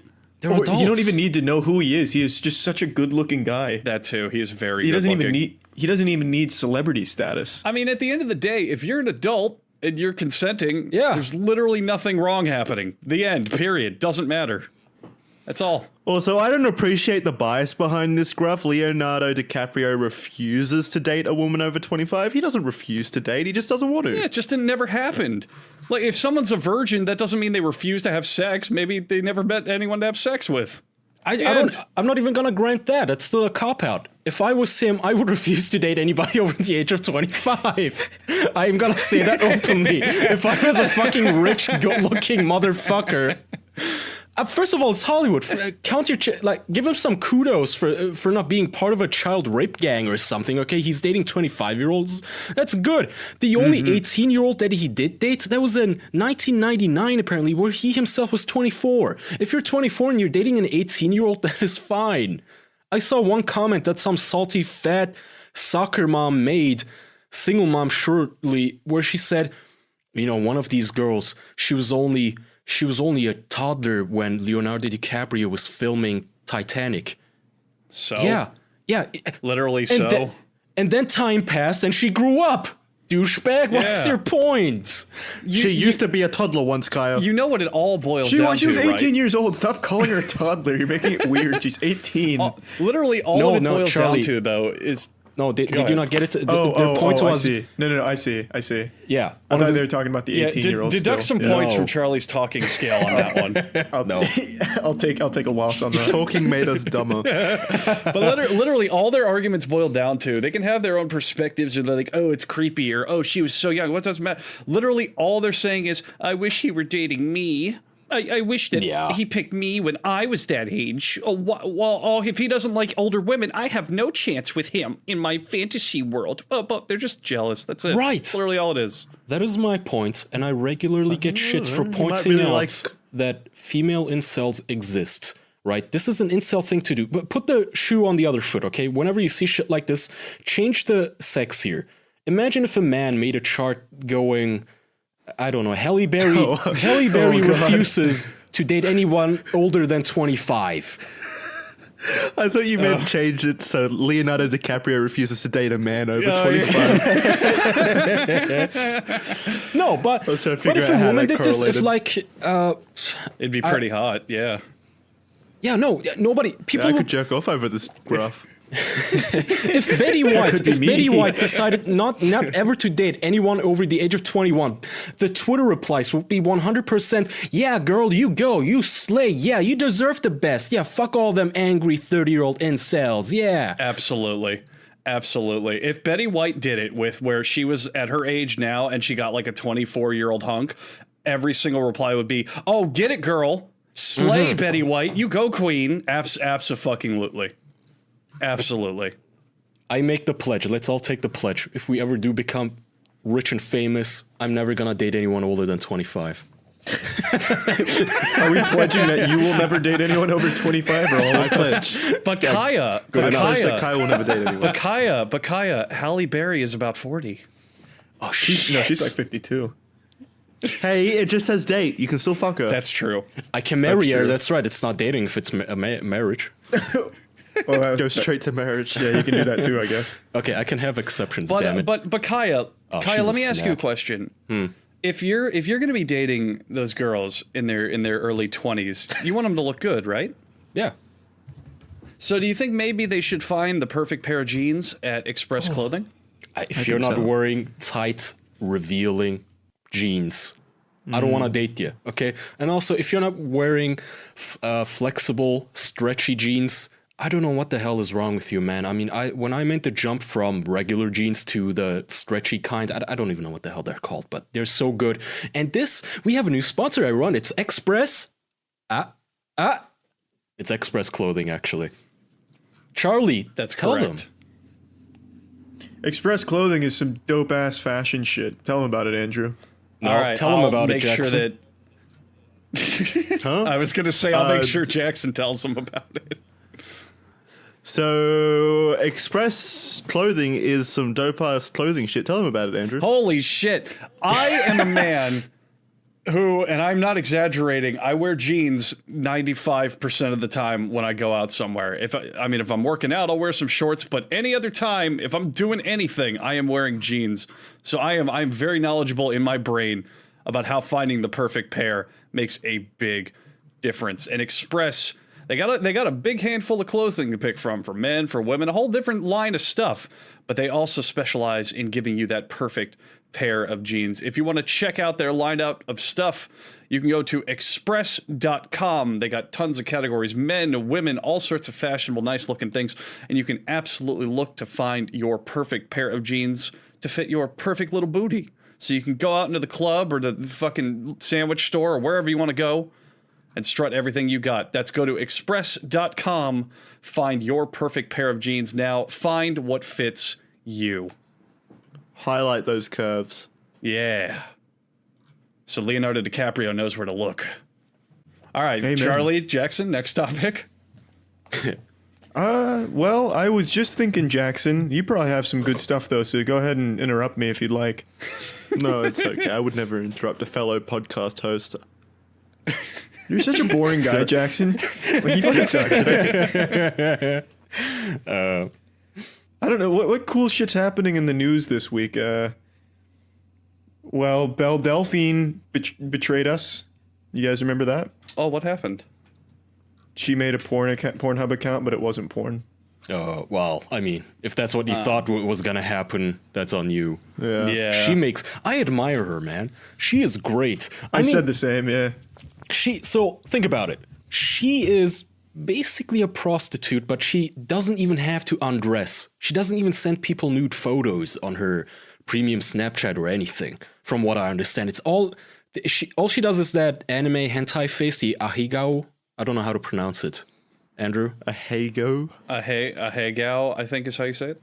Yeah, where they just she crosses her eyes and licks shit. Yeah, it literally. Orgasm face. I think it literally means, like in slang, "fucked silly." It's where all the hentai girls are like cross-eyed and flailing their tongues because they're getting fucked so hard.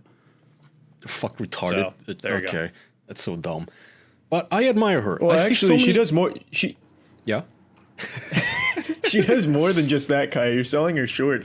Charlie's defending her honor. I'll fucking defend Belle Delphine. She's really smart, man. Like she She knows exactly how to. Yeah, she knows exactly what she's doing. She is fucking selling her used bathwater on her store. How do you know it's used? Wow. That is genius. It could just be water. Charlie, I was going to defend her too because I go on Twitter and I see these comments from angry men that go like, yeah, you know what? Maybe she makes hundreds of thousands of dollars a month. But you know what? I bet she's so fucking sad and depressed that this is how she earns her money. And she knows that no matter how much money she makes, it's not worth the dignity she's selling. And I'm just thinking like, dude, yeah, it is. You do it. I get the feeling that you get where you see somebody very, very lucky and you just want to tell yourself that they're not as lucky as they seem to be and they must be sad and more pathetic than you. That's what you want to tell yourself, right? But the reality is, this girl. My point wasn't that she's not doing a smart job or anything. Happy, my point was that Charlie doesn't need to be defending her. No one needs to be defending her. No, let him. He was winning. I liked it. Go, Jackson. Go. Jackson was up against the champion. I know. No one needs to defend her though. She's making hundreds of thousands. Just defending her makes you look like a soft cock loser. She needs help.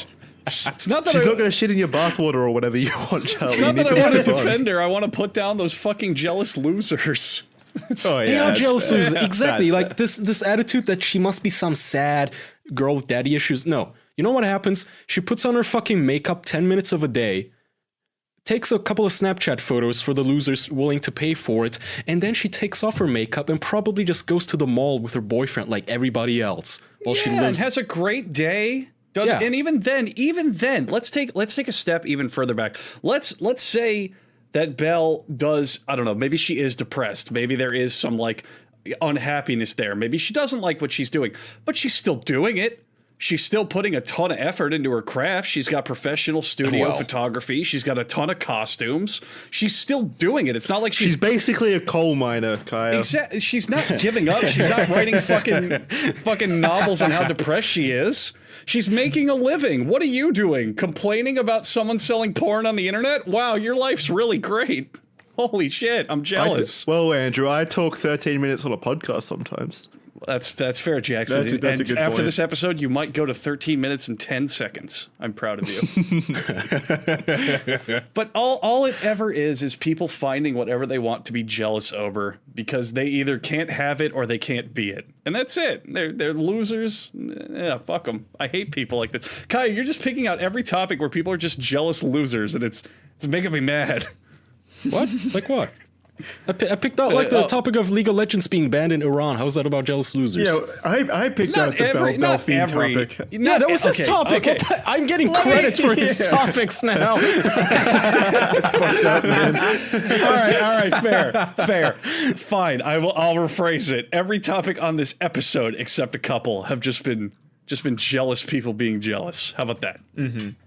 Yeah. Yeah. Are you jealous of Belle Delphine's boyfriend? I wouldn't kick her out of bed, but if she has to do those stupid ahegao faces, dude, I'm gonna slap her. Stop that. What the fuck? I don't want to feel like I'm fucking a disabled person. What is wrong with you? Stop making that face. Stop crossing your eyes when I'm coming. Someone has a stroke in bed. Kaya just starts slapping the shit out of them. Just giving CPR. She's like, stop crushing my ribcage. Yeah. Kaya's fucking her like that, and then he starts doing chest compressions. starts giving her mouth to mouth. It's so good. It's not hot. It's not hot or attractive to me at all. I don't get why that face is so attractive to people. You're just not a man of culture. You're just not a man of taste. You don't deserve her anyway, Kaya. Like, whatever. Yeah. Is it the Stacy. tongue? Because you can see the tongue. Is that what's hot? No, it's not just the tongue. They also cross their eyes like idiots. Yeah, and they blush really hard and they sweat. The whole point of it is that like only anime girls sweat and blush. Yeah, it's a real cool fantasy, a girl sweating. But the whole appeal of it is that like they're getting so overwhelmed by pleasure that they just make a face where they're like going fucking crazy or, you know, uncontrollable. It's that whole fantasy of like women lusting for you and getting fucking blown away by pleasure and just always coming. So they play into that like, oh, she's getting fucked so hard she can't even see straight. Oh, that's what it is. Yeah. I guess I have to admit, I've never fucked a girl where she couldn't, like, where she got all cross-eyed, started drooling. She put on her retard helmet, like, you're fucking good. Put her back in the 3rd grade. I fucked her into the Special Olympics.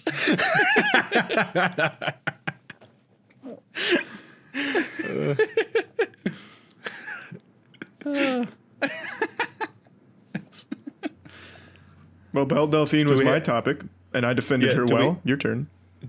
Do we have any final topics before we move on to the game and you tell me things we like? No, well, I don't. I was asking you if you heard any. No, I refuse. I am striking.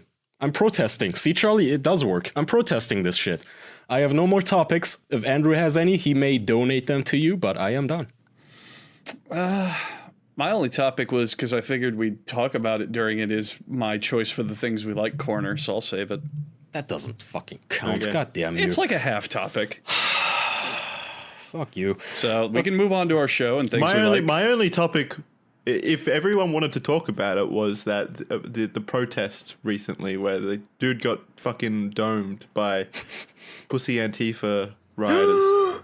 You do not want to make an enemy of Antifa, Jackson. They use the internet. That's right.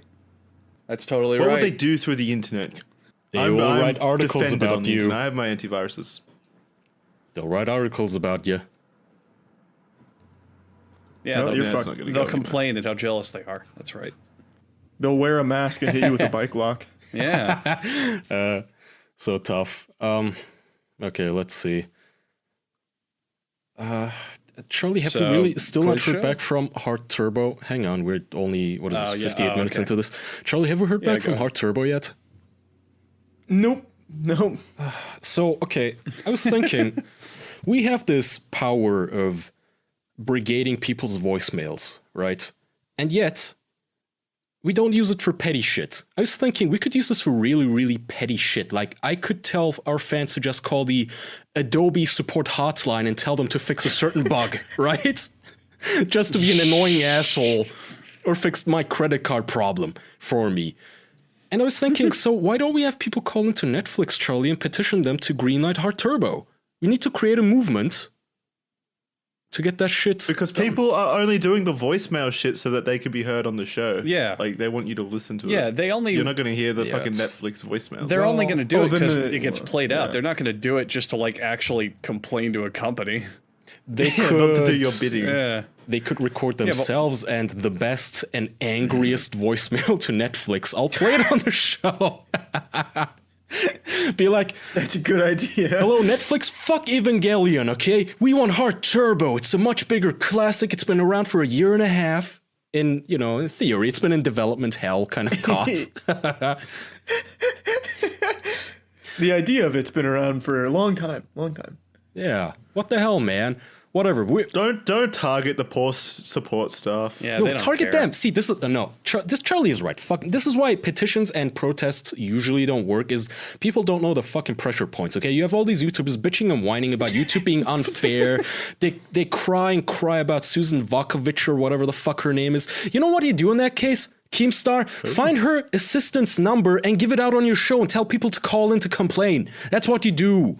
Okay, you don't just tweet it out. Whatever, let's move on. Fuck. I'm gonna be nice and not use my powers for evil here to greenlight Heart Turbo, which I don't know how much longer I can resist that. I'm gonna do one or two voicemails. Jackson, here's a guy who agrees with you about Keanu Reeves. We gave you shit at the end of that show. I I don't know. You mentioned something about his acting or some shit. Here it is. Hey, Dick, this is official fanboy calling in to talk about Keanu Reeves. And I'm here to defend Jackson in that, yeah, I don't think he's that great of an actor. Like, he doesn't show emotion very well. But I do have to agree with Kaya. He does provide a very intimidating presence. Like, you don't want to fuck with this guy. But, like, he kind of is stone-faced as fuck in The Matrix and shit. And, you know, in Speed, I haven't really watched Speed in a long-ass time. You know, fuck you, Charlie. I'm gonna get off work here in a few hours. Man, I gotta go home and watch fucking Speed now because of you. Fuck you. It's a good movie. He's in for a treat, really. Speed is a fun movie. It's a very, very fun movie. I still stand by it. He's not a great actor, but he's a great, like, he's just great to watch. I don't know. I think I was thinking about He this. sucks as an actor, but I love watching his movies. I mean, that kind of means he's a good actor. This doesn't make him a good actor. I was meditating hard on this. I think what Keanu Reeves does is he's generic enough to be an everyman, but also badass enough that he could be a hero. You know what I'm saying? He walks that line. I like his physical acting. I've said it. I think it might just be. I think his line delivery is wooden, so are his facial expressions. But physically, when he's reloading those guns in John Wick, fuck yeah, I want to. So good. He's a great physical actor. He is. I don't know if I'd like him as much if I didn't know how cute and charming he was off the stage, though. I don't you'd want still to. like his movies. Yeah. Yes. You'd still like his movies. So here's my theory on why everybody loves Keanu Reeves. He's not the usual Hollywood phony where he goes on a late night TV show and he mouths off about how half the country's evil for not voting the way he told them to, or he gives his opinion on fucking abortion or protesters, shit like this. He's very private. Good, thank God. You know what? I don't ever want to know anything about his private life. I don't want to know how he feels or does anything. He has this adorable persona where he does a video with puppies, a Q&A with puppies. Good. Leave it at that. Perfect. Perfect actor. Thank you, Keanu Reeves, for being so professional. So there's a dispute currently among our community on whether or not someone in this, on our cast here, is a furry. Oh, good. Andrew, not again. No. Duck contended, as you heard, that you were wearing the Pokemon suit, Jackson, so you are suspect. That doesn't. It wasn't even a Pokemon. It was just a generic kangaroo. It was a kangaroo. So, and it was a kangaroo you guys bought me. We actually forced you to wear. We didn't even ask you for consent. You bought me something. I'm gonna wear it. The day before. It was cute. Did we talk about this? The day before Jackson arrived, we spent like 2 hours on Amazon picking out a costume for him to wear. Yep. But that was only supposed to be for one night, and then Jackson wore it 3 separate times. That's true. It was surprisingly comfortable. And it had cum stains in it? What was that about? Anyway. It came like that.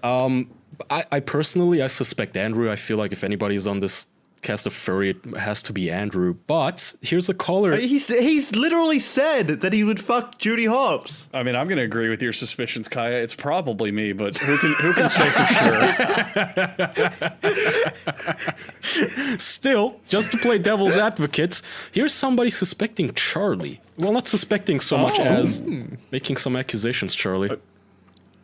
Charlie is really into like dog dicks, like really into them. Like Critical started actually reviewing dog dicks, like when he first got on YouTube, that was his thing. Mainly just Red Rocket videos. What the fuck? Mastiffs, fucking Rovers, you know, all the dog types, just looking at their penises. But all right. He called he told us to call you and let you know because he's looking to get back into it, and he knows you guys are dog dick enthusiasts as well, so hopefully you guys can collaborate and everybody can get some exposure. Okay, thanks, bye. Yeah, Charlie, what's that about? As a fellow dog dick enthusiast, yeah, what's going on, Charlie? It's purely the scientific angle. You gotta make sure, you know, you don't want to see it. You know how you see a dog video on the internet, and then like the Reddit comments say why the dog's dying? Yeah, that's what I'm doing. I'm just kind of looking out the dog's penis, making sure it's healthy in a good video. You appreciate the artisanship on the nudicles. So to wrap, oh, by the way, I forgot. The fucking nudicles. Spoiler alert for anybody who didn't recognize the voice. That's Dick Masterson. That's whose voicemail we used last week. Poor old Dick. He did a stream the same day. It was an hour and 40 minutes long of this shit. Poor man. You know, people are right. I couldn't possibly sit through those voicemails by myself. I need somebody to make them funny for me.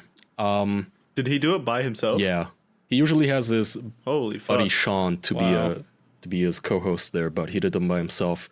Bless his soul.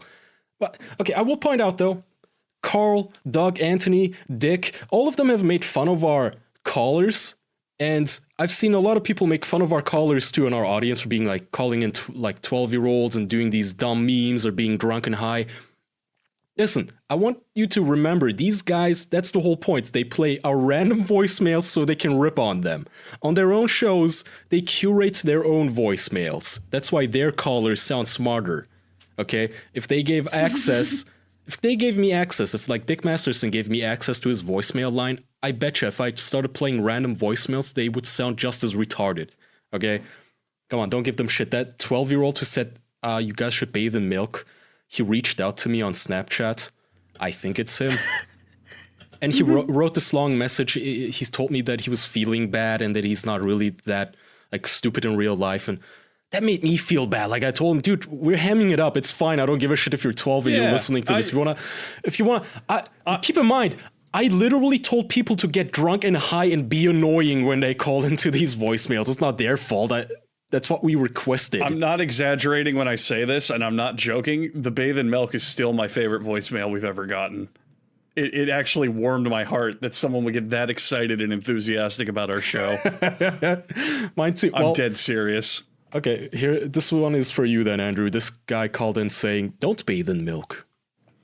Oh. Hey, here's a quick message to the official boys. All right. Don't bathe in milk. Rather You bathe in, motherfucker. like, some other fluid. Jesus Christ! Not milk. Something like anything. Water. No, wait, no, no. Oh God, kill yourself.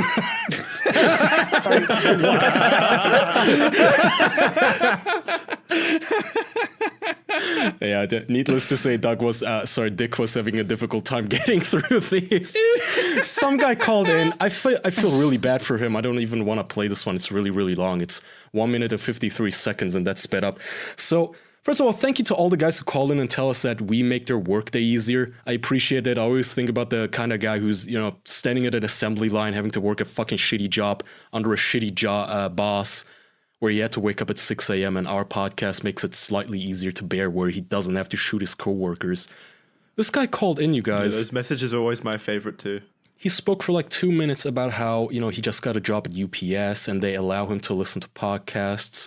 It's made it easier for him to get through his job, and his girlfriend recently broke up with him, and it's just been difficult, but our podcast gets him through it and it gives him strength. And all the meanwhile, Dick is just laughing at insulting the guy during his voicemail. Might play that one to call it out, to play us out later. But let me see. I want to make this one the last one to wrap it up about the furry discussion.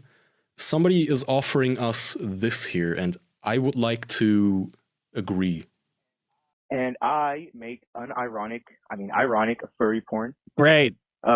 This is for the my boys at the official podcast. You furs, yeah. If they would like me to draw them something, they don't even have to pay me. They could even make fun of me, and I'd still do this. But I would unironically draw them as furries. Do it. Yes. Do it and don't send it to me. 100% Send yes. it to them, not me. Do it. Send it to us and Dick. Both of us, all of us. I'm down, man. I'm super fucking. I don't know if there's any rules against like porn on Reddit, on like subreddit like ours. Upload it to our subreddit. Send it to us personally. We'll share it, man. Totally. Do us as make sure dogs. If you censor it and send it on Twitter, we'll retweet it. No, send What are you it talking to about? my Twitter uncensored, and I'll retweet it. Porn is totally fine on Twitter. What are you talking about? Oh, it is? Yeah, it is. Yeah, Okay. I don't know. There's porn stars have like some of the biggest accounts in there. I watched Riley Reid roll around in a toy car butt naked in a suburban household neighborhood. Oh, I thought people got banned for this kind That's of shit. hard on Twitter. Instagram. They do. Twitter's fine with it. But yeah, No, yeah, absolutely, it's just Instagram. Whoever that is, tell wherever you post it, the Twitter, the subreddit, just so you don't get shit. Tell them you have our blessing, because I 100% would appreciate this art. Let's Do give it. them some pointers though. What animal? That goes for everyone. What animal are each of us? Kangaroo, obviously. I think mine's also obvious. A rabbit. Creative liberties to the artist. I can't think of one. Yeah, I'm thinking dealer's choice. Yeah, you pick one for me. I think I'm someone- more of a someone wolf in than a chat- bear. But Someone in our I was gonna say someone in our Patreon exclusive chat, which you can set up a Patreon and listen to these episodes live, has said you're a bear, Kaya, and I think that's perfect. Oh, yeah. I think 100% you're a bear. I don't think I'm fat enough to be a bear. Aren't the bears the fat ones? Bears can be Why are you muscular. acting like you haven't seen a bear ever? And then someone else brought another good point. Charlie, you should be a penguin. Oh, I guess that makes sense. probably- Yeah, yeah, that makes but they're not sense. fairy. Charlie, though. I'm talking about the like gay lingo bears. I'm not.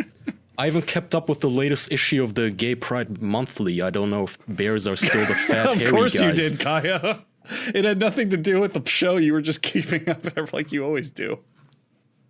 What show? Gay Pride Monthly, your favorite magazine. You tell us about it every week. Of course I do. Check out this, guys. Yeah. All right, things we like. Let's do this. Wait. I completely forgot. The Hang quiz on, show hang on, goes hang on. first. Huh? Quiz show. No. Well, we can do that afterwards. Doesn't matter. I was gonna play this first. I know how much you like the things we like jingle, but every time I hear it, it makes me want to rip out my quivering spine and beat to death the human manifestation of said jingle. Nothing Jesus. against the person who's saying it, but I hate it, and I want you to get rid of it. I'm not getting rid of it. And here it is. Fuck you! They might seem like cynical dicks, so they're going to throw this Are you into okay, the Kaya? mix, That was me. so you Oh. don't think they're dead inside. I thought Kaya played the jingle so hard he passed out and hit his head on the desk. What? I thought you hurt yourself. Oh no, I'm fine. All right, I don't know what cool. you heard, but I'm not getting rid of the goddamn jingle. I paid for it. I paid good exposure bucks for it. Rather, I didn't pay for it. What's your turn, Jackson? For this week, I choose Toy Story. I watched it when I was a kid and completely forgot about the entire Toy Story movies until Toy Story 4 came out like a week ago. And Charlie really recommended Toy Story 4, but I didn't want to go watch Toy Story 4 without like watching the other three. So I've watched the first two, and they're just really fucking good movies. In general, the characters are great. It's funny. The animation is obviously old, but Toy Story 2 in particular, the animation and everything for 1999, really fucking good. Just really fun, enjoyable movies. I agree. I do as well. Andrew. All right. My choice is Super Mario Maker 2. It is for a long while I put my Wii U in my closet because that, especially when the Switch came out, I just had no reason to play it. And every so often I'd go, I want to hook it up. I want to play some Mario Maker. That's the only game on there that's just, I can't get it anywhere else. And it's just so good, just endless Mario. And I want to play it and make stupid shit. And then Mario Maker 2 comes out. And they go, hey, did you like that first game? And I go, yeah. And they go, would you like if we just did nothing but literally added like double the amount of features? I went, okay. It's just amazing. They just took the first game, added a shitload of stuff to it, added a bunch of new modes to play. It looks great, sounds great.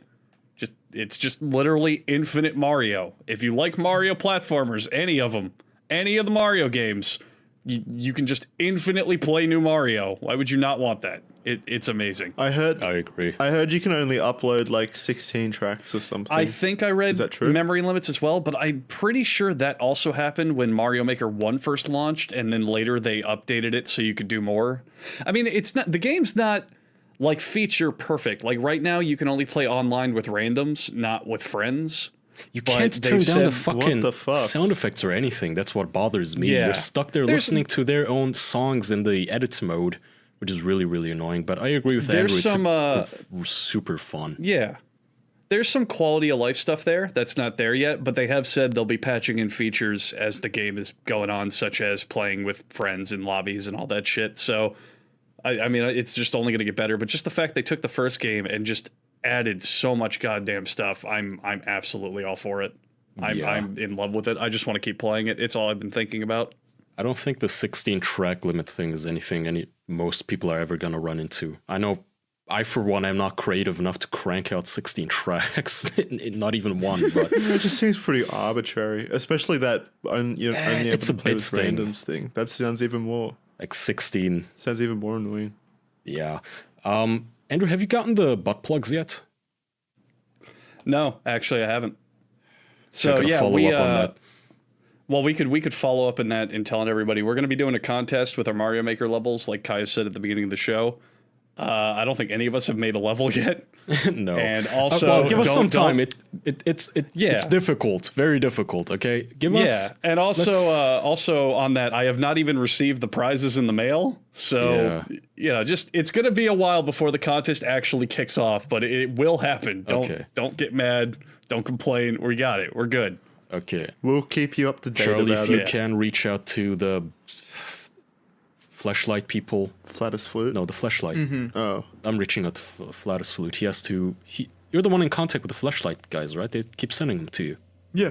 Yeah, okay. Reach out to that. Are we doing a con this week? Has anybody offered us a spot? I'm going to just boldly assume no. Nobody wants us. No. A con this week? Sorry, this year. This year. Comic-Con? Any. Oh, No, Any get-together. even if we were, we missed the window. They're all in summer, and anyone we would want to do is already either going to happen and locked or passed. So okay, not this year, unfortunately. We could go to Destiny 2 Guardian Con. No. Woo! I'm sure. Isn't that Why like don't we do year-round? something more fun? And why don't we all just go to a theme park one day and tell people we'll be there? Go work. I'm serious. And then we'll all just as a big That group sounds get on sad rides when and no one shows up. Nah, Yeah, that'll be the worst birthday but party. yeah, when no one showed up to our panel, even though we filled the room. Oh yeah, I remember that. Andrew is right Yeah, about fuck that all one. you. People show up. Yeah. People will absolutely show up. Yeah, but I think that'd be a fun thing to do. We tell everyone, hey, we're going to be at Universal this, Saturday, and just we get a big group and everyone does rides and shit. Dude, let's I think it'd be fun. raid. Let's raid a fur con. Just all of us show up, but without furry costumes. And if anybody asks, we're like, dude, what are you, racist? I don't need a costume to be a furry. Can't you tell I'm a bear? I'll take off my shirt if I have to. It's in the heart. Yeah. It's in the heart. Dude, that Yeah. would be And cool. if anyone questions it, we'll hold up that professionally drawn furry porn of us. This is my first Sona. We have little ID cards and business cards with us as bears and otters.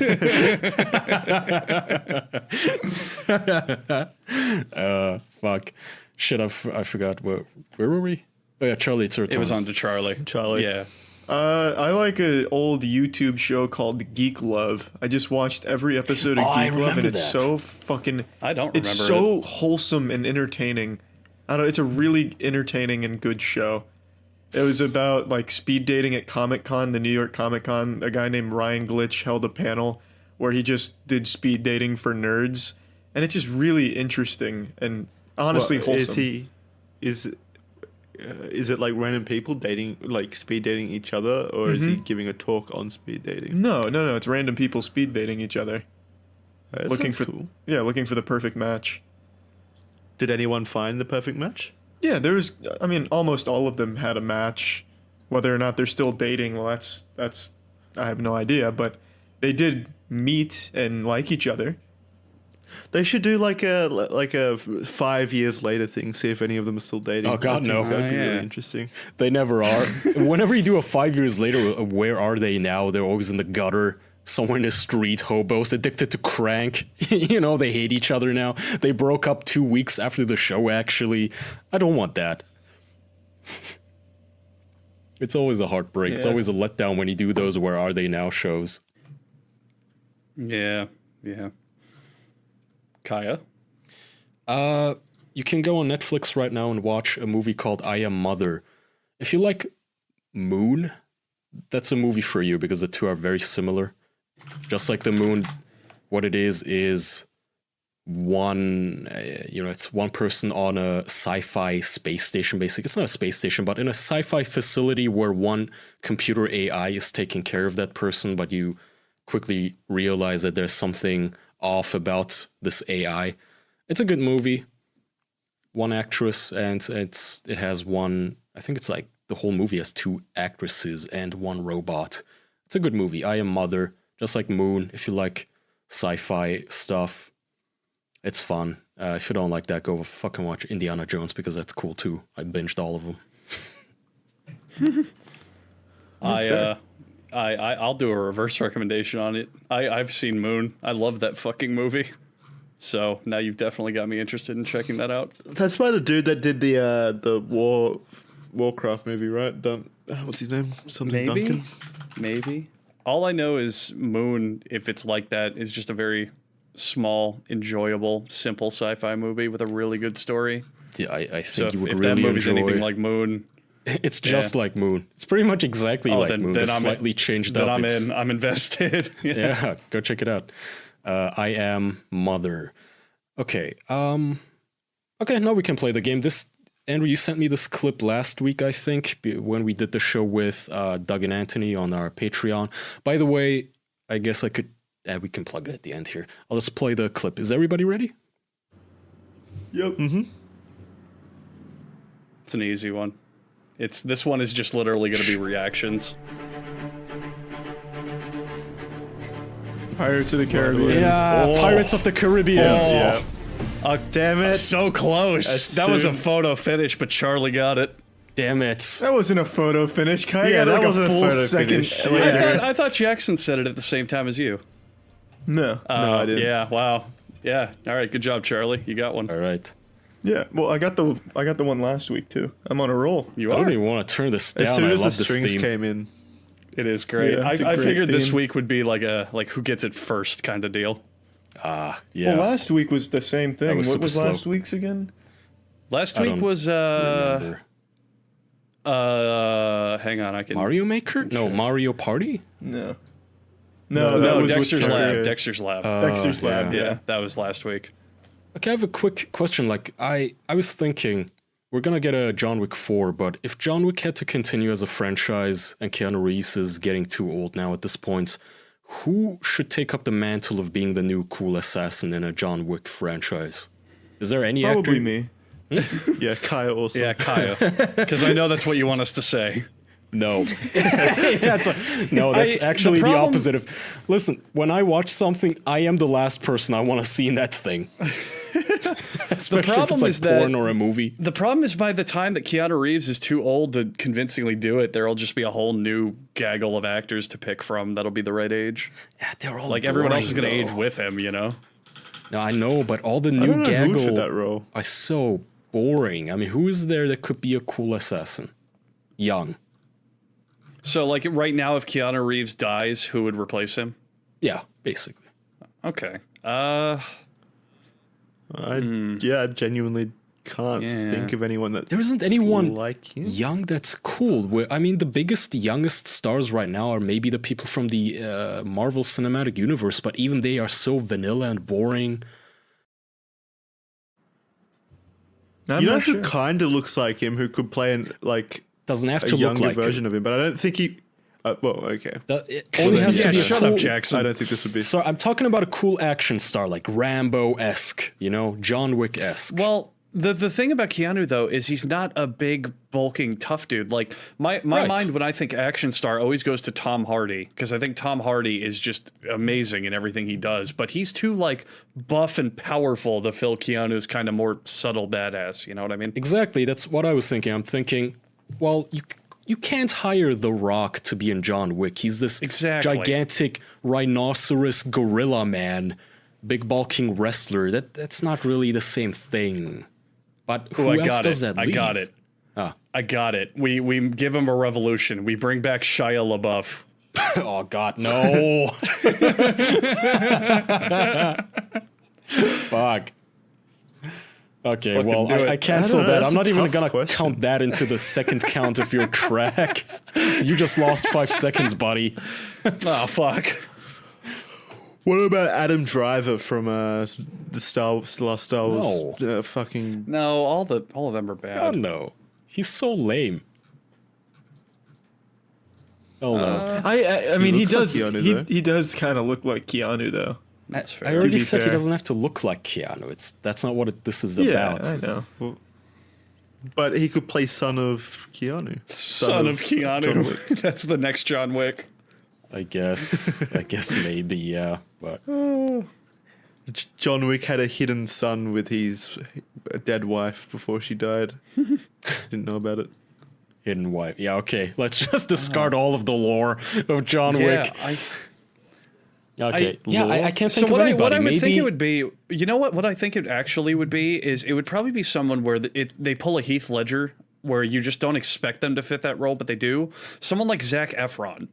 That's what I was gonna say. Zac Efron, right? He is because I watched him in that totally sick and absolutely wicked motherfucking clown love movie, whatever it's called, about Jeffrey Dahmer, and he's ripped and he's actually kind of a good actor. Yeah. Also, Edward. He's a good actor, but he's too much of a pretty boy for like a John Wick role. Another one in that would be another one could be like Edward Cullen, who just got announced as Batman. It's like, I think you'd have to pull from this pool of people who you don't think they would fit the role, but then they do.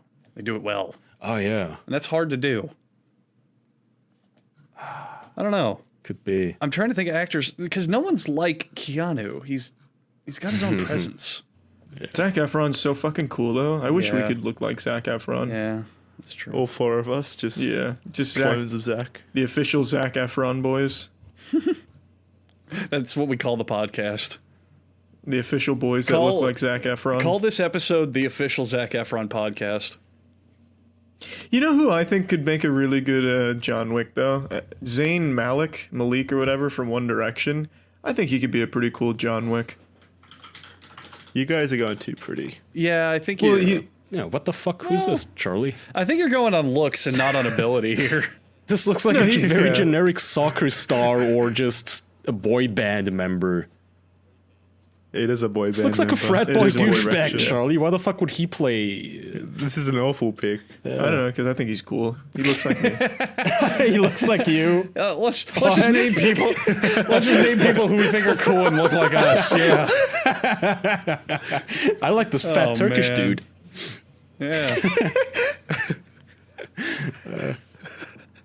Yeah. Jesse Eisenberg and Mark Zuckerberg should totally be John Wick. I think I had a good idea with Zayn. I still think Adam Driver is a good idea. No, I don't fucking want him moping around as an assassin. John Wick is mopey though. He isn't, Jackson. He just goes around. No. Hey, John Wick, so they killed your girlfriend. Yeah. Adam Driver with his nasally voice. Jesus. No, Adam Driver doesn't even do the He does he puts all of his voice in the top of his mouth, so they're like, "Oh, hey, Adam Driver, nice to meet you." He's like, "It's very nice to meet you too. I'm so happy that we're here hanging out." Like that's all he does. It would be like I'm not saying Adam Driver play the role that he's already played in John Wick. He's an actor. He looks like ass though. I don't know. It's just I don't think. No. He looks like John Wick. I mean, all right, Kai. Let me dissuade your objections. You've seen all the new Star Wars. You love them. Were you ever intimidated? I didn't say I love them. Okay, well, shut up. Were you ever intimidated by Kylo Ren ever in those entire movies?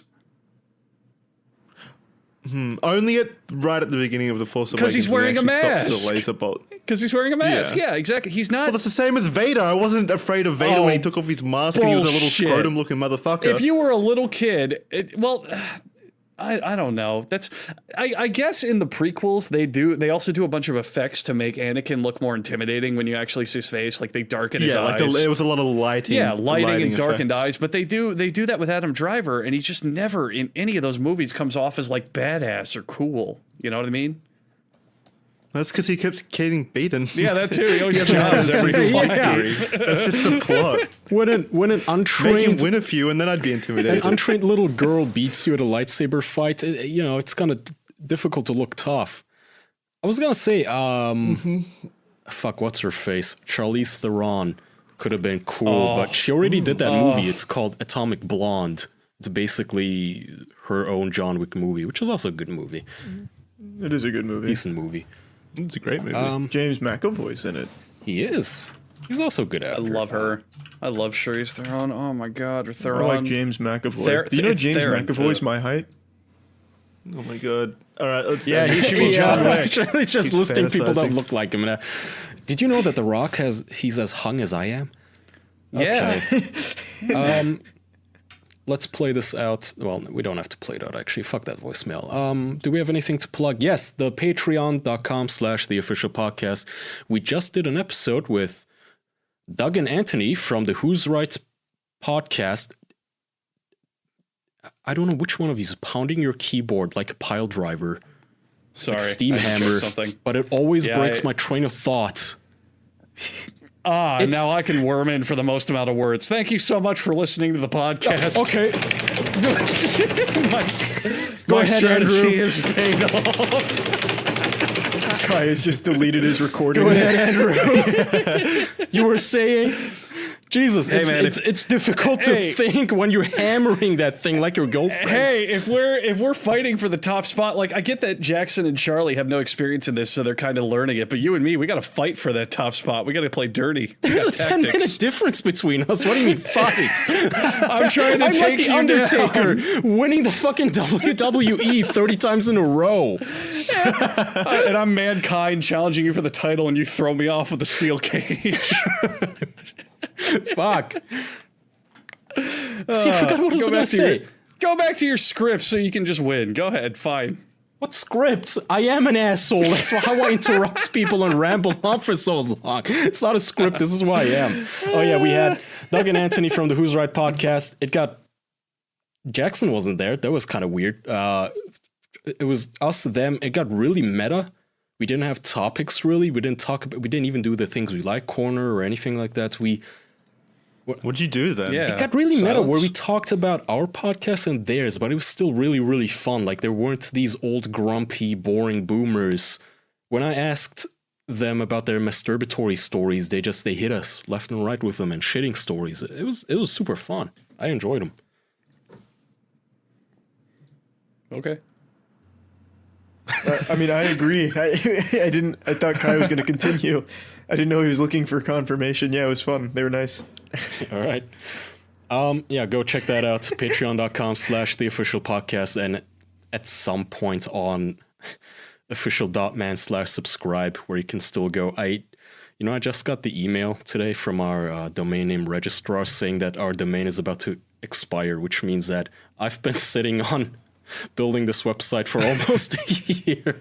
So my goal is that this website is gonna be up. Hold me to this. Hold my feet to the fire. Our fans, remind me of this and call me out if it doesn't happen. By August, I think 7th, the domain expires. If the website is not up by then, you can call me a stupid lazy bastard, which you already do, but, even more so. Okay, do we have anything else left to say?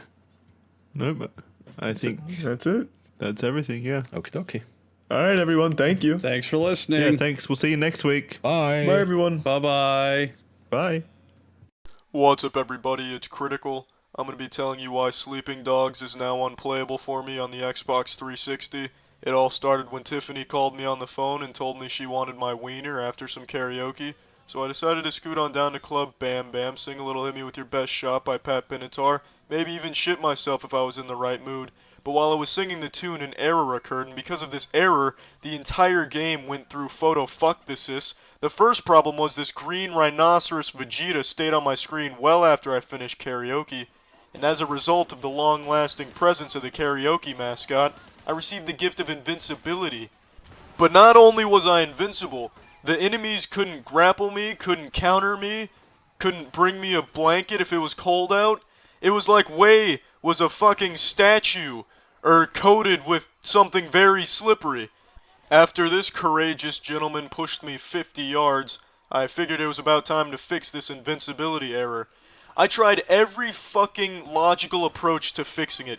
I tried doing stunts on motorcycles, I tried returning overdue library books, and then I decided to go back to the karaoke lounge, sing the same song, and hopefully fix the break in the space-time continuum. Surprisingly, this actually did get rid of the invincibility, but that was only the first obstacle in an obstacle course made out of shitting. Now the next thing that happened was I did a mission that took place at an impound lot. I put a car in the impound lot garage, but then once I did that, it just took me to this fucking impound lot sign. It just showed me this fucking sign like it was some type of modern masterpiece. I could open my map, I could open my pause menu, but that's all. I could hit every button on my controller, but I may as well been spanking a jellyfish's asshole. The buttons didn't do anything. It just kept taking me to this fucking sign. I could load an autosave, but that autosave took me to this fucking sign. I had a manual save, but the manual save was after I finished this mission, so it took me to the fucking sign. The world around me kept progressing as usual. It was still spinning, but Wei Shin was still in the garage fiddling with his dick hole. I figured since I couldn't get by that, I was going to have to start a new game if I wanted to complete it. So I got to this point where I'm delivering some money to fucking Susan, and all of her fucking habits lead to yet another error. I deliver her this money, and this objective doesn't pop up. The objective is supposed to be up those stairs, but it wasn't there. Instead, I'm just stuck here. I can't move my character, and it just looks like I'm staring at her titties, coming up with some type of elaborate scheme for fisting all of her vaginas. Now, I had to once again work out a workaround for this bullshit. So I decided let's try talking to her over the counter so there's no risk of popping an erection and making her titties blow their milk off. So I'm handing her the money over the counter, and it still happens. It still happens. I can't move the character, and the objective doesn't pop up. Now this time I actually did figure out a way around the bullshit. An autosave gets autosaved after the bullshit. So I use the non-bullshit autosave, and I progress in the story without doing anything. The autosave does it. So I go talk to Winston, I do the next mission. After the cutscene, the same fucking shit happens. I'm just watching the hotel from a bird's eye view. I'm just spectating the area through a close-range satellite. I'm watching people go through their daily routines. I can't progress in the story by doing this. I'm just watching humans be humans. There's 3 gentlemen huddled around an alien traffic cone, discussing everything there is to discuss about being a human.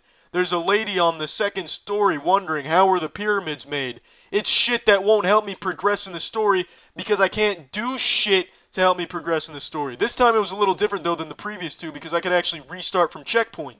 So I figured I might as well shit some of that shit, but the checkpoint just takes me right back to the same exterior hotel viewage. I still can't fucking progress in the story because I still can't fucking participate in the story.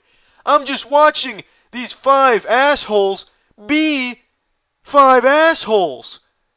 The checkpoint is nothing more than a slap to my scrotum. It starts me over at the bullshit. Now this is all real footage of the error. Everything you've seen is genuine error footage in its naughtiest of forms. This is the pure error I was experiencing while playing this game moments ago. This isn't some reenactment showing what the error looked like a while ago. This is what I experienced moments ago. I captured all of it except the beginning at the karaoke lounge. I only captured the second half of the karaoke bullshit. Spying on the hotel really got intense. Look at this. Watch this woman on the 2nd story empty a litter box onto that gentleman's head. Isn't that exciting? I decided to do a side mission that involved singing karaoke, and now I'm unable to complete Sleeping Dogs. I didn't realize karaoke had the power to rip a hole through the asshole of this game. Every error you've seen here goes on indefinitely, except I found a way around the invincibility and the talking to Susan error. However, the impound lot and the hotel, those 2 are impossible. I can't complete this now because I can't load my later save because I get stuck looking at the impound lot sign. That save now belongs to the impound lot. I can't start a new game because I get stuck spectating this hotel, so I am unable to complete this. A couple days ago, I learned a very valuable lesson on the importance of being a good wingman for your friends. I'm sure you all know what a wingman is, but I'll explain it anyway for anyone that hasn't been outside. A wingman is someone that you can rely on to help get you laid. Basically, it is a friend of yours whom will vouch for you in a social situation when you're talking to a stranger that you're romantically interested in. So for example, you're at the bar and you start a conversation with someone you're interested in, but things aren't really going anywhere. You start to sweat, your ass gets a bit swampy, and it's looking like all hope is lost. And that's when the clouds part and a heavenly glow shines upon your wingman. They're the Batman to your Gotham. They're about to save you. So they scoot in on a skateboard and they just hype you up in front of the other person. They vouch for you. They make you look great. They say some shit like, "Hey Charlie, thanks for letting me borrow the Lambo yesterday. Really appreciate it. Oh, and also, those animals you saved from the shelter last week, well, they all found loving households today." And, you know, they just say some shit that like really puts you up there. It's like, damn, this guy's fucking cool, right? That's the purpose of a wingman. I've always believed, I guess delusionally, that I was a good wingman, and it wasn't until a couple days ago I learned, man, I fucking suck at it. But not only am I a shitty wingman, I'm just a bad friend.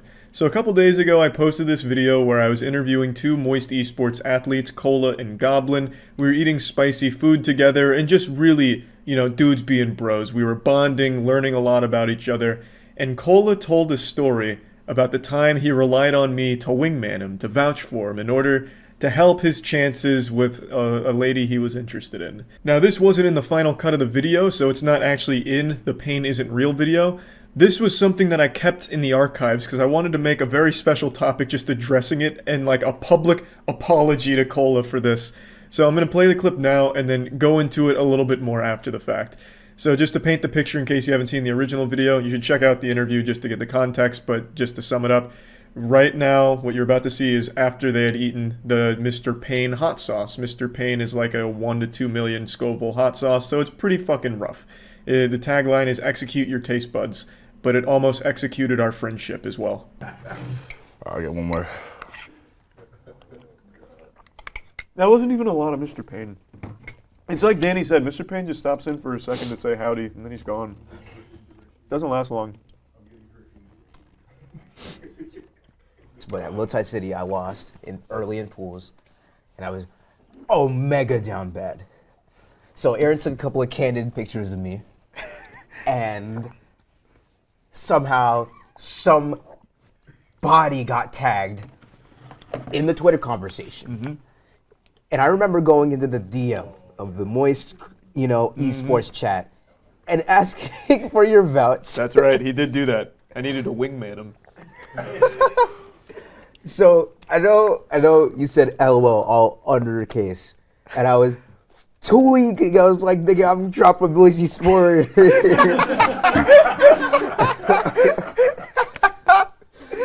How did you feel after I typed that? I didn't know how to vouch for you because it'd be weird to like just type on Twitter like, yeah, this guy fucks. Like, what am I supposed to say? Like, there's like no way I could wingman for you without coming across as like some kind of weirdo. I would ruin your chances. I didn't realize how close Moist Esports was to losing one of its finest athletes, and it's entirely my fault. When he sent that message in the chat, I didn't know if he was serious or not, so I just hit him with a lol, which, looking back on it now, my god, what an asshole. I'm not a big texter. I don't really go on Discord, I don't really text much, I just don't really text in general, so I guess, for me, I just didn't think anything of it. But now looking back on it, I could totally see why receiving that would be like me spitting in your face and slapping you. Like, how heartless. If I was reaching out to my wingman, like, come on, help me out here, and all he hit me with was a lol, I would be pissed. I would actually be super mad. And it just didn't even register with me. It really didn't. And I feel so fucking bad for it. I really do. Which is why I'm making a solemn vow to be a better wingman now. I'm gonna turn this shit into a Darman video. YouTuber is a horrible wingman, regrets it, but then changes for the better. So from now on, I will be the ultimate fucking wingman. I'll vouch for anyone, anytime. I'll have like a goddamn hotline set up like the Powerpuff Girls where they, my players can just call me like, ring the hotline. I'll pick it up. Charlie, we need you to vouch. I'm on it. He fucks. And you know who else fucks? Everyone who comes by my Twitch streams at twitch.tv/moistcritical. I stream every day and you're guaranteed to get laid if you just stop in a few times. So I'm probably streaming right now as you're watching this video. I'll put a link in the description. But anyway, hopefully this is helpful to anyone out there that doesn't realize how important it is to be a good wingman, and more importantly, a good friend. All of my wingmen when I was in college, they weren't great. Like, I was always disappointed with, like, how they'd wingman for me. It was always, like, counterintuitive. I felt like we were competing more so than we were helping each other.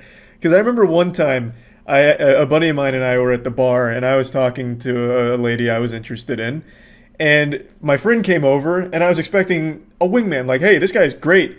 You should see him build Legos. He does it in record time. It's incredible. Have you seen his KD ratio on fucking Fortnite? Anything, really. But he comes over and he's like, oh, this guy, Charlie, he's great at drinking. Like, watch this. Let's do a chugging contest. And I used to be a pretty big drinker, and I was pretty good at chugging, but the guy who challenged me, my friend, is a man that can open his entire fucking throat like some kind of mutant and just immediately drink anything. Kind of like those viral videos you used to see where people would take a water bottle and stuff it together and they immediately be gone. He could do that. So he challenged me to this chugging contest and beat my ass in front of them. What he did is he came over and didn't wingman me. He established that he was the alpha in front of her, I guess was his thought process. I don't really know. But he's like the fastest hot dog shooter in the West, but without hot dogs. It made me so upset. Like, I didn't have good wingmen. And yet, I have now become what I once hated without noticing. So I think it was very important that Cola shared this story with me so that way I can improve for the better. And hopefully you all now understand just how important it is to just be there for your friends when they need it, really, god damn it. I still feel awful about it. But anyway, I just wanted to share this. That's about it. See ya.